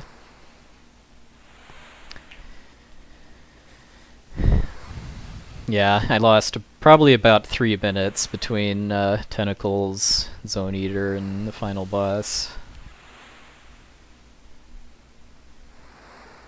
Yeah, I mean, I designed the routes on purpose. Well, I just should say I designed the 100% route on purpose so that I don't need to commit to it until fairly late in the run.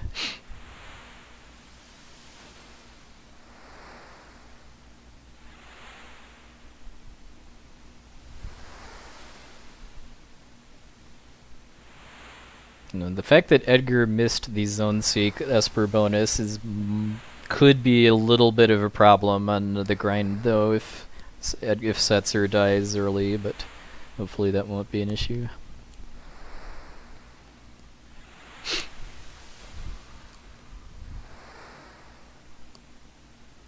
For any percent, I get Celis, Edgar, and Setzer, who are required, and then Sabin, Mog, and Gogo.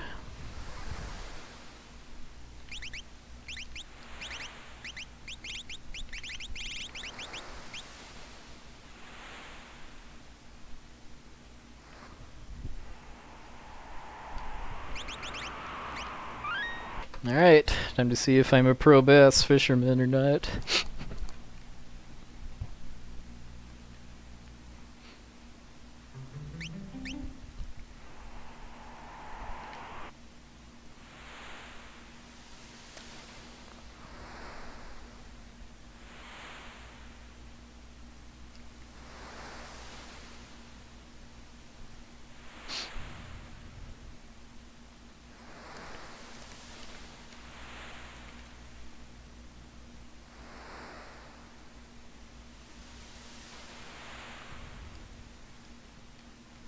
Well, I mistimed that, so I already messed up, but at least I got 2 cycles of manip, which is actually the best I've ever done in an actual run. Alright, well, let's see if I get lucky on the rest. Nope.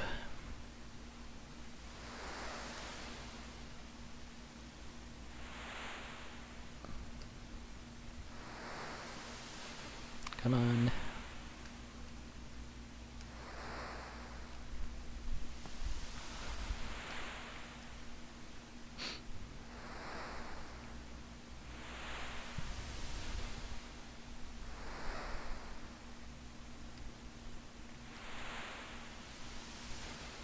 Okay, I don't think this will do it, but one more good cycle should.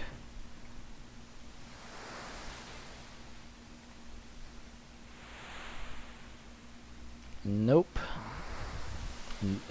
All it takes is really like 2 bad cycles in a row to cost me a good cycle too. Don't think this will do it though, just because I only got 1 good fish there. Nope, I got it. Alright, nice.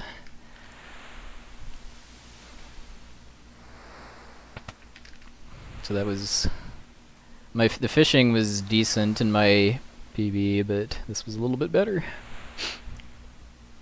And I've got about 45 seconds I can gain on the tentacles.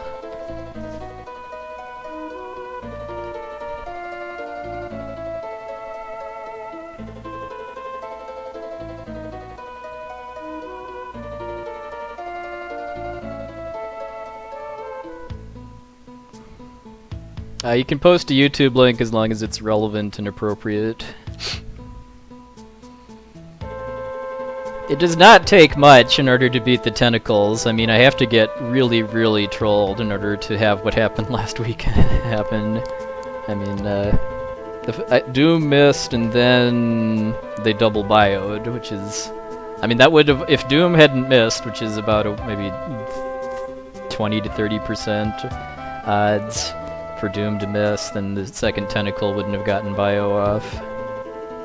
Hey, Mike! Going pretty good, how about you? How are the wedding prep going? Yeah, the tower was good in my PB, but the final boss was bad. I lost like almost a minute just to the final boss.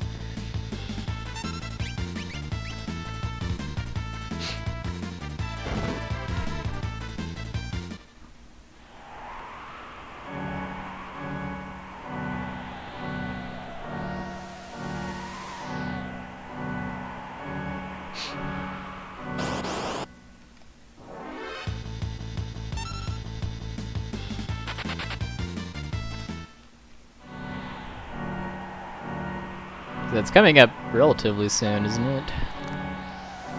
That you will be officially off the market.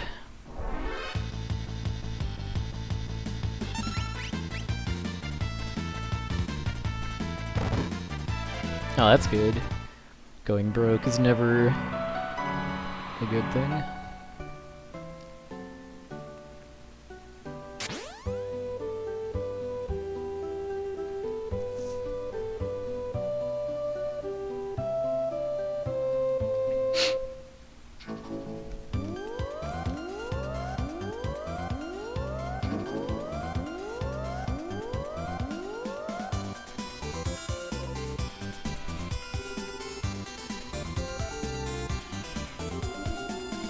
Yeah, yeah. As you can, I mean, yeah, I hit the par time for any percent, so here we go.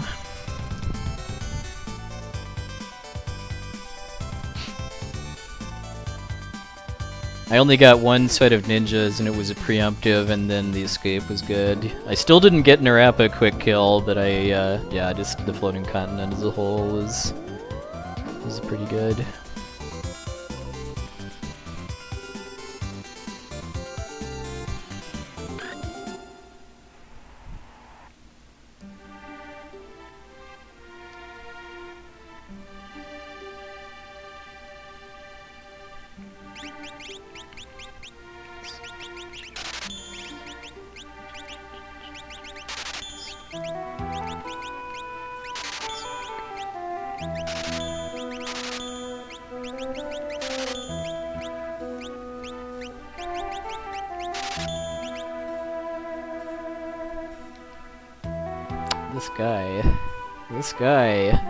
This guy! Oh my goodness.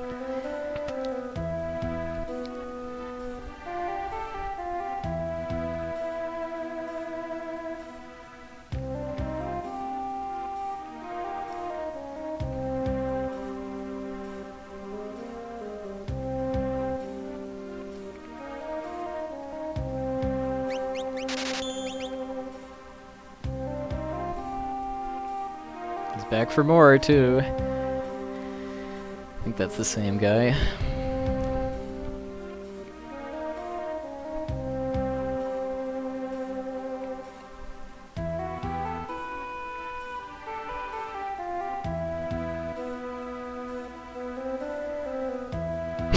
Yeah.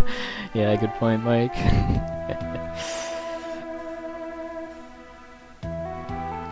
Maybe to add insult to injury, his middle name is Other.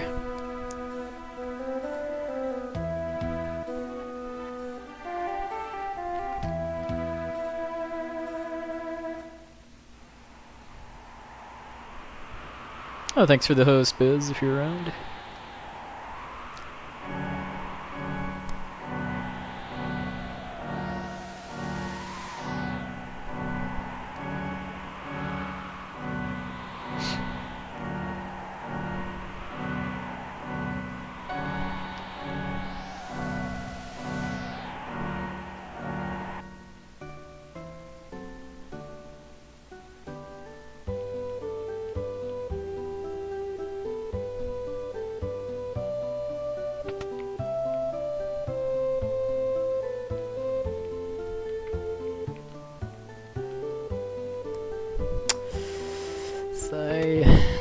This guy's brother was after me there.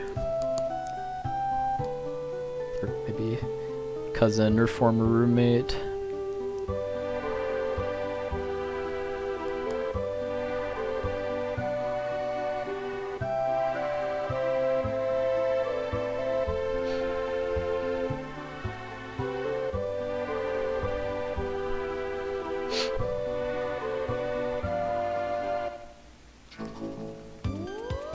Yeah,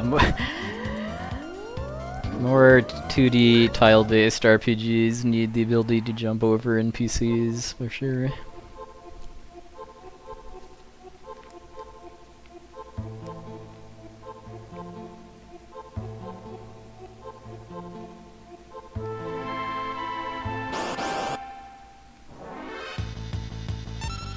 Alright, nice. This is the worst fight that I get in the cave with this encounter seed. So getting a preempt on it is quite nice.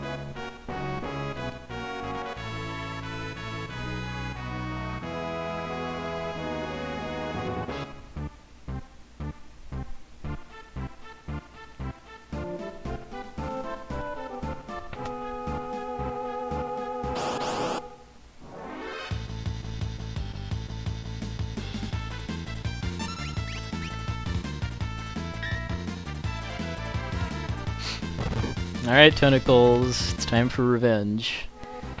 Let's attack aggressively.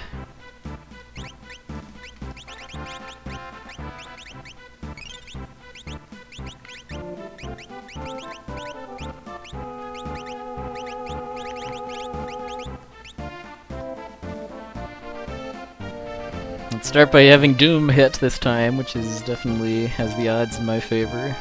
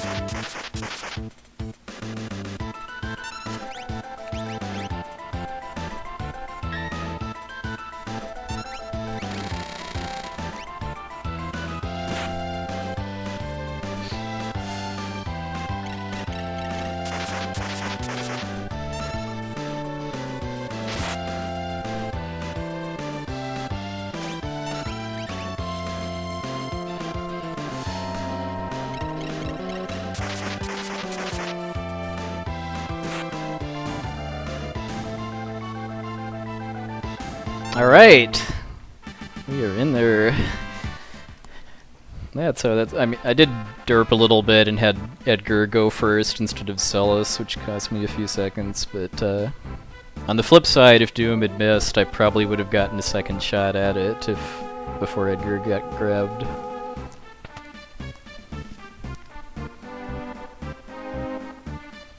Alright, you have yourself a good one, Blue Imp.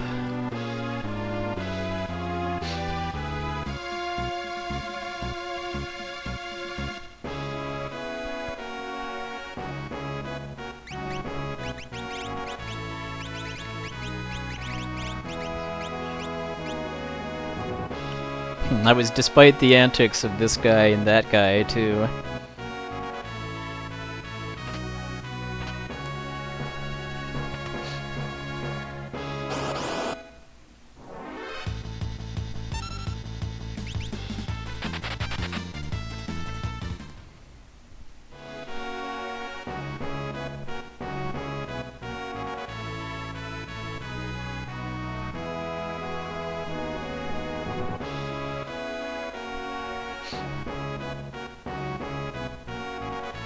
Yeah, I'm feeling a lot better about this now. All that really needs to happen now for me to get 514 is to not get not get trolled by the Zone Eater and have at least a decent tower and final boss. Because like in my PB, it was a really good tower and a really bad final boss, and if both of them are just kind of on the up end of average, then I'll have 514.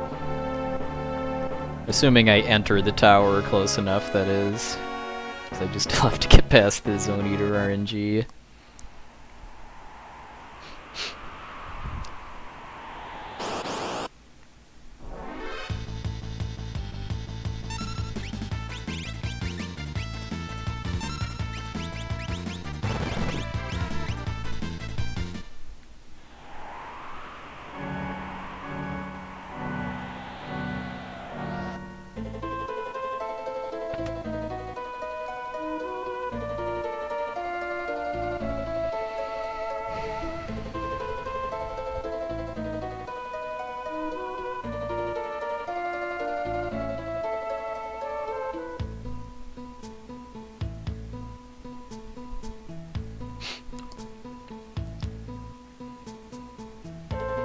Yeah, there are a couple of people that have started picking this category up lately.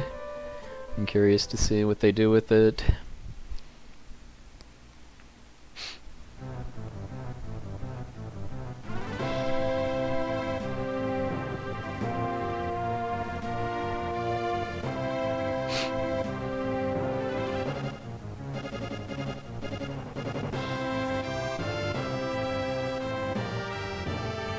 Yes, I skipped Sabin until after getting the airship.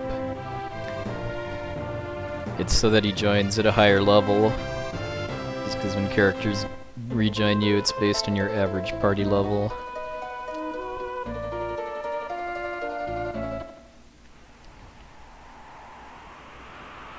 And I'm gonna do some level grinding with Celis before I get any more characters.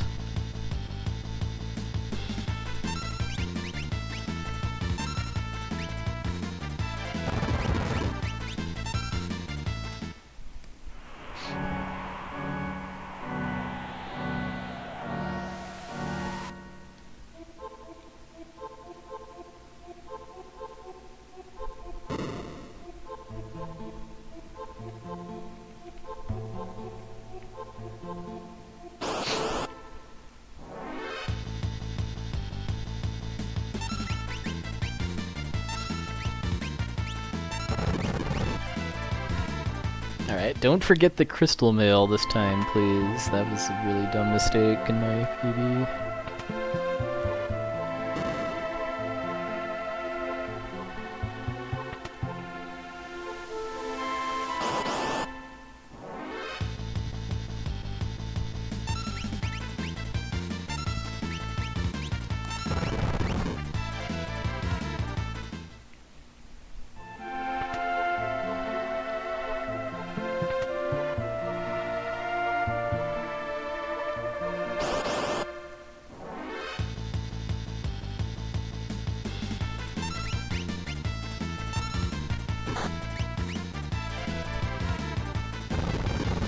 Almost there, it's in the next room. Alright, we did it.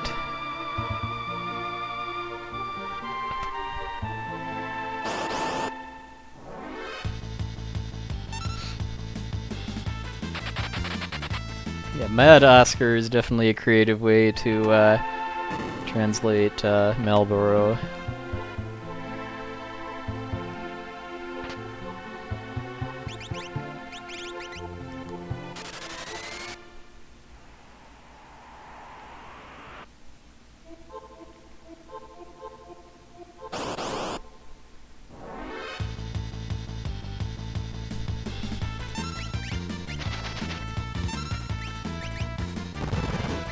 Alright, thanks Zombie Celis.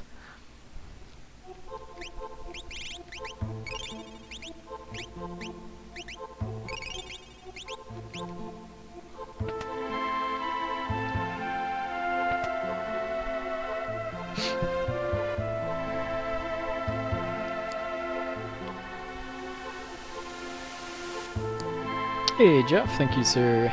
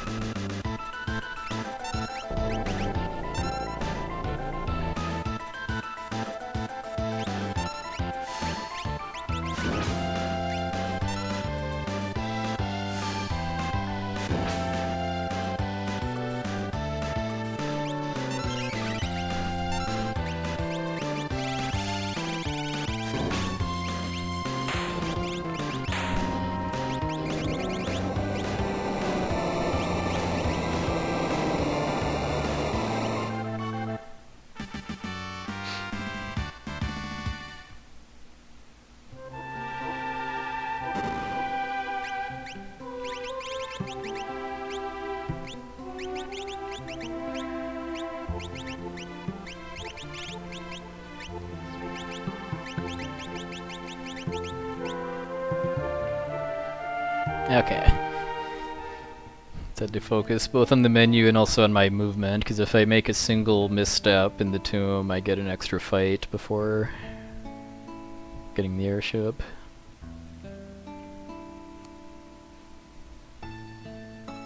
No, getting Kieran just meant that I lost a second picking it up.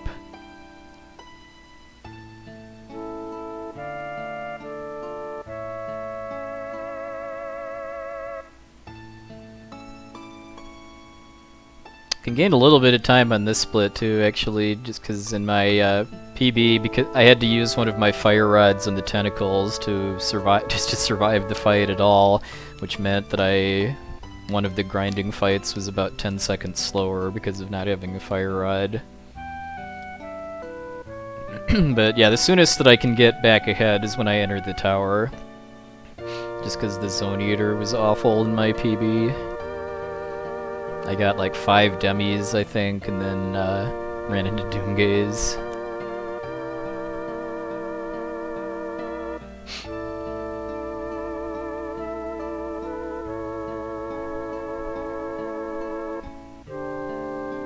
Oh yes, there are plenty of fan theories on who Go-Go really is. Daryl is one of them, Emperor Gestalt is one of them, Go-Go from Final Fantasy V is another one. Girl from Secret of Mana is another.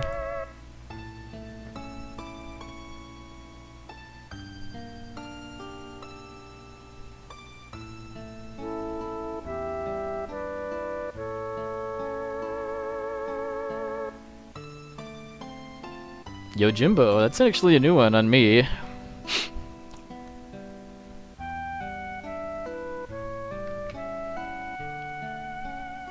Doma Sentry, yeah. Well, we do know the truth now that Doma Sentry is Rexel.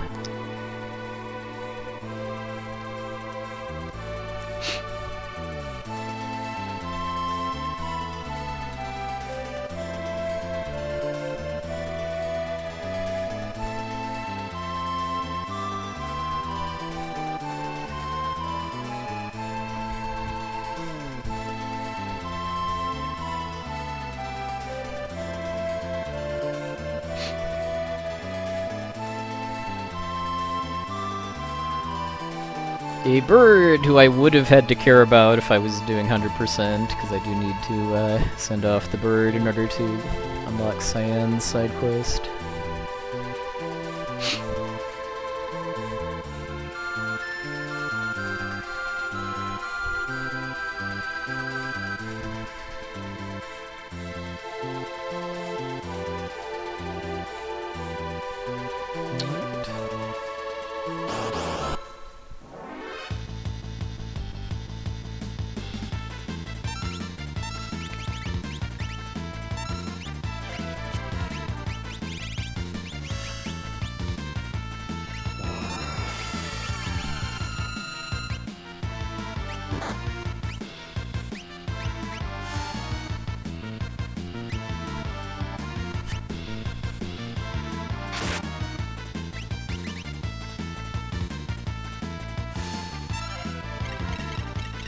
Sets her run.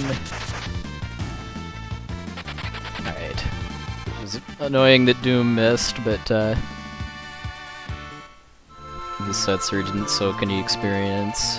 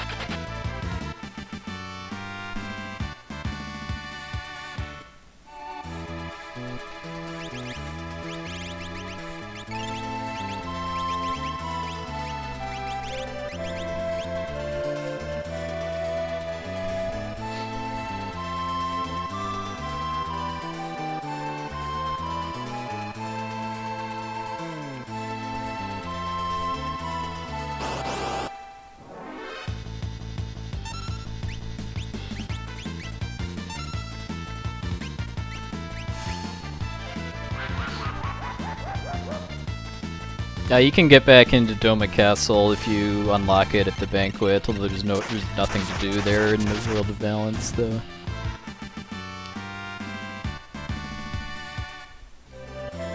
Not that I remember, at least. Alright, so I'm probably... just the fact that Doom missed Setzer is probably going to cost me some of my gain from having the extra fire rod, but I'll probably still come out roughly even, if not a little ahead.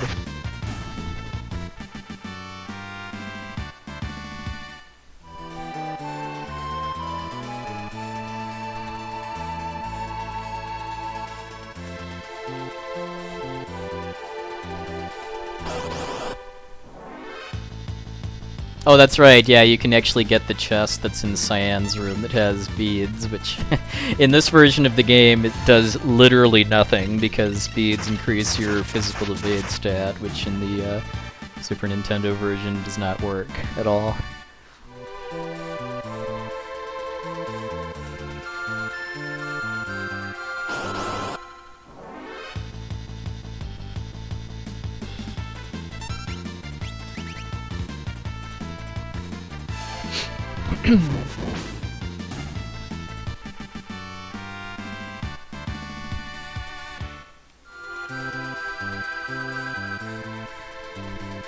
Yeah, that is kind of a interesting choice that they made two characters that have the FF4 magic learning system, and then everyone else is purely customized.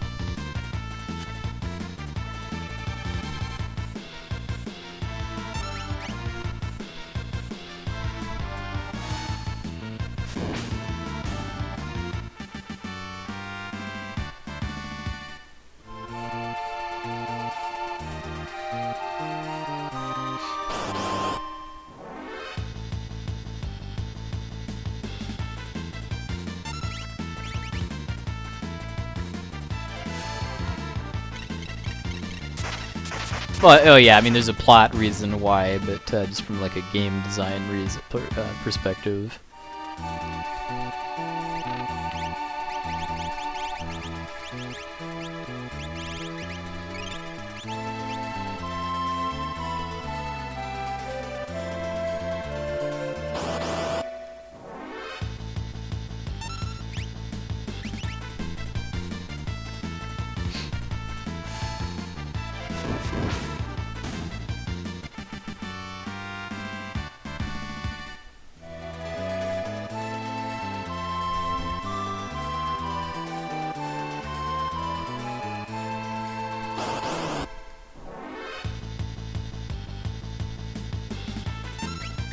Nah, looks like, well...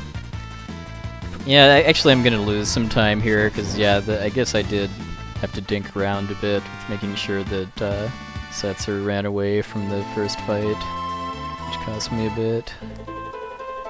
I just have to buy the Tau Robe and then fight one more battle before I hit the split.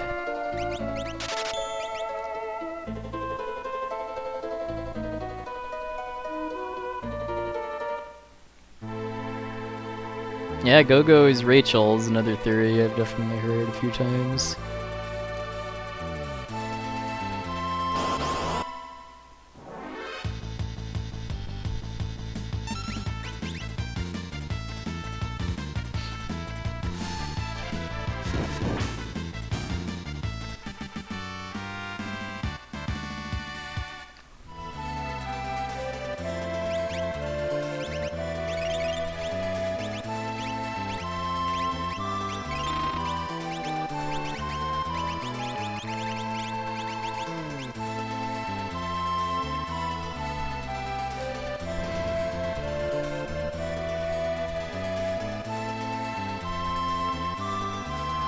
Alright, so this next split is where I probably have the most time to gain in the rest of the run. Not so much this part or finding Sabin, but finding Go-Go was really, really bad in my PB.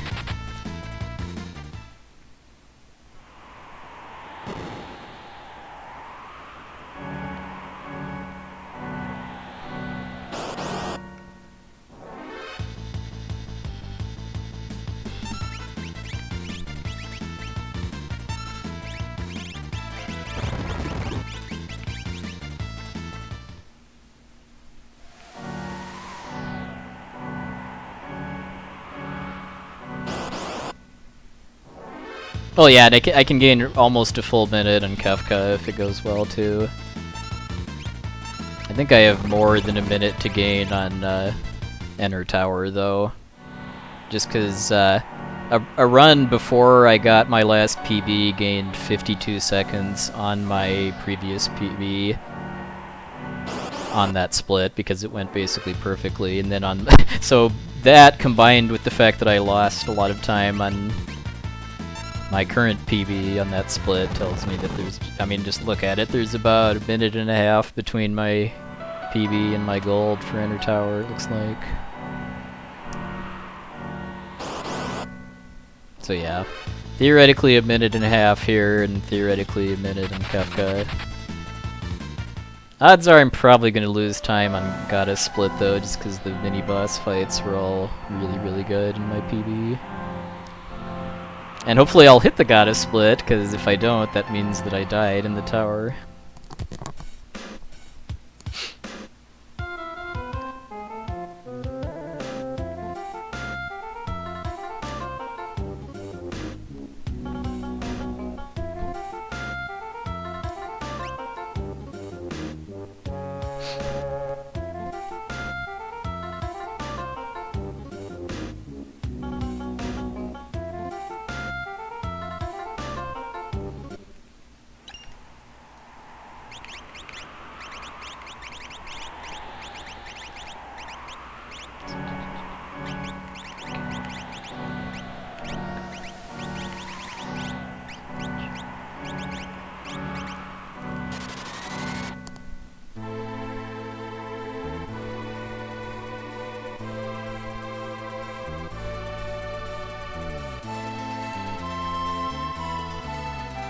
If anyone's wondering, no, if I run into Doomgaze, I'm not in any risk of dying, just because you can run from Doomgaze, and I don't think any of my characters at this point are actually susceptible to level 5 Doom that he always starts with, but it does mean I lose time if I run into Doomgaze.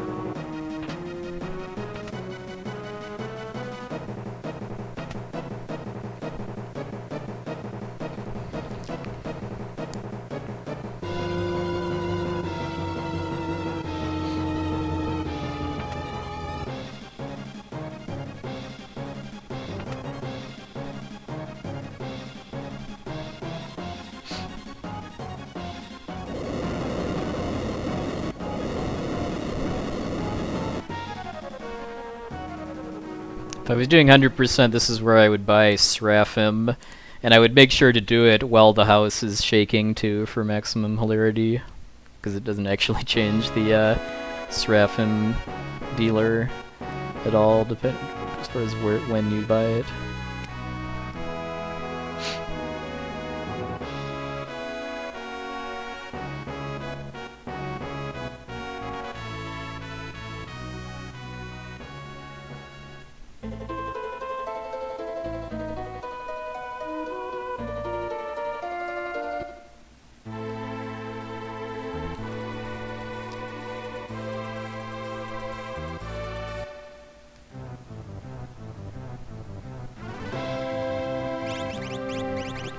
Something I've come to appreciate too since doing 100% routing is just how little text that Sabin has when you talk to him for party changes.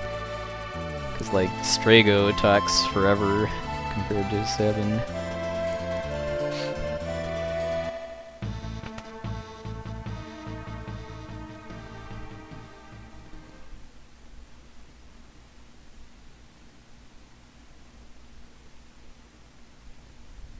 Hey, maybe that's another possible Go-Go theory. Go-Go is actually Elmagus. Elmagus runs basically every speed game, so he's mimicking.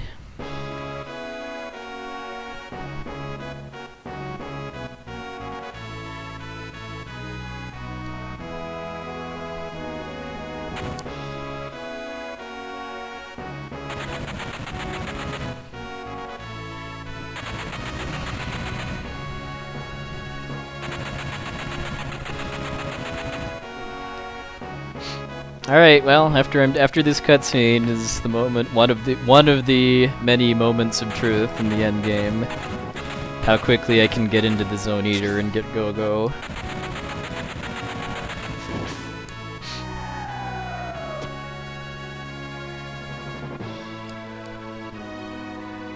I remember when I used to watch Reign of Soten run Soten, and SD3 and FF4.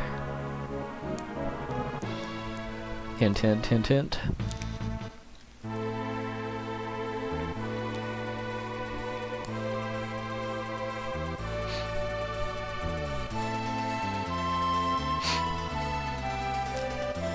Alright, didn't get Doom Gaze this time. Alright, come on, give me a double engulf.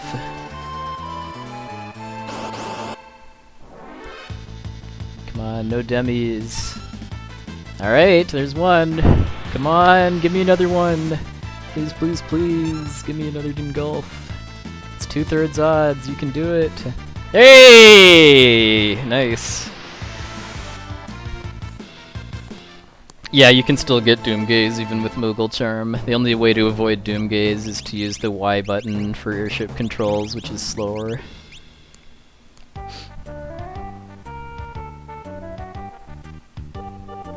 Alright, so this is intentional to get the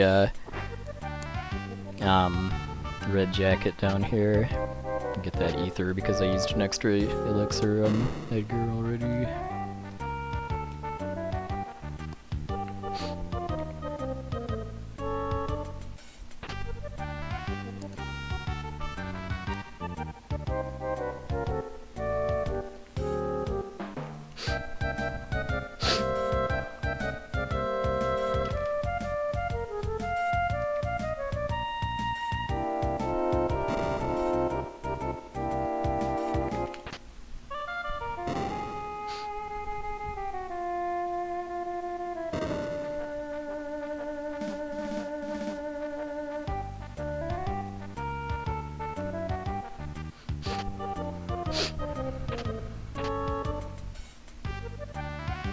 Heart rate's starting to go up too, just because all that's between me and my goal time now is the tower, which is not exactly a trivial thing, so can't take anything for granted, but getting close.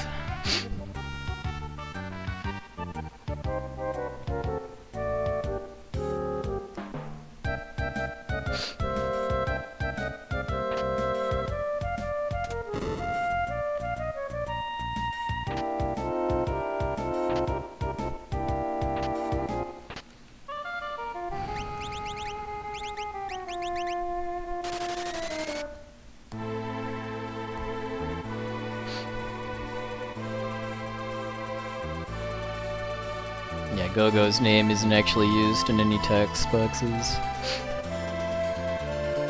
Hey, soup of the day.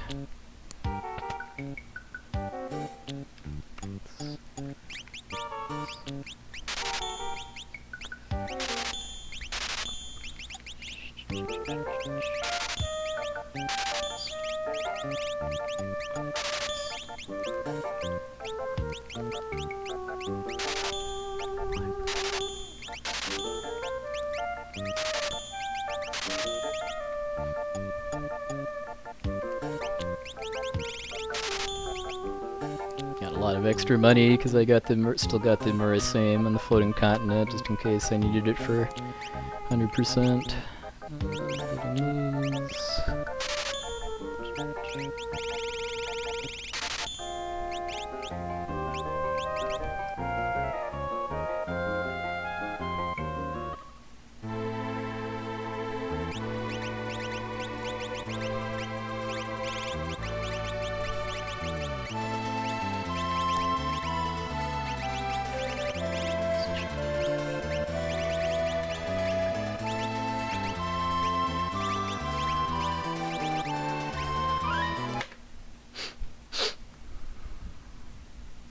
This is gonna be a pretty nice time gain here.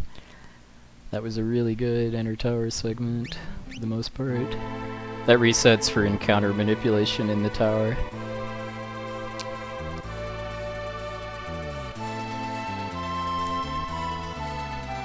Hey! Hey, hey, hey! Alright, let's do this. Can't get attached quite yet though, just cause every one of the mini-bosses in the tower can be a jerk, potentially. And then there's the final battle, too.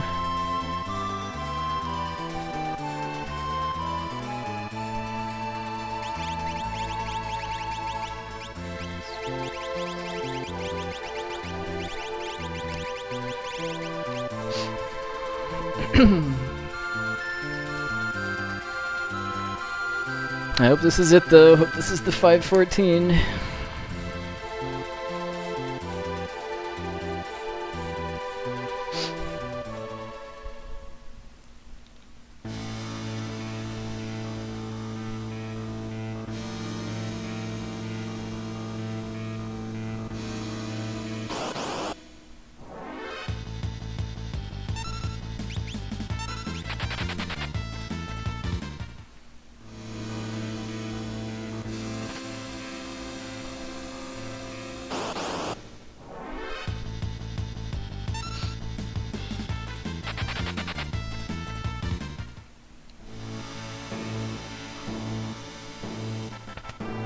Preemptive apologies for not being my usual talkative self, too.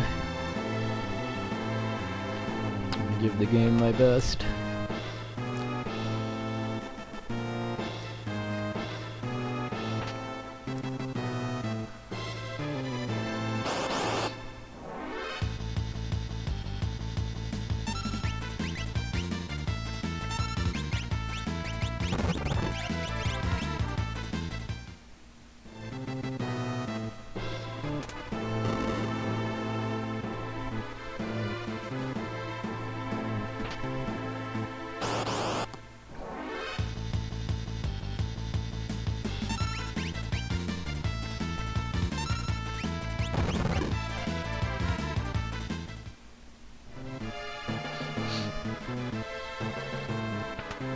I don't respond to questions.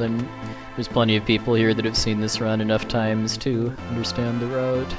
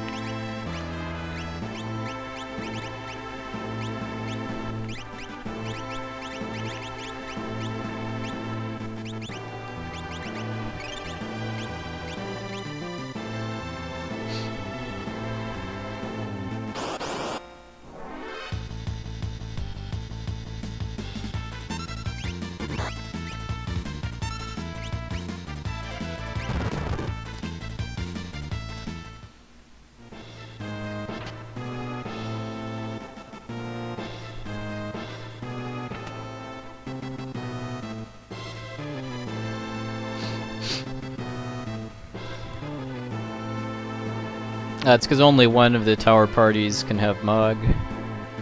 The other parties I use the Charm Bangle for, which cuts encounters by 40%.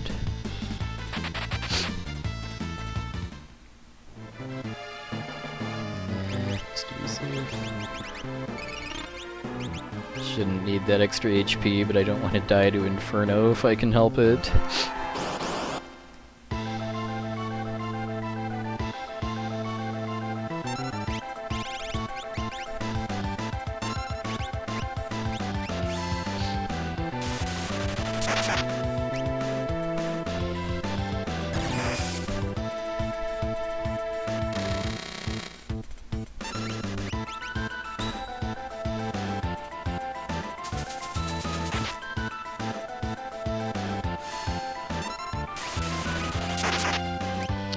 thing that could really go wrong here is if Edgar dies before I get 2 drills off, which he didn't.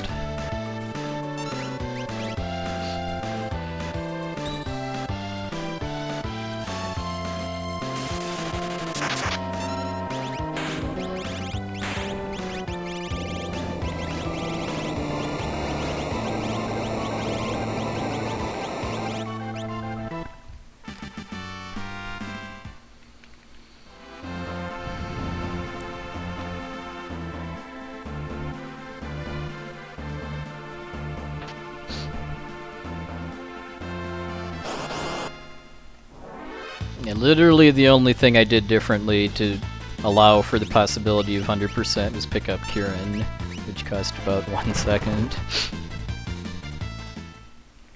It's one of the first Espers you can get that's completely useless in a normal speedrun.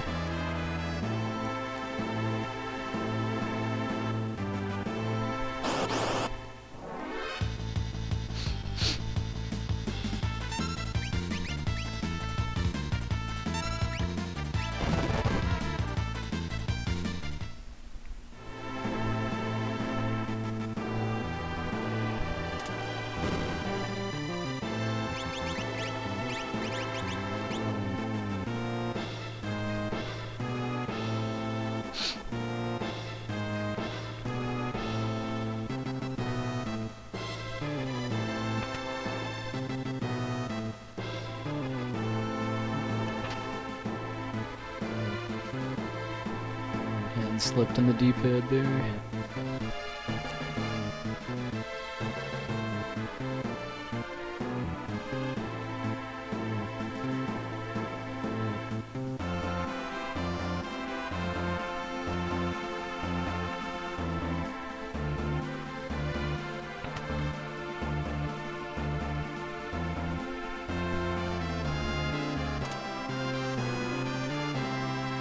It's funny that it works out in both of my categories that this party, the party that fights Doom, is the reject % party because it's all of the characters that don't get used for the final boss.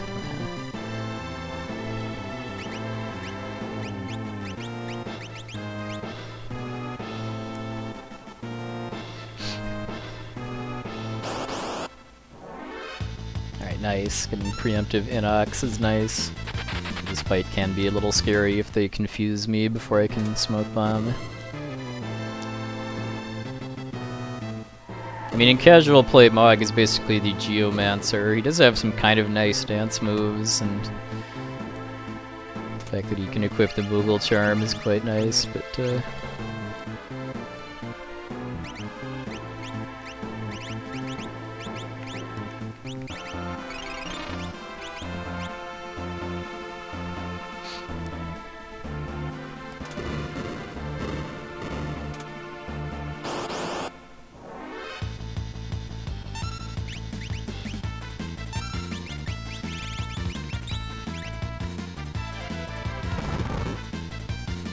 yeah, I mean, well, you can do some stuff with Locke if you abuse his Valiant Knife, but beyond that, all he's pretty much good for is stealing.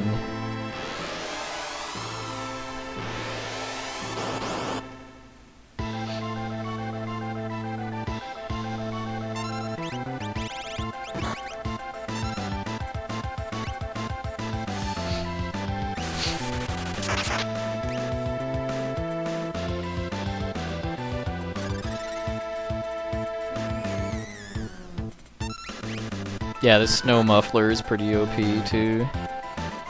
It gives Mog a ton of elemental resistance.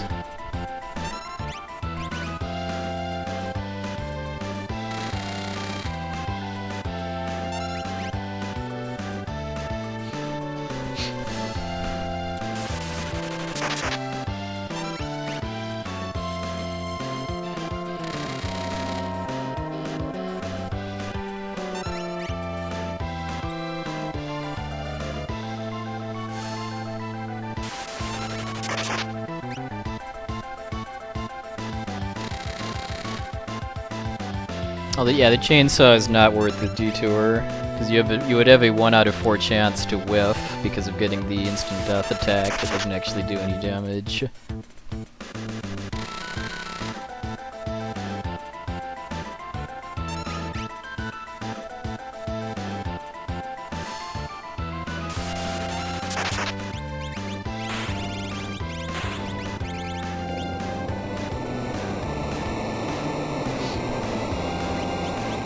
Alright, now the minibosses start to get a lot scarier.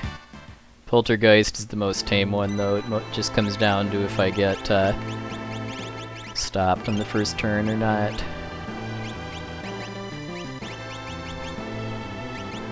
Oops. Ah.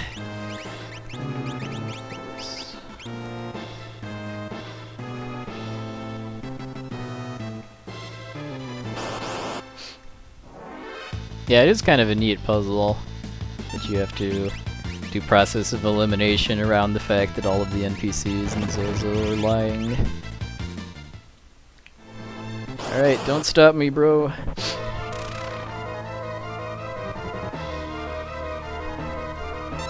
Okay. That was good.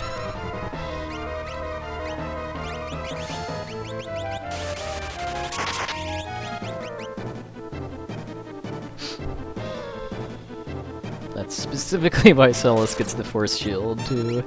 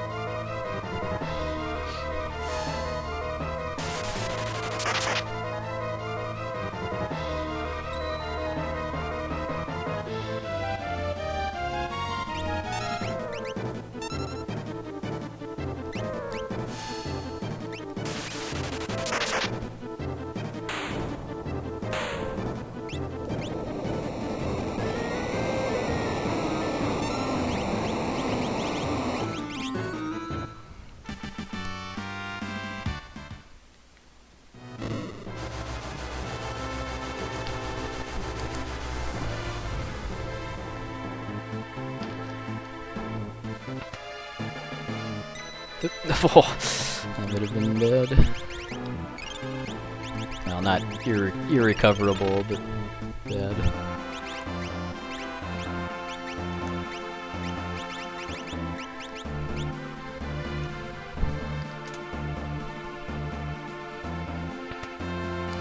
Alright, can I get force field skip 2 runs in a row?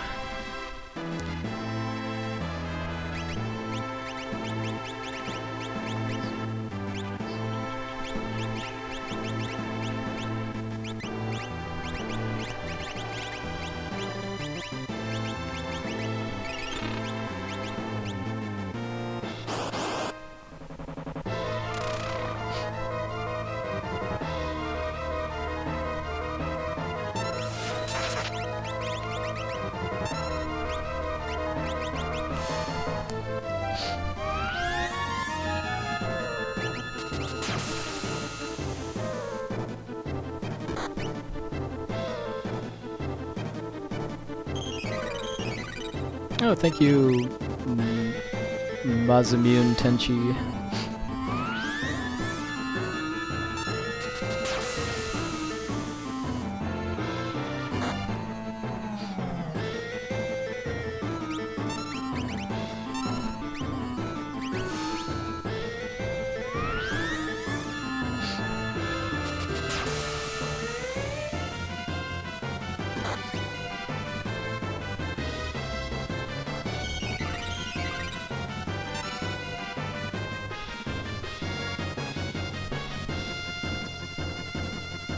Just don't freeze me. Don't freeze Mug.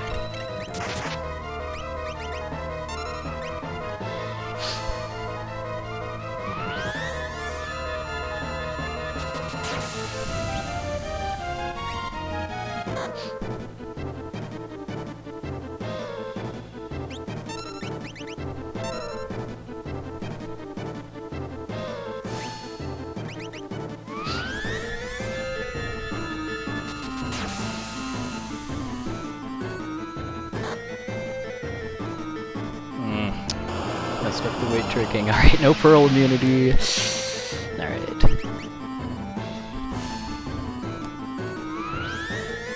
Usually if I queue both 2 rods at once, then that actually gives me 2 chances at force field skip.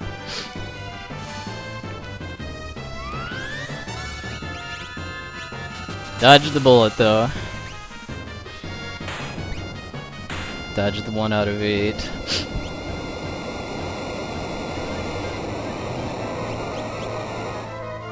Alright, goddess time. I mean, I could still win with if he gets pearl immunity, but I'd lose the chance at a PB because I would just have to keep rolling the fixed dice until he dies.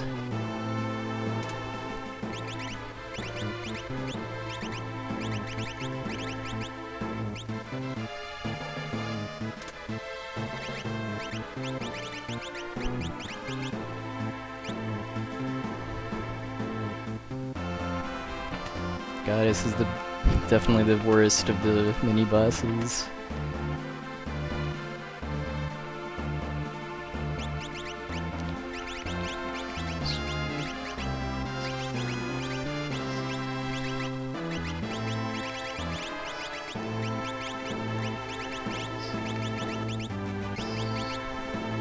There we go.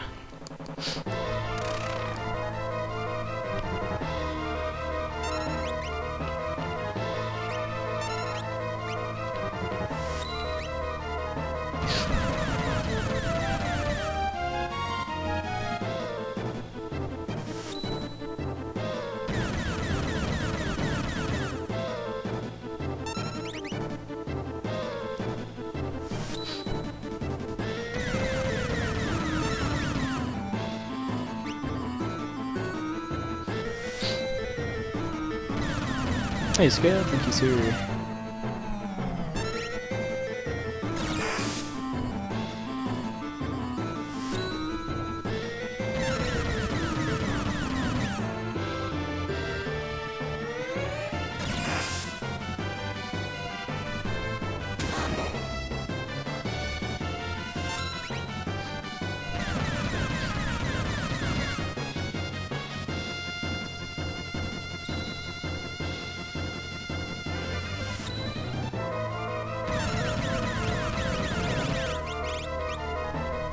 Yes!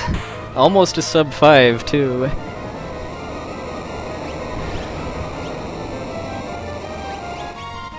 think I counter-cancelled her, actually.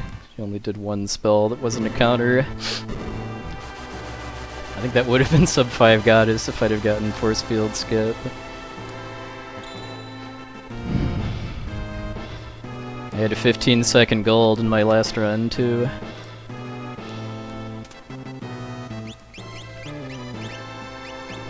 Okay, red cap.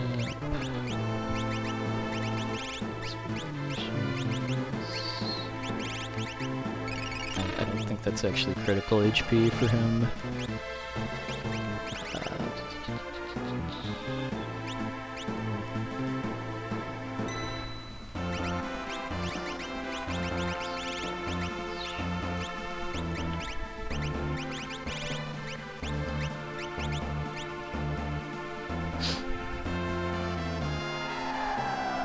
Alright, go time.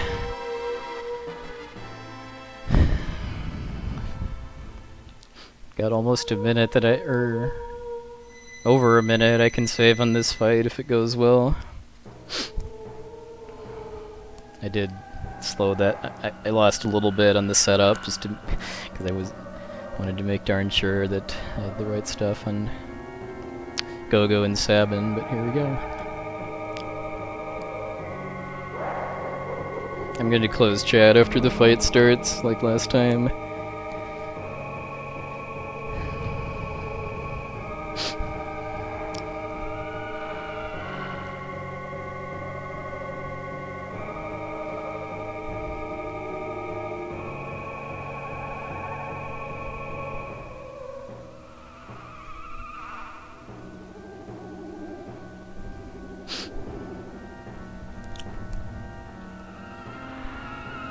Let's take it home.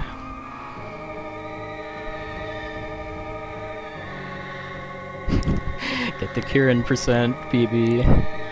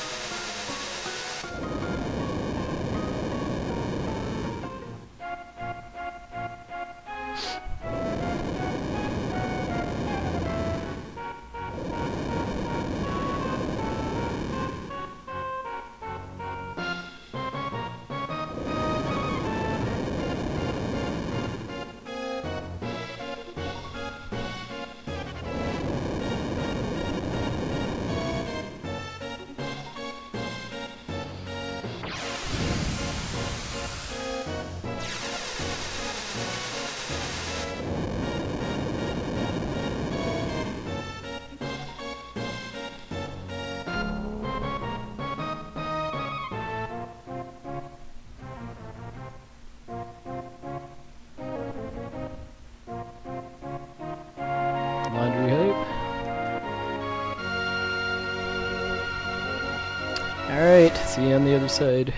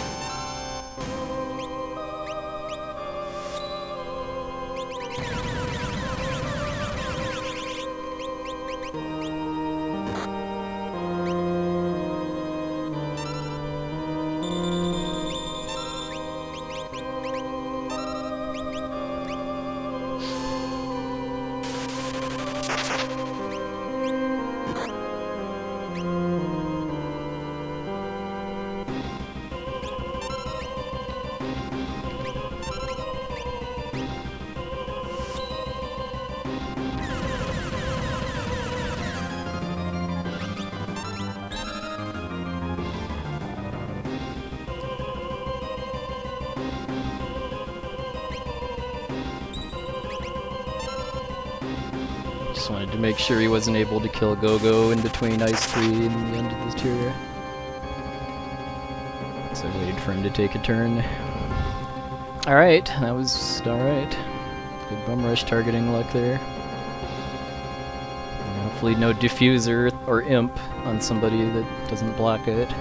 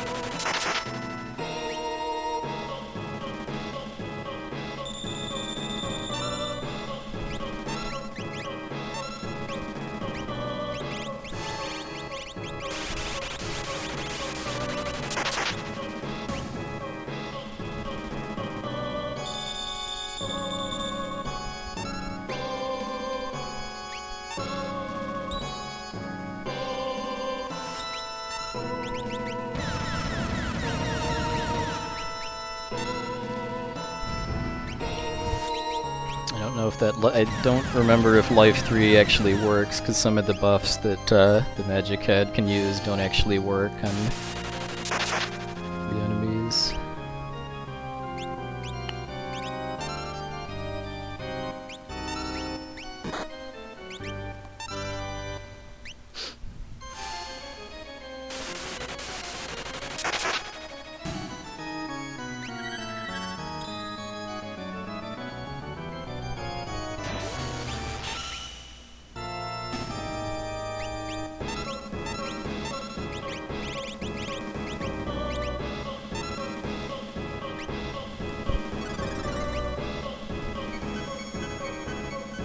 This could be kind of bad now, because hopefully no one dies to 10 hits now.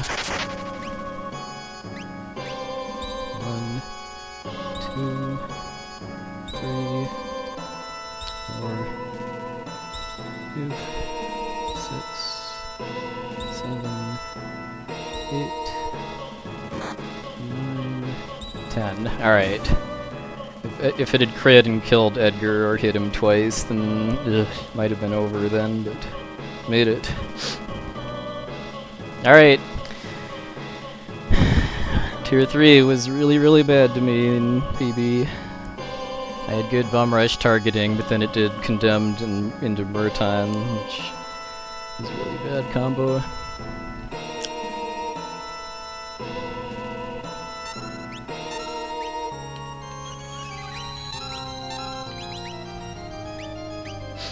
Left side, please.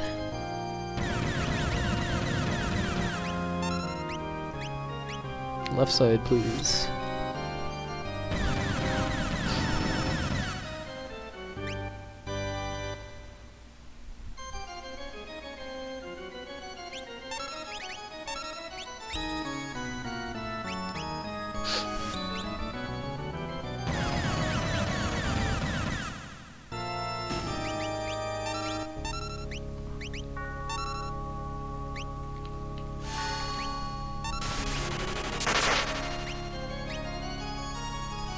Upside to that, how Tier 2 ended though, was I got to renew Haste and Celis on Tier 2 instead of having to wait for 3.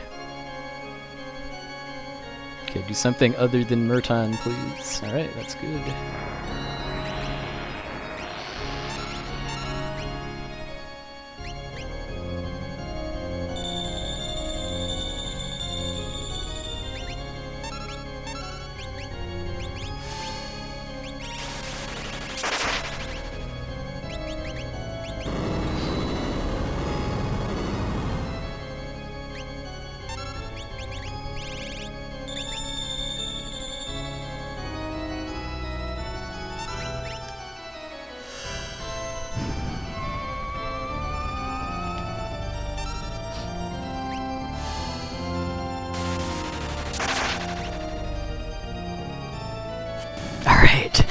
Past Tier 3. No more meaningful RNG, so it's all up to me now to take it home. Just one more fight. One more fight with really cool music and really cool strats.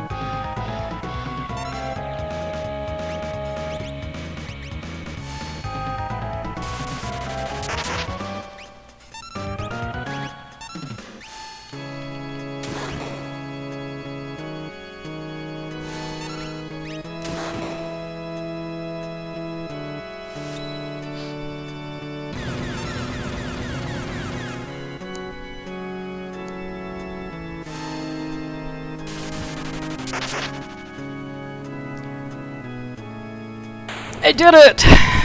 5:14:15. I did it! Oh.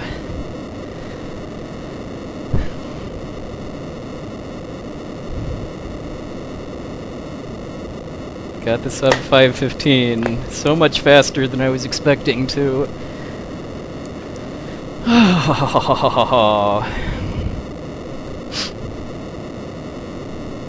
That was such a good final battle too. I mean, there were few little oddities here and there too, like not killing the magic head last on tier 2, but basically just as bad as the final battle was in my last run. This was just so much. This was every bit better.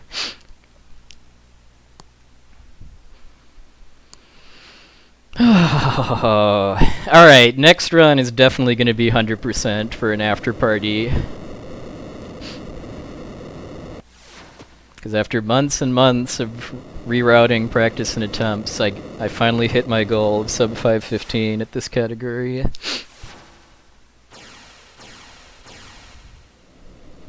By 45 full seconds, too. With Kieran, too. Shoutouts to Kieran. Shoutouts to Kieran for making my time a palindrome. Alright, controller down. Time to enjoy the ending.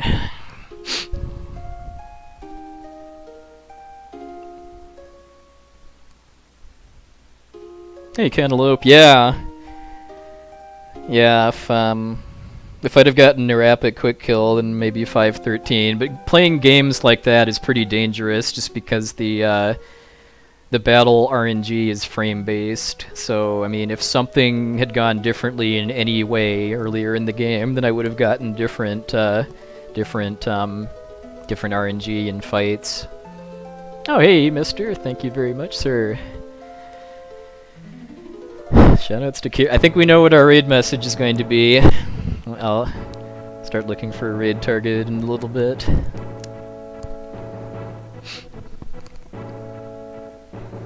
No, Kieran is totally useless in my route. I mean, in my 100% route, I throw Kieran onto Edgar during the Floating Continent escape, just so that he has something to he can learn Cure, basically, just for lack of anything better for him to learn. But other than that, it's useless. There's better Espers if you actually want to learn healing spells.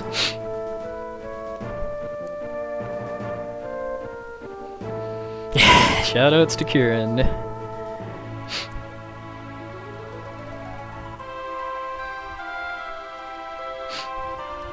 Well, I guess now that I actually have all of the splits up, I guess look back. So yeah, the first hour of this run was pretty darn good. I mean, Mount Colts could have gotten more preemptives, but I still got a sub 32. I got slam danced twice in Zozo. The opera, I got pincered by the opera rats once. So what happened in Magitech again? Oh yeah, the cranes killed Setzer, but I still clutched the fight out. Sealed Gate Cave, I had that weird Lich encounter where both Terra and Locke got confused and then didn't smoke bomb the Liches. Burning House was kind of blah. I didn't dodge any flames in the first 2 rooms and got one in the last room. Esper Mountain was pretty good. Air Force was not good at all. Edgar died twice. Well, died twice, and I got all 3 packs. Floating Continent was pretty good. The only thing that was really missing was Nerapid quick kill. And then we had that fun incident of me only looking at the ATB bars, not actually at what I was fighting, and ended up thunder rotting and naughty instead of Narapa. Fishing was pretty good. Tentacles were good. Tomb was good. Lost some time on the grind because Doom missed Setzer. Zone Eater was basically perfect. Didn't get Doom Gaze again. The tower was really good. I didn't get Force Field Skip, but other than that, basically all the bosses went well, and I got a lot of preemptives on the encounters. And then yeah, that was a really, really clean Kefka fight too.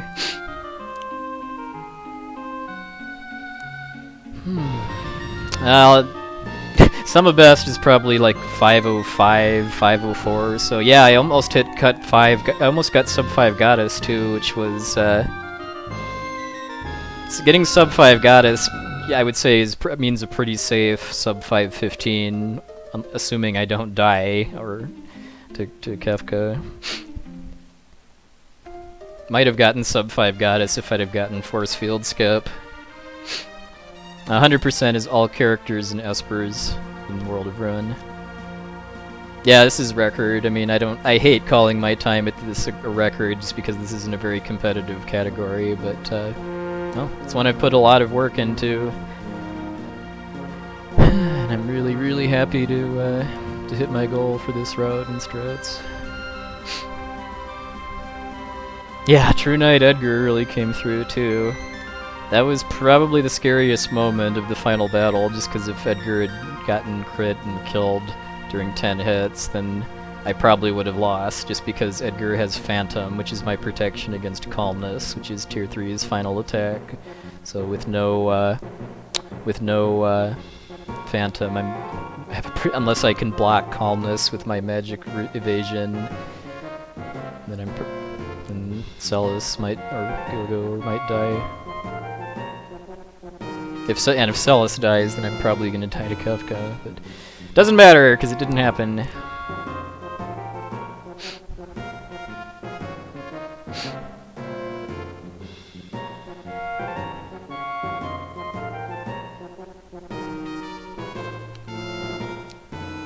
I mean, that doesn't bother me in the slightest. I mean, my main competition for this is me and how far I'm willing to push the game and myself.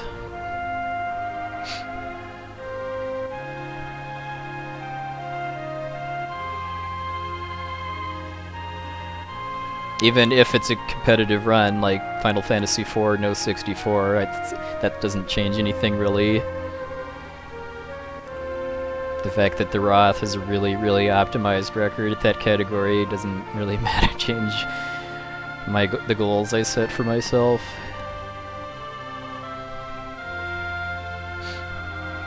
Alright. Start looking for maybe somebody to host and raid after this.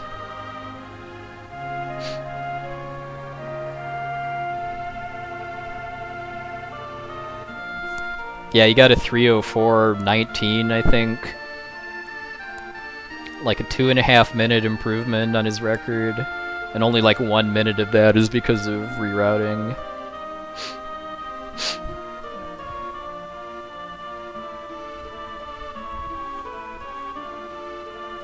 So yeah, I am definitely done seriously trying to improve my time at this category. I mean, I've been quoted numerous times at saying that like a 510 or something is theoretically possible, but just with the amount of RNG over the course of 5 hours, that's just not realistically happening, and I do want to do some other stuff. So yeah, next round of this game is going to be 100% glitchless. Probably do, I don't know, maybe 2 or 3 100% runs and see how far I can take my time down at that. After the test run I did back in like July or whenever it was, my goal for that is sub 630. I can definitely go lower than that, but I have no real interest in grinding 100% as much as I did any percent glitchless. Oh, thank you, Cluckerino. And then after that, I'll probably, assuming I'm not feeling just burnt out on this game, I'll probably try to finish my reroute for Japanese any percent no sketch, which is a very different kind of a run. Not just because of being the Japanese version too, because it uses glitches and a glitch that only works in Japanese. Yeah, well, yeah, Nacho, I'd be lying if I said I wouldn't still switch to any percent if I was, like, if I had like a 355 Narapa kill or something, but I mean, this World of Ruin is going to be really hard to compete with, just because, I mean, the only part of World of Ruin in this run that I would say has meaningful time to come off is the Celis grind.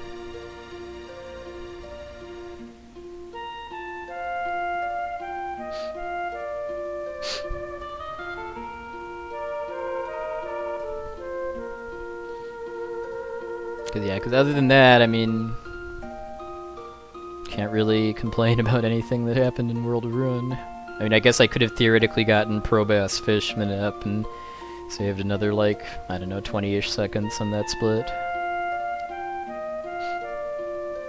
Well, I do need, I mean, yeah, next, I mean, I've got a list of possible future speed games in my Twitch bio. I mean, I do want to get back to Final Fantasy IV at some point. I want to look into some games to possibly offer for RPG Limit Break and SGDQ next year. Namely, right now I'm thinking either Chrono Trigger Any % or Final Fantasy VII No Slots.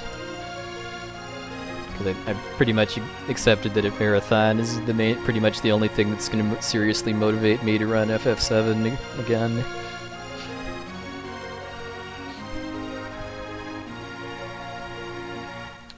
And yeah, and then there's other. I mean, like there's Donkey Kong Country 2, which I'm still working on too, and Illusion of Gaia, which is on hold right now until probably until the DKC2 tournament is over, and I've got a PB at that game that I'm happy enough with.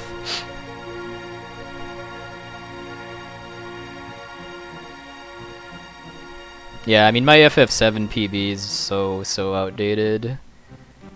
Cutting the 8 hours should be fairly free if I actually do some runs and don't die to Demon's Gate or fail most of the step route. Alright, you have yourself a good one, you mister. Thank you very much. No, I don't play any MMOs. Also, I'm not aware that there is a Final Fantasy 16 yet. Yeah, I'm actually really surprised that just the next run after the one that had a 355 World of Balance got the sub 515. Oh, thank you, Ola BP. Oh yeah, I'm usually pretty prompt at updating my Twitch bio when I get new PBs, generally just as soon as I get the video highlighted. Since this is going to be my last serious attempt for a while, I'm probably going to do a clean encode of it too. Yeah, I don't see any drop frames in Amarek, so I'll probably do a clean encode of it. Maybe I might. I don't know about doing a full restream, given that this is it's 5.5 hours, including ending. But I wouldn't mind having a copy of the run that actually has my any percent splits from start to finish instead of my 100% splits for the first 2/3 of it. Oh yeah, if I ever run FF9 again, it's going to be PlayStation. I really don't like the look of PC. I mean, it's nice that it's got faster loading times and you can skip FMVs, but I do not like the look. I mean, the menu looks pretty janky for doing stuff fast, and I don't like that the community expects use of turbo now either. Yeah, seed manipulation. I mean, the beauty of it though is that you don't have to do it, and you also don't have to attempt to get the best seed, because just as long as you can figure out what your seed is after missed clip, you can use step route to save more time over not doing step route.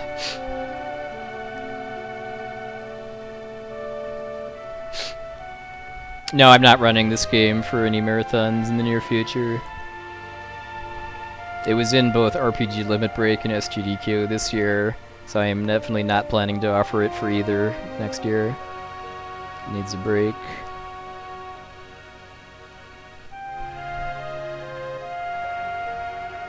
I'll probably offer it in 2018 though. It's always a good marathon game for fundraising and entertainment. What do I think about FF10? Well, it's very unfortunate that so much of the run is unskippable cutscenes. I think it would be a pretty cool speed game if that were not the case, just because it's got some really cool routing with the spear grid and like enemy AI manipulation, and stuff, but just the fact that there's like a good like 5-6 hours just of cutscenes in a run that's for like a beginner is probably like 11-ish hours, is just kind of a buzzkill for me.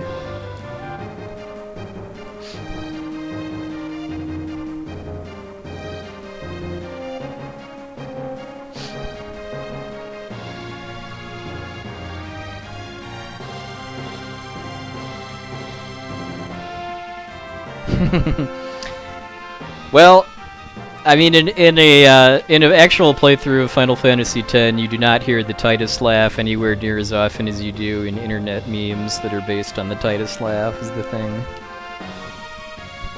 Yeah, I do want to get back into Kingdom Hearts 2 at some point. I mean, I don't know about super soon, just because I don't feel like I have any business offering KH2 for marathons. Just because there's so many better and more focused runners of KH games than me, but it's a really fun run, and yeah. Oh yeah, Nacho's reminding me that I do want to try out Dragon Quest III at some point. The Dragon Quest series is a special place in my heart because it's the first RPG series I ever played, starting with NES Dragon Warrior 1, and I've really enjoyed watching Tonic and DMC Aether and other people run DQ3, so I would definitely like to give it a try myself at some point. I have absolutely no intent right now of like trying to get record at it for that stupid bounty, given that you've got Japanese runners that have been running the game for like since it first came out, potentially, that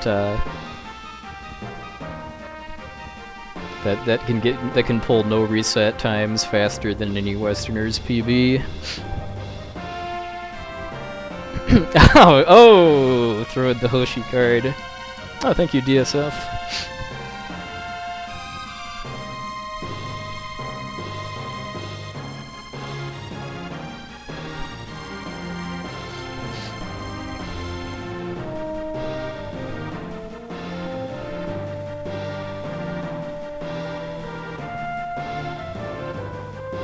Yeah, you do. If you care at all, my recommendation for a first DQ game is the DS remake of either 4 or 5. The game Darkwing Duck was streaming was Dragon Quest VIII for PlayStation 2.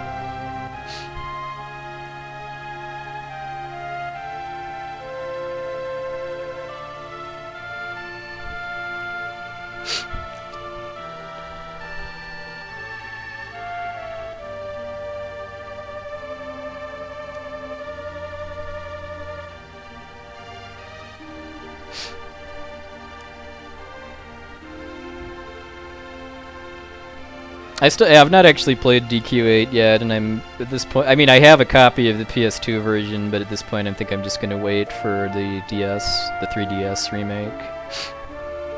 Yeah, PB by almost a minute and a half too, after kind of a rocky World of Balance, because because just looking back, I don't think I was ever actually ahead at all in between Kefka at Narsh and entering the tower. Yeah.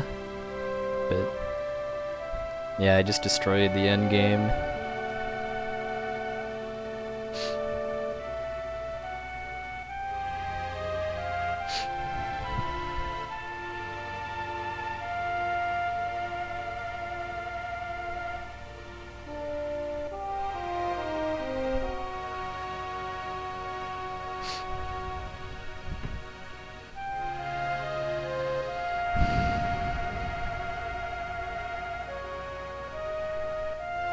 Isn't the PlayStation version of DQ7 kind of rare now? I think I heard that the discs are pretty expensive now.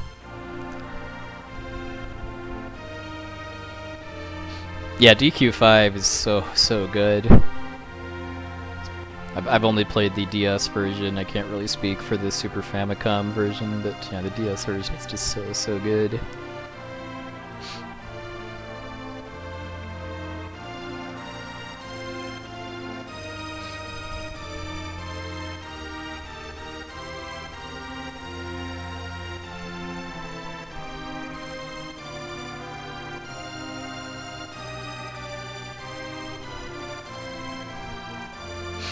DQ and the DQ4 is actually my favorite in the series, and that's mostly because of nostalgia. Because Dragon Warrior 4 was my favorite NES RPG. Still is.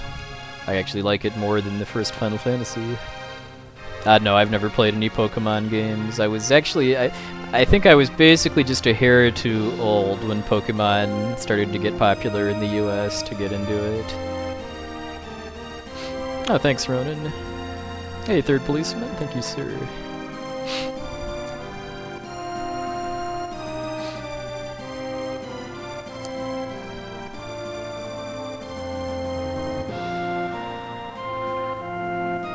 Yeah, I'm lucky that I got my Dragon Warrior 4 cart for birthday or Christmas or whatever.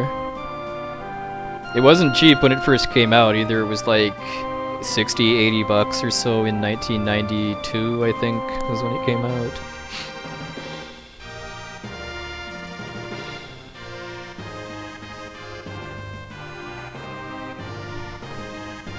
It's just it's a shame that the Dragon Warrior 4 speedrun is just so full of brutal RNG. I mean, it's not like this run where there's RNG everywhere, but all it really affects is how good your time is. It doesn't really affect your ability to make progress in the run and finish it. Whereas in pretty much all of the NES Dragon Warrior games, if you're playing them basically glitchless without RNG min-app, or even in some cases with glitches and RNG min-app, there's either grinding that is really inconsistent because it's based around killing metal enemies, or you've got like bosses or enemies that can kill you if you get bad luck on them, or enemies that can kill you if you fail to run.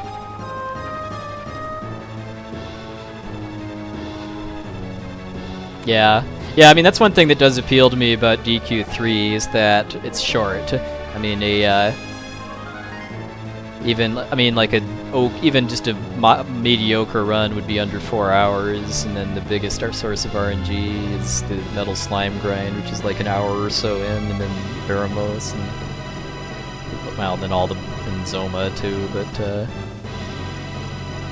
it's Dragon Warrior 4. The metal babble grind is like 5 hours in or something.